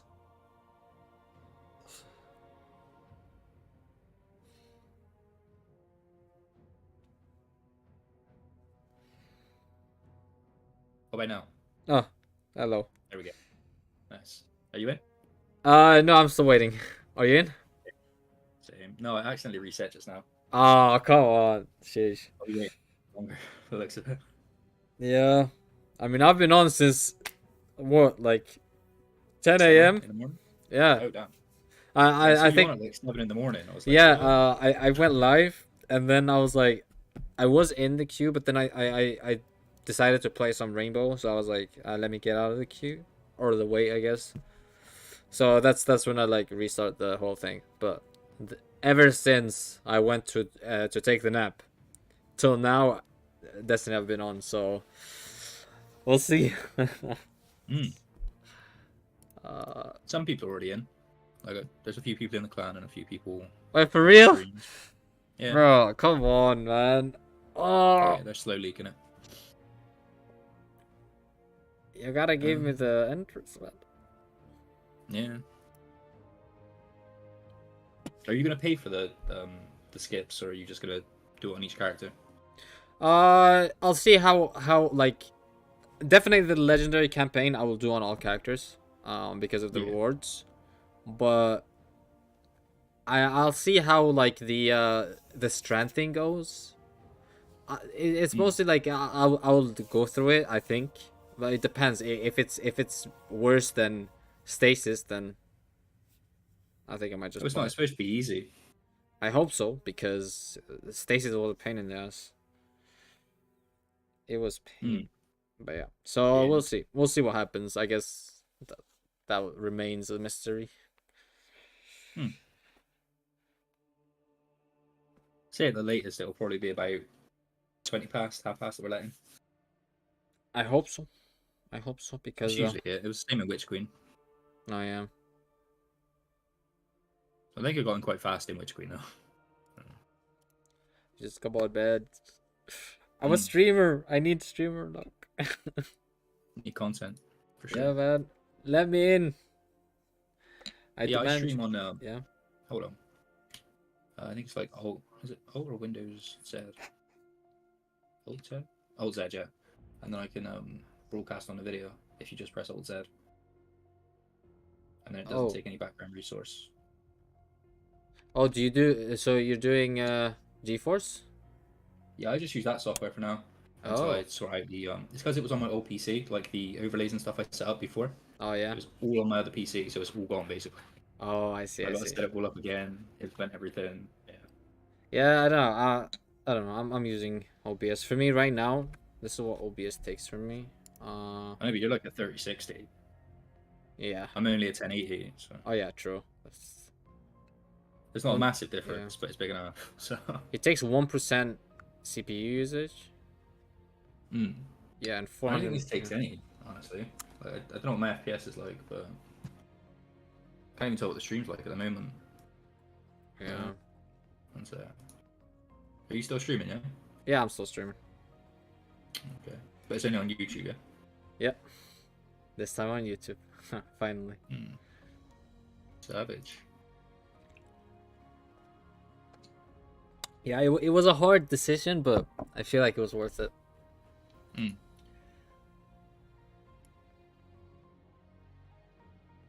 And you already know the reason, so. Yes, sir.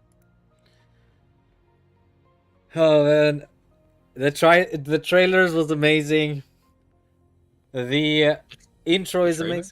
Oh, the season of the fight. I haven't seen any of it. You haven't seen any? Damn. No, I've been off. Bro. I can watch it now while I'm in the queue, actually. Yeah, do it. Just gotta go downstairs and grab my food real quick. Still in the oven. Is it the Rally Guardians trailer, or is it the Defiance trailer? That one, it's both. It's both. Okay.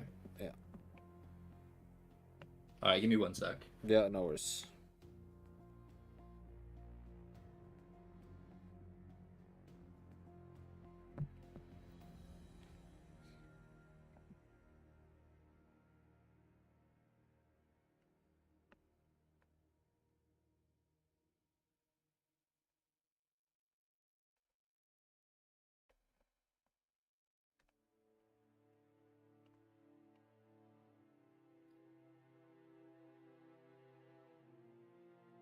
Oh man. Goodness. It's scary, man. It's scary.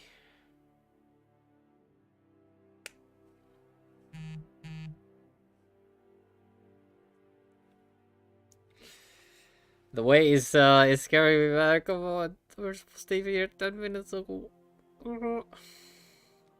I've been waiting. I've been waiting for a long time.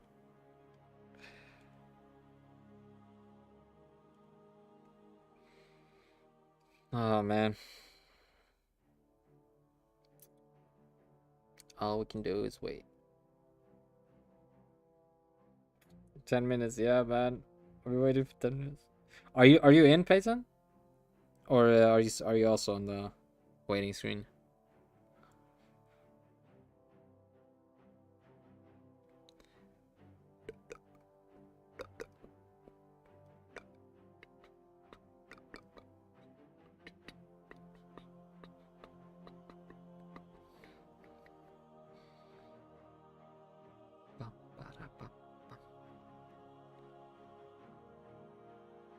Still waiting, damn.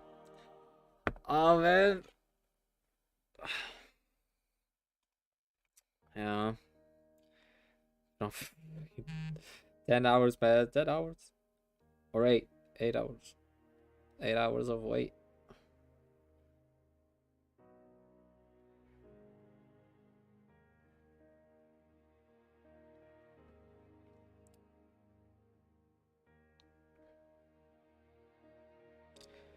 Come on, man. Come on. Let me in, brother.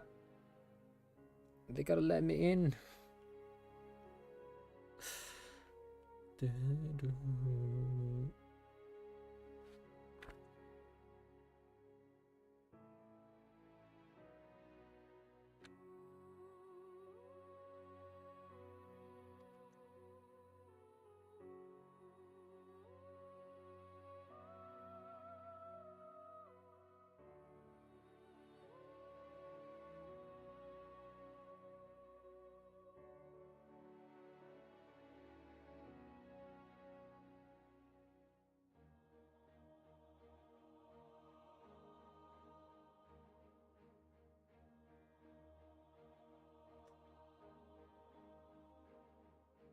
Well, let's see how far we can wait before it. I mean, how far we have to wait, how long we have to wait. Because hello, we can obviously wait the whole day. I mean, I cannot wait the whole day, but yeah, you guys understand what I mean. Are you talking to chat? Yes. Okay. I'm just watching the last trailer. What's up? Oh, nice.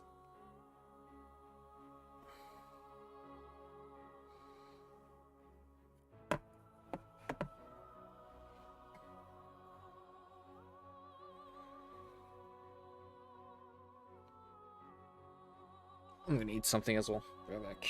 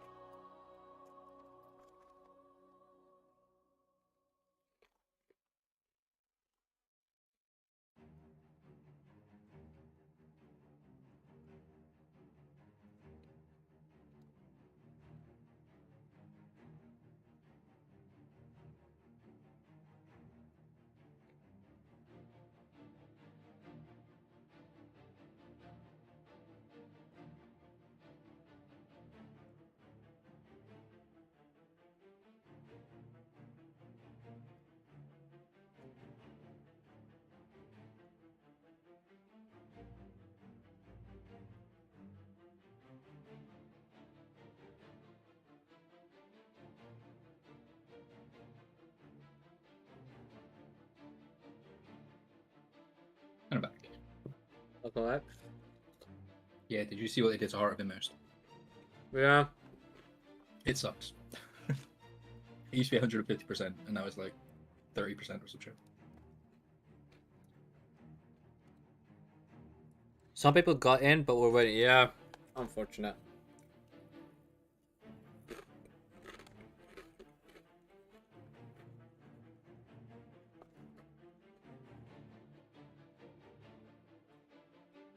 But it's fine. I'm just eating my chips.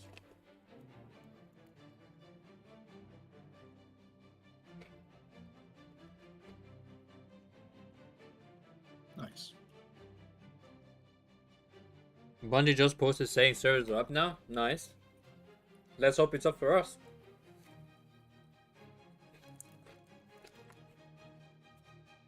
But how did people get in that quickly, man? I'll check streams. It's unfair.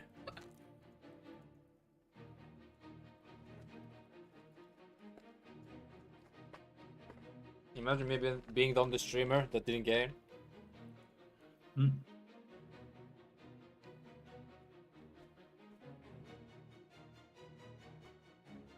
Of course, that is in. What? That is already in. Yeah, I mean, he didn't get world first, so they felt you know, they felt bad for him, so they just let him in off the bat. It could be the fact he's got 11,000 people watching him. Oh yeah, true.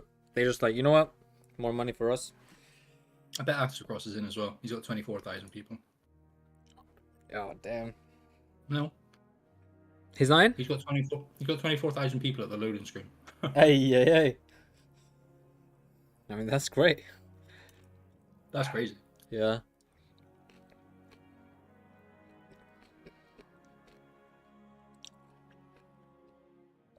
I mean, not gonna lie. I got like what, 7 viewers while I was sleeping. Meanwhile, loading screen. Were they just listening to you sleep? Mm-hmm. Wow. You've got some dedicated fans.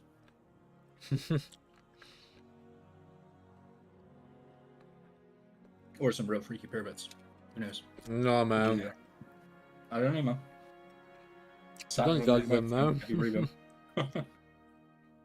No, I bet they're all good people. 100%.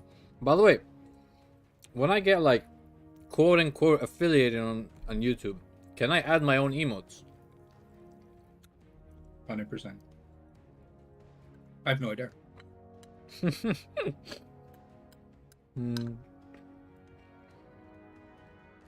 think it's yeah. It's Shady's friend who suggested it, wasn't it? Oh yeah, I mean, he did for Shady, right? Yeah, he'd be the guy to ask, honestly. Mm-hmm.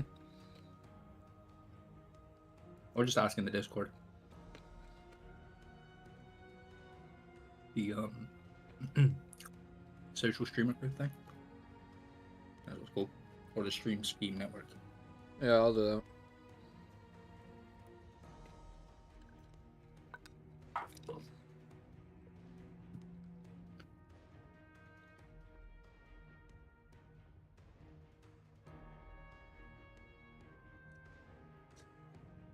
Oh, have you ever watched Utopia? Hmm? Have you ever watched Utopia? Sorry, I didn't get it. Have you ever seen a show called Utopia? Well, I've heard about it, but I haven't seen it, no. No, you should watch it. It's decent. Isn't it a cartoon? No, it's not a cartoon. Oh, okay. It sounds like a cartoon now that I think about it. But no. It's live action, so don't worry about it. Yeah, I'll look it up sometime. There's like 2 versions. There's an American version and a British version. Ah, British version's got 2 seasons. The American one's got like 1 long season.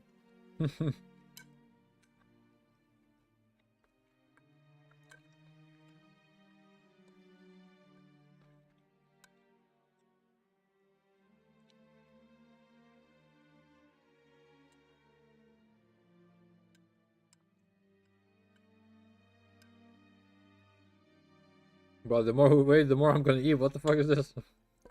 I'm stressing, man. He's got 27,000 people watching him. Who has? Astacross. Aye.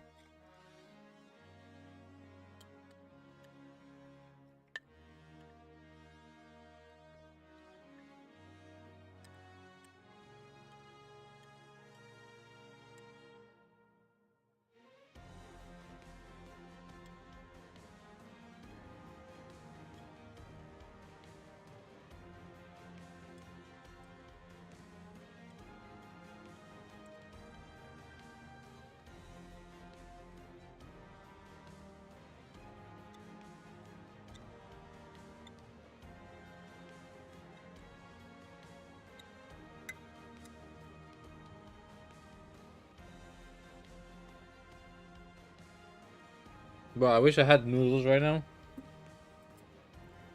That would be amazing.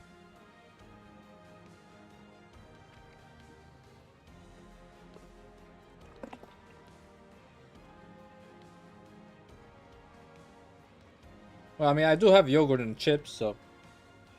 Oh god. Again with that crazy combination. Nah, it's good. It's good. You should try it. Oh yeah, you don't like. Trust you, 100%. Yeah. So I do when the chips is low, like when there's barely chips left, I just crush them and pour them in the yogurt. Wow. Yeah, it's a really good combination. Oh no doubt, no doubt, no doubt. So, do you actually have any taste buds, or did you lose them a while ago? What do you mean, bro? No, for real.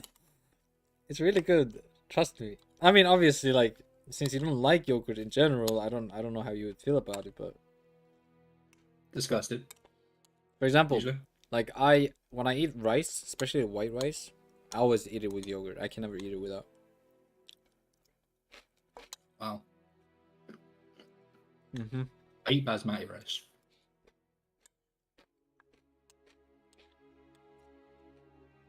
Almost 30 minutes in. We're still waiting. Damn. It's crazy. Mm-hmm. I mean, not gonna lie, people are playing it. I saw Team the Tatman stream it. I don't want to see spoilers though. Yeah, same.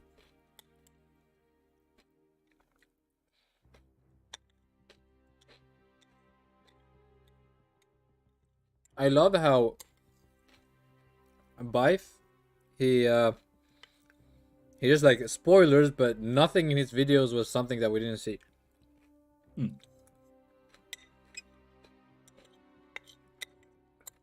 Yeah.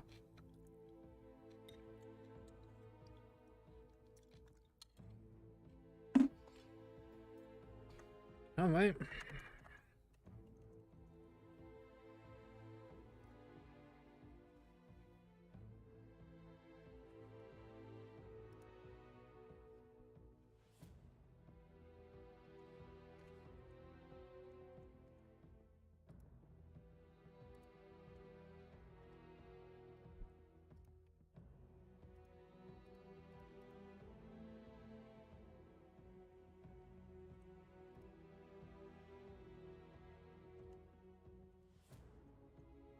Like most of the big streamers aren't even in yet.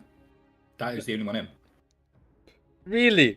I'm telling you, just because he didn't get world's first, they felt sorry for him. Clearly.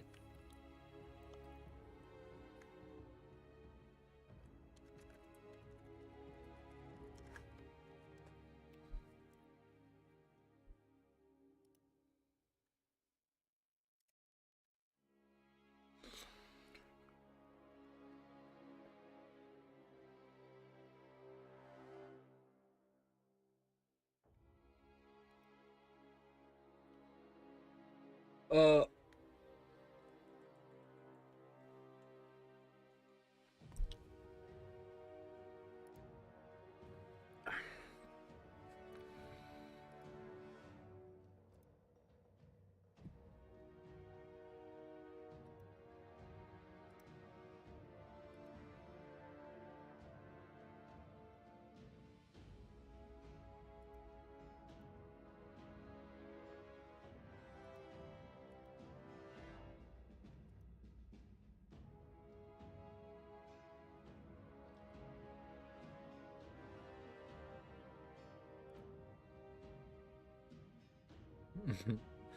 Think, hold on, let me see if my friend got in.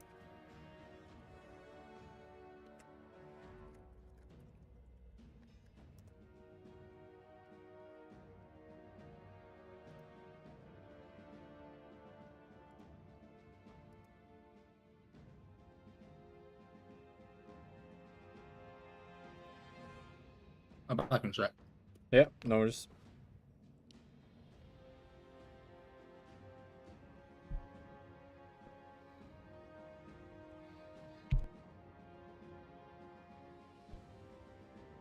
Oh man.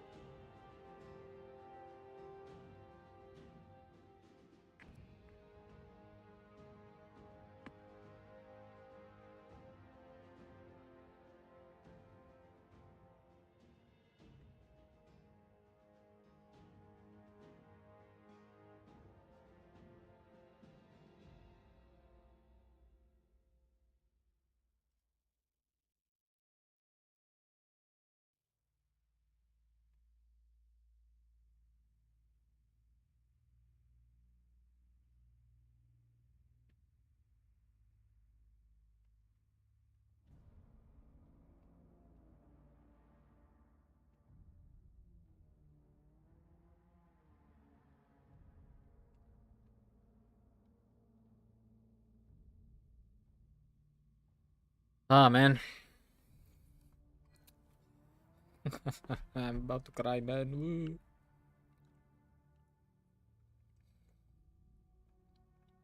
This is killing me. It's killing me. I've been waiting for months. Yet there is nothing left. Ooh.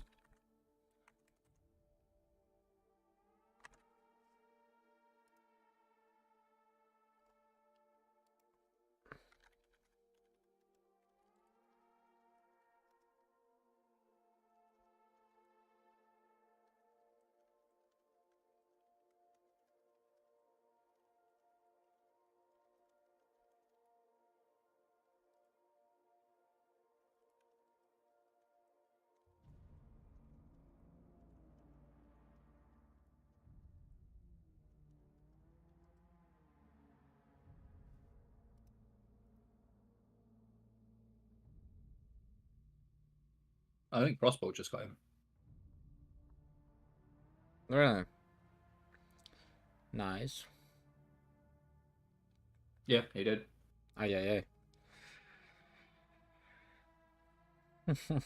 I feel like, bro, if only they would have prioritized streamers. They just like, we're going in, baby, let's go. Nah, I'm joking. I'm joking. I don't know.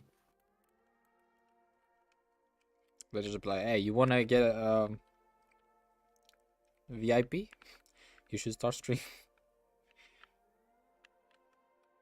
Bro, looks so hype. There's so many pyramids. Yeah, man. It's just, god damn it.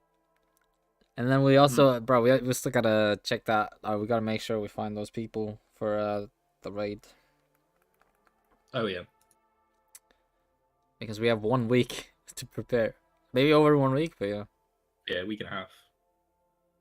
Like 10 days. Yeah. We gotta at least get to the cap, not the original cap, but you know, for the contest mode. Yeah, I think it'd be good to get 2 characters to the cap and then just drag the other one up with weapons. Yeah. Pretty much. I'm probably gonna go Warlock Titan, just because they're the 2 most useful classes in raids. I mean, Hunters are also useful, mate. We got They're good for GMs, but that's it. No, they're also good for raids. Go on. Blade, we got Tether. That's what it. Starfire Protocol. Starfire Protocol. Solar Titan. Well, I mean, I'll go Hunter and Warlock for the raid. I'll prepare my Hunter and Warlock. I think if they don't nerf Starfire Protocol before the raid, then I might go Warlock and get that build done, you know, and ready for the raid.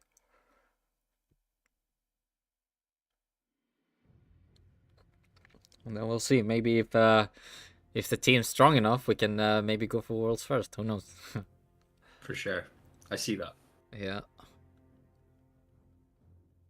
This is retarded. Why was the load screen? But bro, we gotta put in all brains on the table if we're gonna go for contest mode. I mean, for worlds first.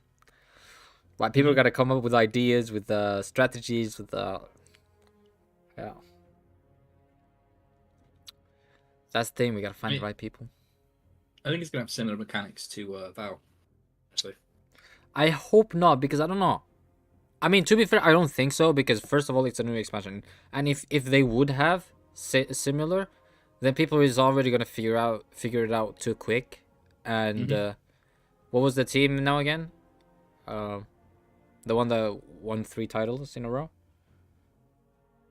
Redeem. Yeah, Redeem. And if that's the case, then Redeem is gonna zoom through the whole thing. For sure. So I know for a fact that they're not gonna do the same thing. True. I don't even know who the raid boss is yet, so we don't know. Yeah. And there's new fragments for every class, which is gonna be dope. I mean, dude, day 1, like, oof. I'm telling you, streamers are popping off. Their view counts go up. Like I think Dado went up to what 100K last day one on Vow. So yeah, it's like I feel like day ones are the true end game from Destiny when it comes to streamers.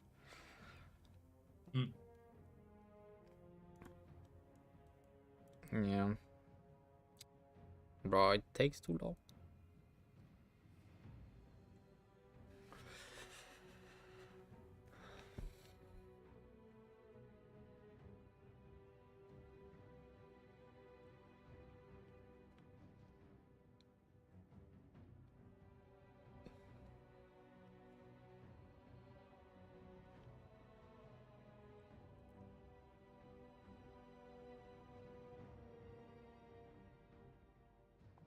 But yeah. They got Guardian ranks now as well. It's crazy. Oh yeah, that is gonna be. So I feel like with the new LFG system, it's gonna be easier for us to find people that is actually like skilled. So that is good. That is a good thing, and we'll see. And then we'll also check their Guardian ranks and stuff, and that will tell us as well. But I feel like there's gonna be a lot of people that is gonna pay for boost. Yeah. There is 100%. definitely So gonna be through. yeah. Just so they can gear cap. yeah. So I feel like we're gonna see a lot of high Guardian ranks out there that doesn't know shit. So yeah, we'll see. You never know. Luckily, I'm not that big of a streamer, so now people won't say, "Oh, it's your fault," because people are, you know. Yeah.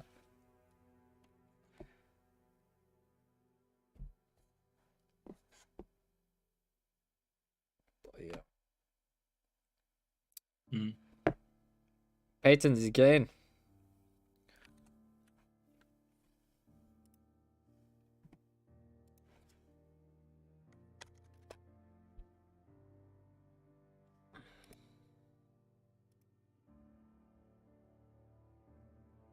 The only thing I'm sad about with YouTube is that when I stream, it doesn't, like, my Discord doesn't detect it, so it doesn't say on my Discord that I'm streaming. You know. I think there's a way to do that though. And I hope there is, because that's one thing I liked about Twitch, is that people that, you know, checked out, like, for example, let's say friends, that's like, it was easier for them to know that I was streaming. But yeah. That's usually how I do. Yeah. Yes, sir.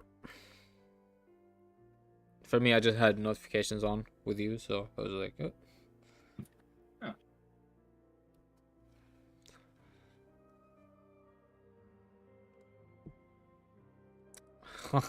Why, man? I don't know, man. I just have this hope inside of me that says, like, any second now, any second. I'm tempted to restart. Because they're not going to hold everyone out in queue till 6 o'clock, so we haven't got much to lose by restarting. Yeah, I guess. Well, you should try. I don't want to. You should try it, man. Try it. All right, you know what? Fuck it. Should I try it? If you try it, I'll try it as well. All right, fuck it. Yeah, let's go. Let's do it. I just did. Yeah, I'm doing it as well. How do I stop this? There we go. Can't be waiting on that screen forever. Yeah, true.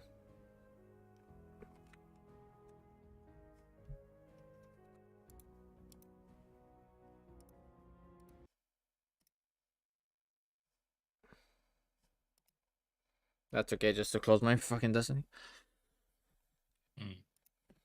Yeah. Now I'm launching it again.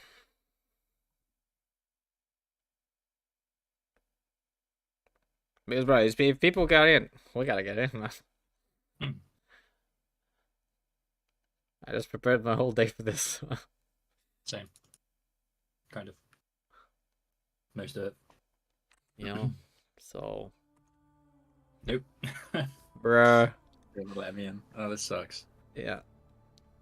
You can't keep people waiting for an hour after launch, man. That's retarded. That seems not super fun. selective. See if And Jake's in.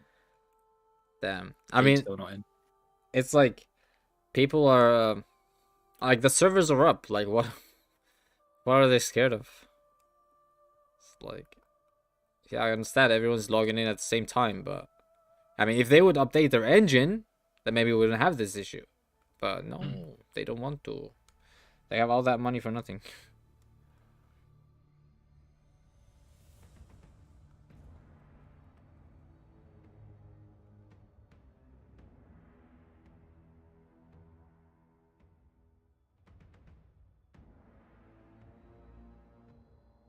Oh, that was waiting for Jez and Daniel to get the game before he starts. Oh. Even though he's like the first one to get into the game. Oh, that's wholesome. Yeah. I mean, at least now he can check everything out. Meanwhile.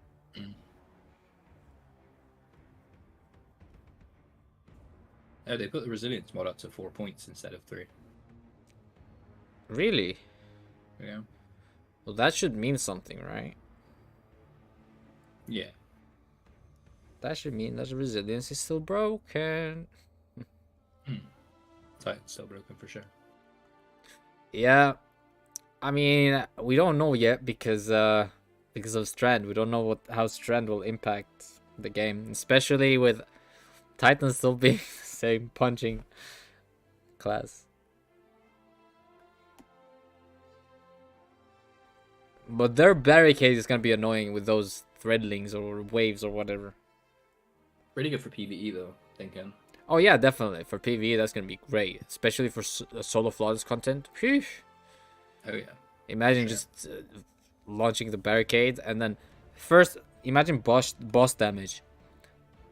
Like you just put down the barricade, you damage the boss, and then you put on your DPS. So yeah. That's also gonna be I think Solar Titan and Solar Warlock are probably the best two to run through this with. On hard mode. Just because hammers and grenades. Yeah, I guess. For me, it's and survivability. Yeah, that's fair. We got invis, so I'm happy. That's true. True.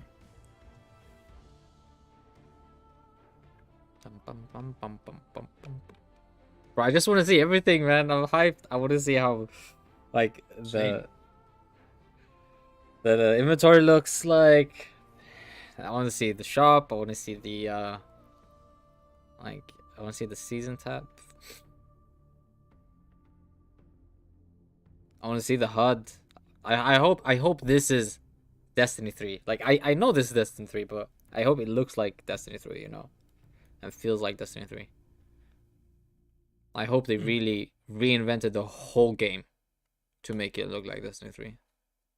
Same. Maybe that's why it takes so long to log in.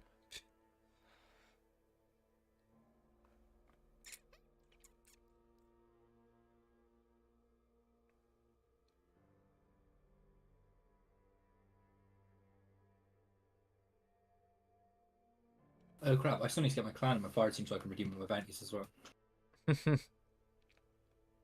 So I might get to level 5 before I do it. For the XP increase.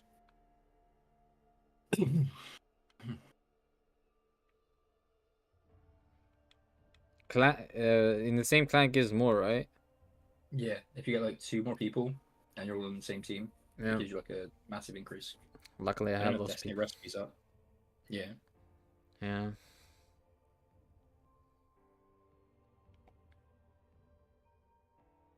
Oh, nice. Yay. It sucks. It legit sucks. What? In nearly an hour. Yeah.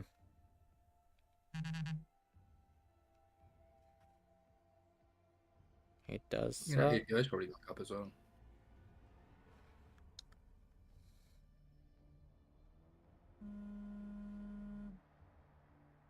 Backlight blocked loading, antivirus, what?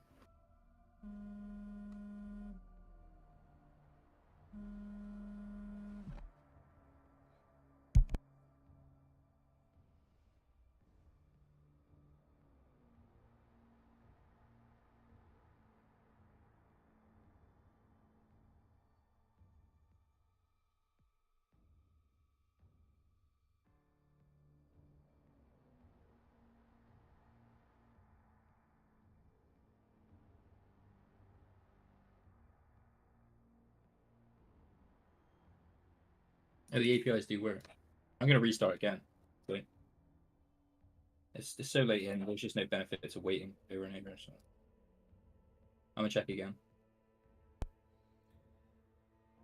Oh yeah, I feel like this is not always supposed to happen. Yeah, you're not supposed to be left on there for 40 minutes after lunch. Yeah. I'm checking all the people that are in. Yeah, all the people that are waiting just don't seem to be getting in. Bruh. Grenadier Jake, Synchro. Is Astacross in here? Astacross is in, yeah.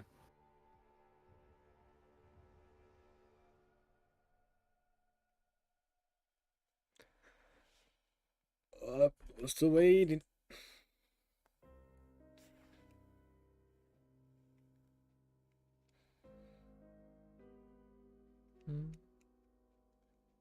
Bum bum bum.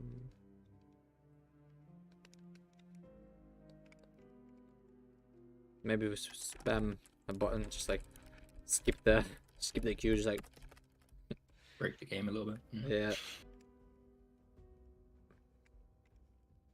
So yeah, save all your bounties for after when you get your artifacts. Yeah, I'll do that. So I've got 2,973 shards. Aye. Out of 3,000. And 40 ascendant shards. 200 enhancement prisms. 894 enhancement cores.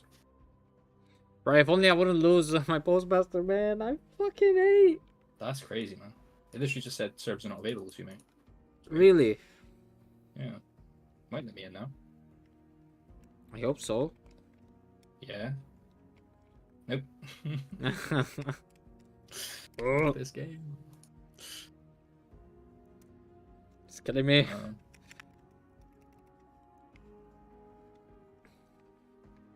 This is terrible, man. I mean, I'm happy as long as Grenadier Jake didn't get in. Oh my god. No, what about just... Well, all this preparation for nothing. Time to throw back my PC. Throw everything off.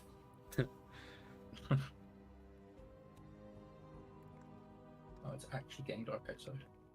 Yeah. It's dark for me as well. I was hoping to finish on at least one character tonight. Because I'm not sure how long I'll be playing it for. Probably a long time, to be fair. I hope so. I'm not going solo, man. Yeah, ZK's in. Damn.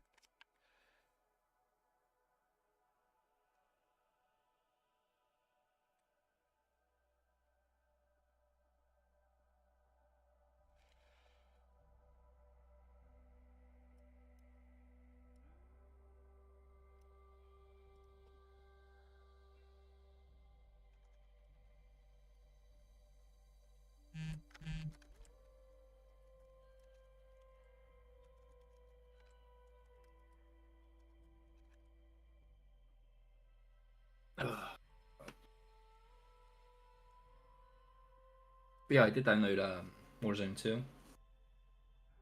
But I just honestly don't enjoy it, to be fair. It's not that fun of a game. Which It's one? okay. Warzone 2. Oh, yeah. I played it solo for a bit, got a few kills, ran into a team. I mean, it was fun when we played together, I would say. Yeah. You definitely need like a 3-man or a 2-man to do it. Yeah. Otherwise, it's just the same. Boring. Yeah. You might as well just be playing like multiplayer. Yeah, Modern pretty Warfare much. 2. Which is tempting still. We've never actually played like a Modern Warfare 2 kind of game. Other than this, it's the only kind of fast-paced PvP. I wonder what Trials is going to be like though. They're adding a new map, aren't they? They're adding 3 new maps this year. Yeah. Which is 2 more than they did last year. Yeah, pretty much. Can't believe they just added that shitty map last year. Oh my god. I mean, hey, at least they're giving us good PvE stuff. Oh yeah. Literally, there's tons of people in. Oh my god, that new SMG looks nice.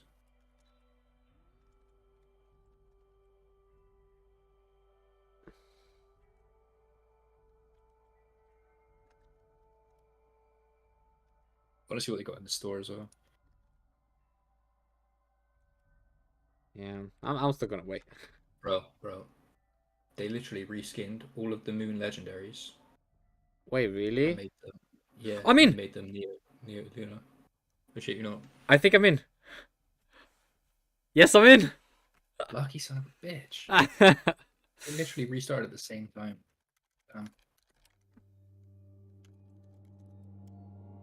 I'm just gonna watch your stream for a second. You must have a massive delay. I still didn't see it. Yeah, it's I forgot to Oh, put you're on on low your- latency. Sadly. Alright, I'm just gonna leave it on loading screen then. See if it lets Oh my me. god, character boost, what the yo, chill, guys. I think you have to finish the campaign first to get the proper character boost. Yeah, I feel like it's a bit too early, man. Bit of a scam. All right, hold on, let me see. Before I do that, let me just type to this friend. Oh, cutscene. The malefactor of our first collapse. It's basically the one you've already seen, for the most part. Yes, I'm in, Miton, I'm in. What is the option on character boost? Like, what do they say? I don't know, I didn't read it, I just skipped, I just went in. Again, I've got a delay, so I can't really tell. I'm gonna restart again in a sec, because it's getting out of hand. We refused. Though we do not know its true intentions, we can only Yalla, assume Vital, it seeks it's time. to finish what it started during our collapse. Our resolve was tested when Savathun, Hive goddess of trickery, disguised herself as one of our gained access to hers. Savathun had rebelled against the witness. Wait, so Savathun knew about Neomuna? Chance of defeating it Yeah. away on the She hates planet that thing, Now, former Cabal Emperor Callus and his loyalist warships have joined the And she hates him witness's on the planet. advance on Earth. But we found an unexpected ally in Callus's daughter, Empress Keitel, and Mithrax, the Elixir leader of the House of Light. Together, we have united against our common enemy. That was a season. Unprecedented move, the Traveler left Earth to confront the witness head-on. Now the cutscene. This conflict was set in motion long before we existed. But we will bring it to an end, one way or another. Let's go. Wait, why am I running 30 FPS? What is this? Maybe it's the cutscene. Yeah, true. Man, they need to make it better. 140 60 FPS. at least, yeah. Yeah. Alright, now I'm on track.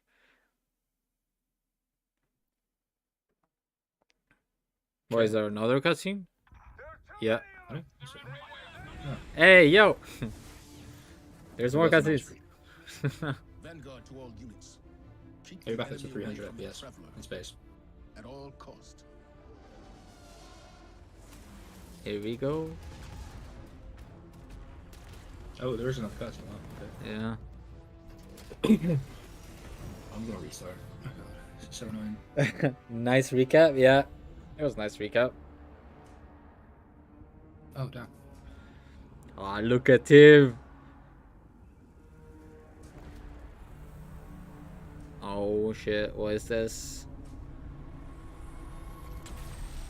But yeah, for the next stream, I will definitely fix low latency. Oh damn. They got a really nice Jade Rabbit one of them. Wait. Oh shit, here he comes. Hadouken!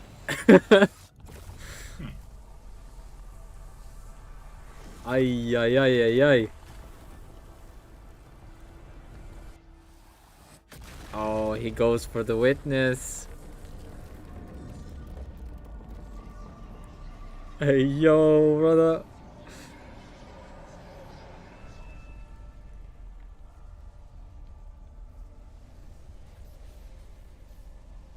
Oh, that's what that cutscene was, okay. Yeah.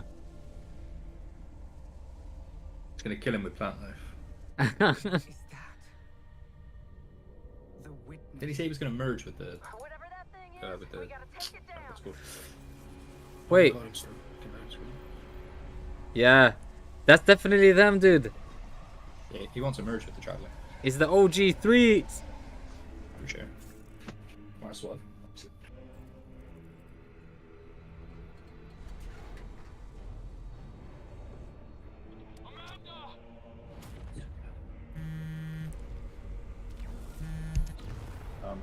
Just forever in the loading screen. This is about like nearly an hour into waiting.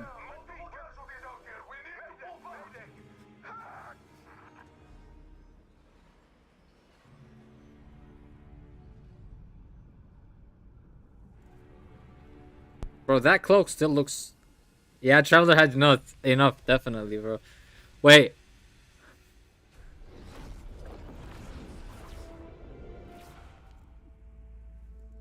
He saw it.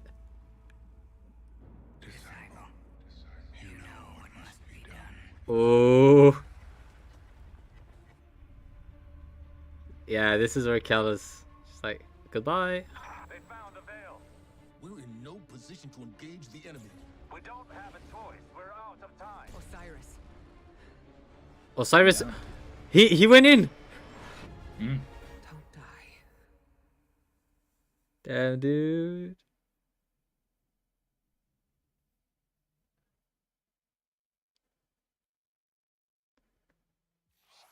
Was that it? What happened with the Traveler? What happened with the fight? Bruh.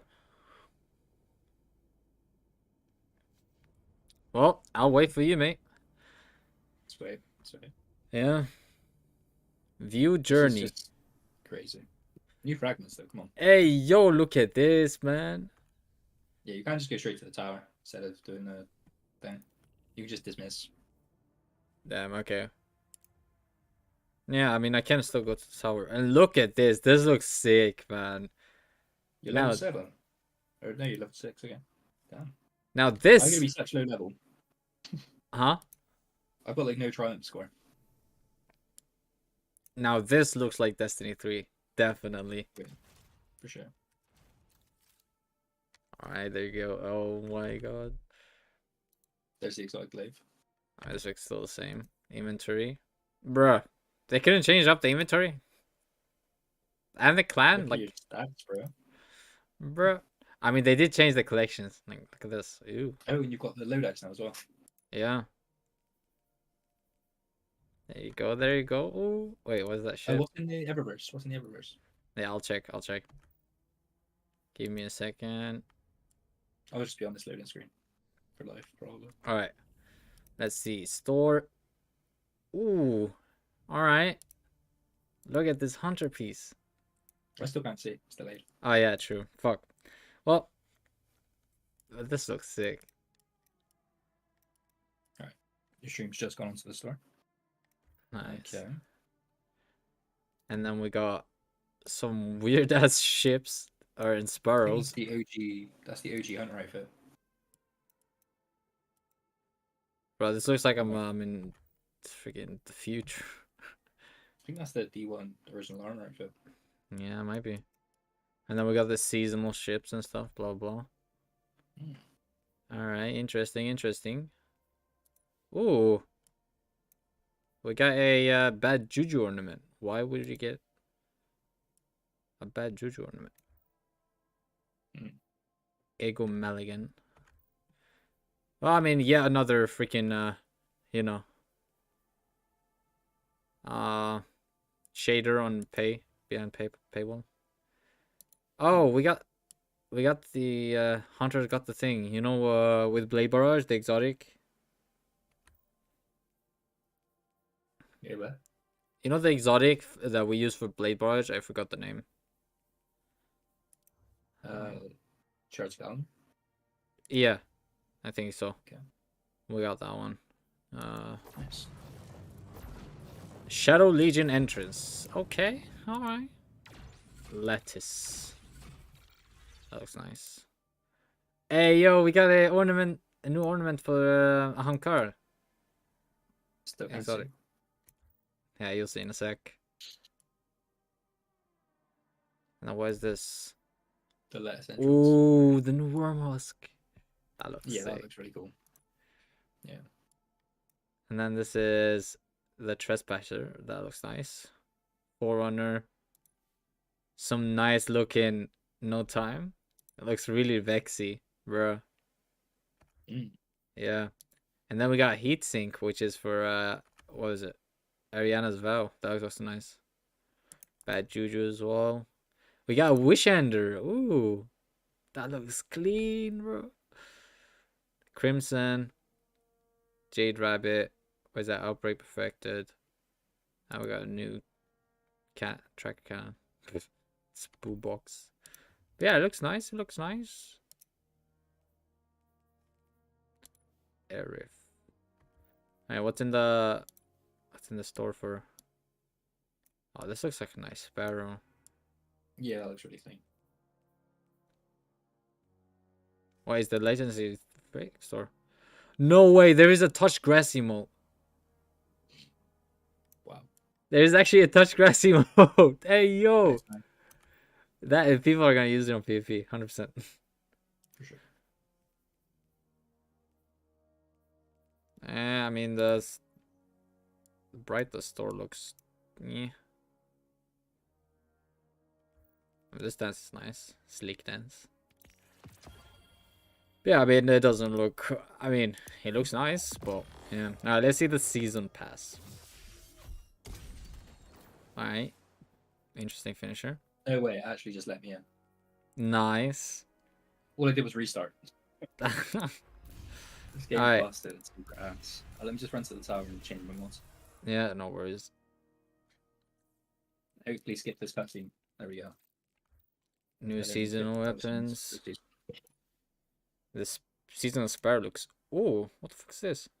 Interesting. Literally an hour's wait to get in. Yeah. That is crazy. Did not expect that. But hey, we're in. This is weird. Oh, the ghost. Bro, look at this ghost. This is like a royal ghost, man. Holy shit. Yeah, that looks nice. Okay, that's not bad. I think I'm ranked 6. Wait, if this is the seasonal, why is the seasonal... Oh, yeah, this is seasonal. Shit. The royal Earn points by guardians. completing objectives in our own banner using Strand, Solar Void, which I've already completed somehow. Oh my god, we got Tekion's levitation emote on the seasons pass. Damn. He actually looked like a freaking... Oh my god. Okay, so somehow, Yeah? I've just gilded Glorious. Huh? Check me, real quick, and check my title. You gilded what? Hold on, let me see. Glorious. No way. Yes, I've literally just gone onto it, clicked everything, and it's gilded. Let me see. Oh, yes. Wait. No, I'm not... Wait, I actually gilded it, yes. Yeah, how does that even work? So weird. Oh, because there's others that title gilding resets annually. Oh, yeah, never mind. Yeah, I think it's retroactive. Like it. You can Hey, complete yo, certain seasons. that's sick, man. Well, I mean, hey, I'll take it. Yeah, it's free. And also, I love how the titles is on one screen only now. It says we've also completed the Ascendant artifact mod thing as well. So Ascendant. it's already complete. Which I one? haven't got the artifacts. Everything collections. I'm just checking. So Triumphs. See. Oh yeah, same. Interesting. Nice glitch. I've got the skeleton key on at the moment. Oh, so I could actually level this up and go towards my other artifact. Complete I'm gonna keep Lightfall on campaign, yeah. Well, brother, we have some grinding to do, mate. Go onto collections and grab the skeleton key. So I think we'll be able to level up the skeleton key and it'll go towards the artifact we get after. Which will be a massive bonus. Collections. And then go to equipment. Equipment. Yes. And then far right. And then skeleton key right at the bottom corner. Oh. Yeah. What the fuck is this? And it gains XP, which means we'll get a power bonus. Alright. Yeah. It cannot be a massive bug. Well, fuck it. I'm -1 right now. I think my stats aren't too bad. Alright, well, brother, we gotta set foot on Neomuna, man. Come on, what are we waiting? We gotta get to the tower first. Yeah, hold on. Do you want to join me or? Oh yeah, I should go to the tower. Bro, this is it, guys. Chat. This is the moment I've been waiting for. All right, guys. A countdown stream is gone. It's time to end. No, I'm joking. Oh, look at that level. We're Guardian level 6.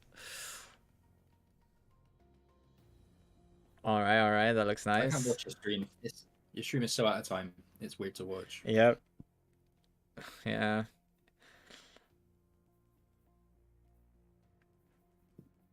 I know. I just it's my first time on YouTube, so I don't really understand how it works.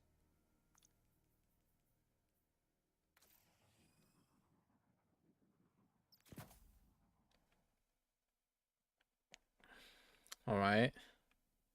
Get rid of this. I don't need this. Season of Seraph is gone, baby. Let's go. I'm hyped. Yeah. Yeah, my stats didn't go down like crazy amounts. Sounds good. Actually, I'm gonna take the Traveler Ascending. There we go. But the Journey tab reminds me of Destiny 1 for some reason. Yeah. All right, so see. All right, 11. I see.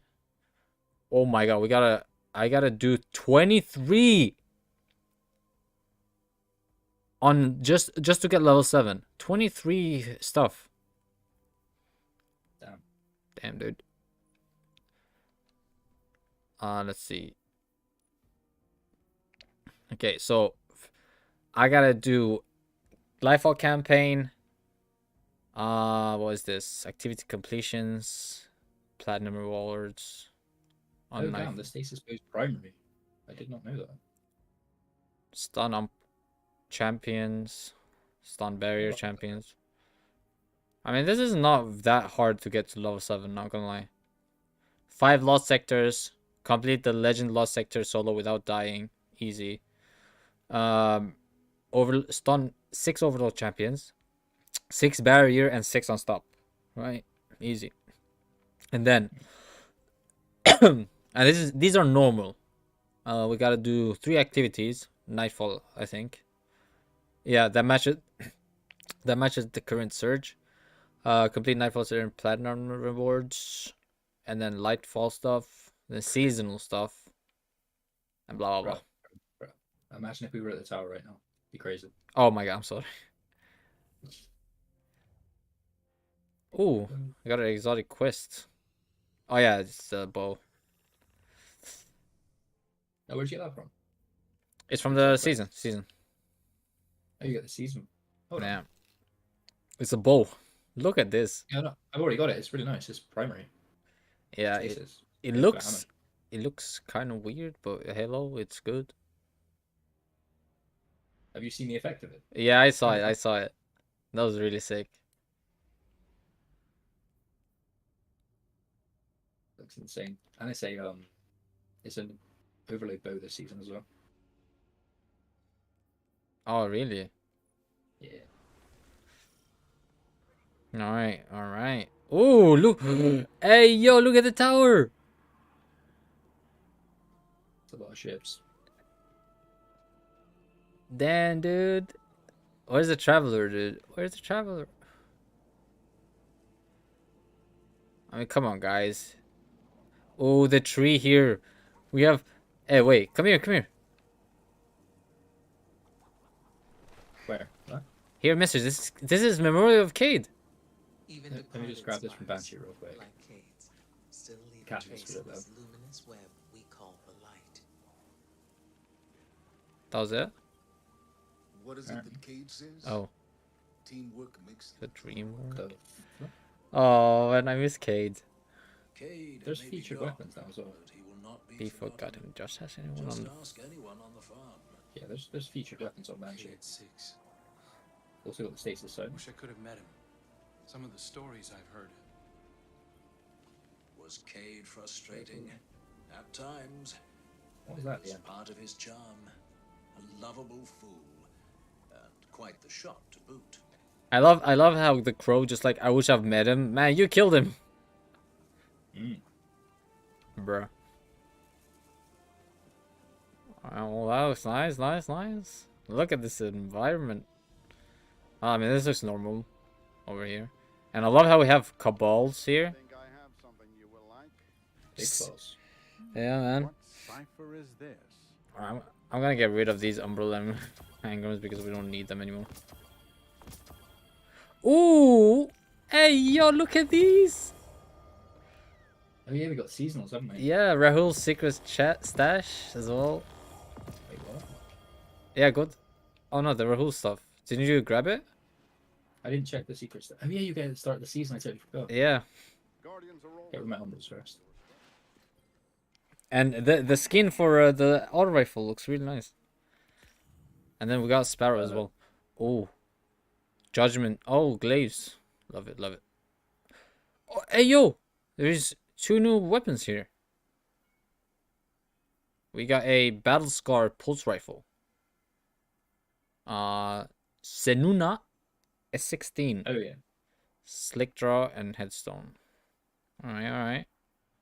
Looking good. Let's I'm gonna see the other one. Hey yo, come on, move out of the way. I want to see if I get any levels on this artifacts. Let's see, what did they add to the cruise? Oh, focus decoding. Legacy gear. No way. Where are we looking? Oh yeah. Yeah, PV. Yeah. I'd be looking at trials, to be honest. I actually want to get the Gambit ornament for the Glade this season.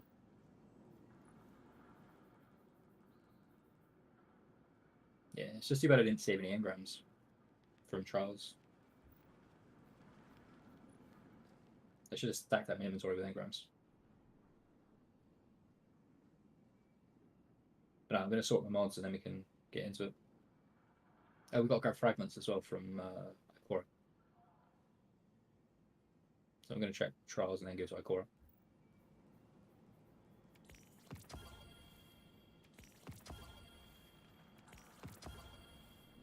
On your way, Guardian.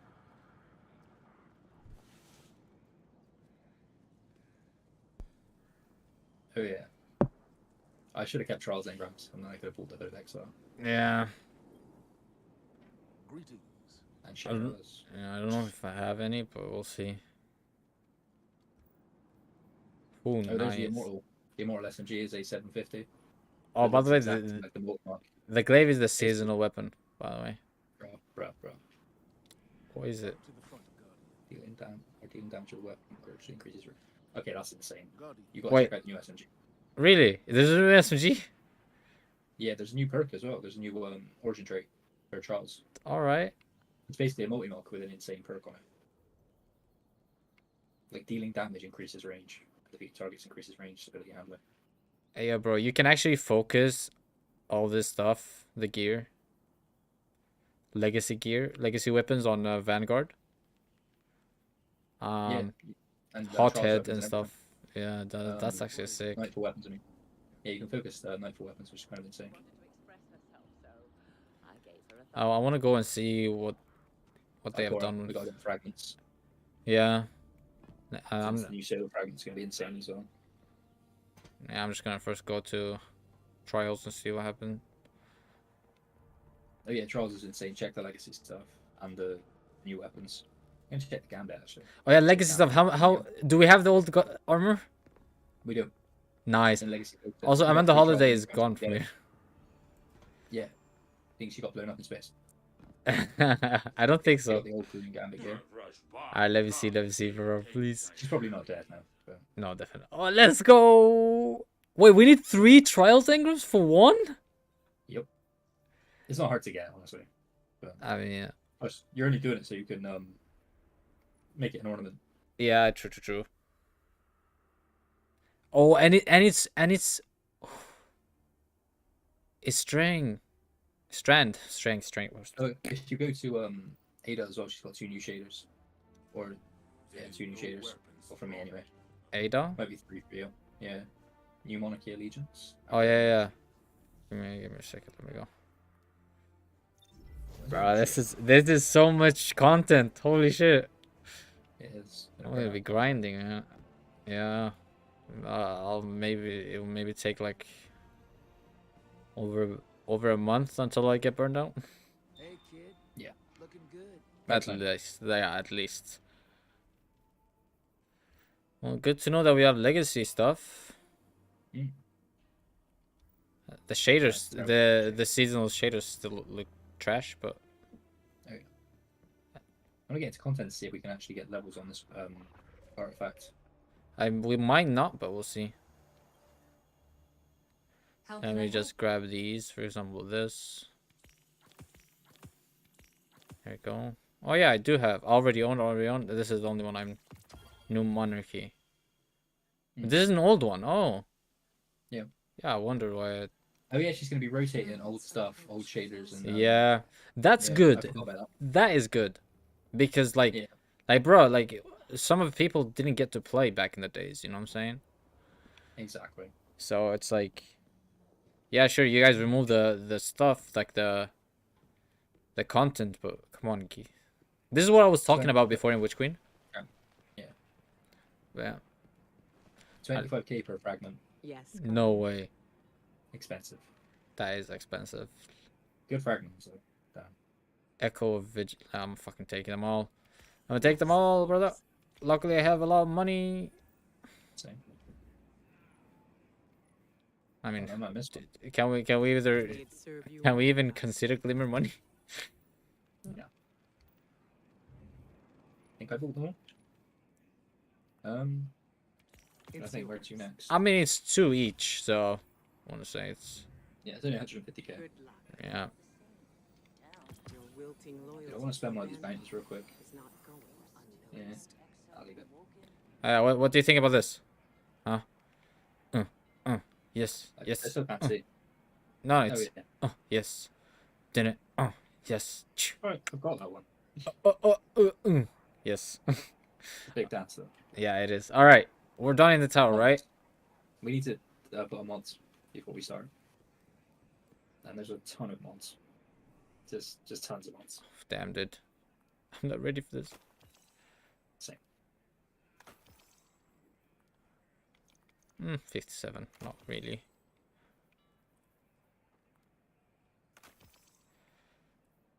All right, well.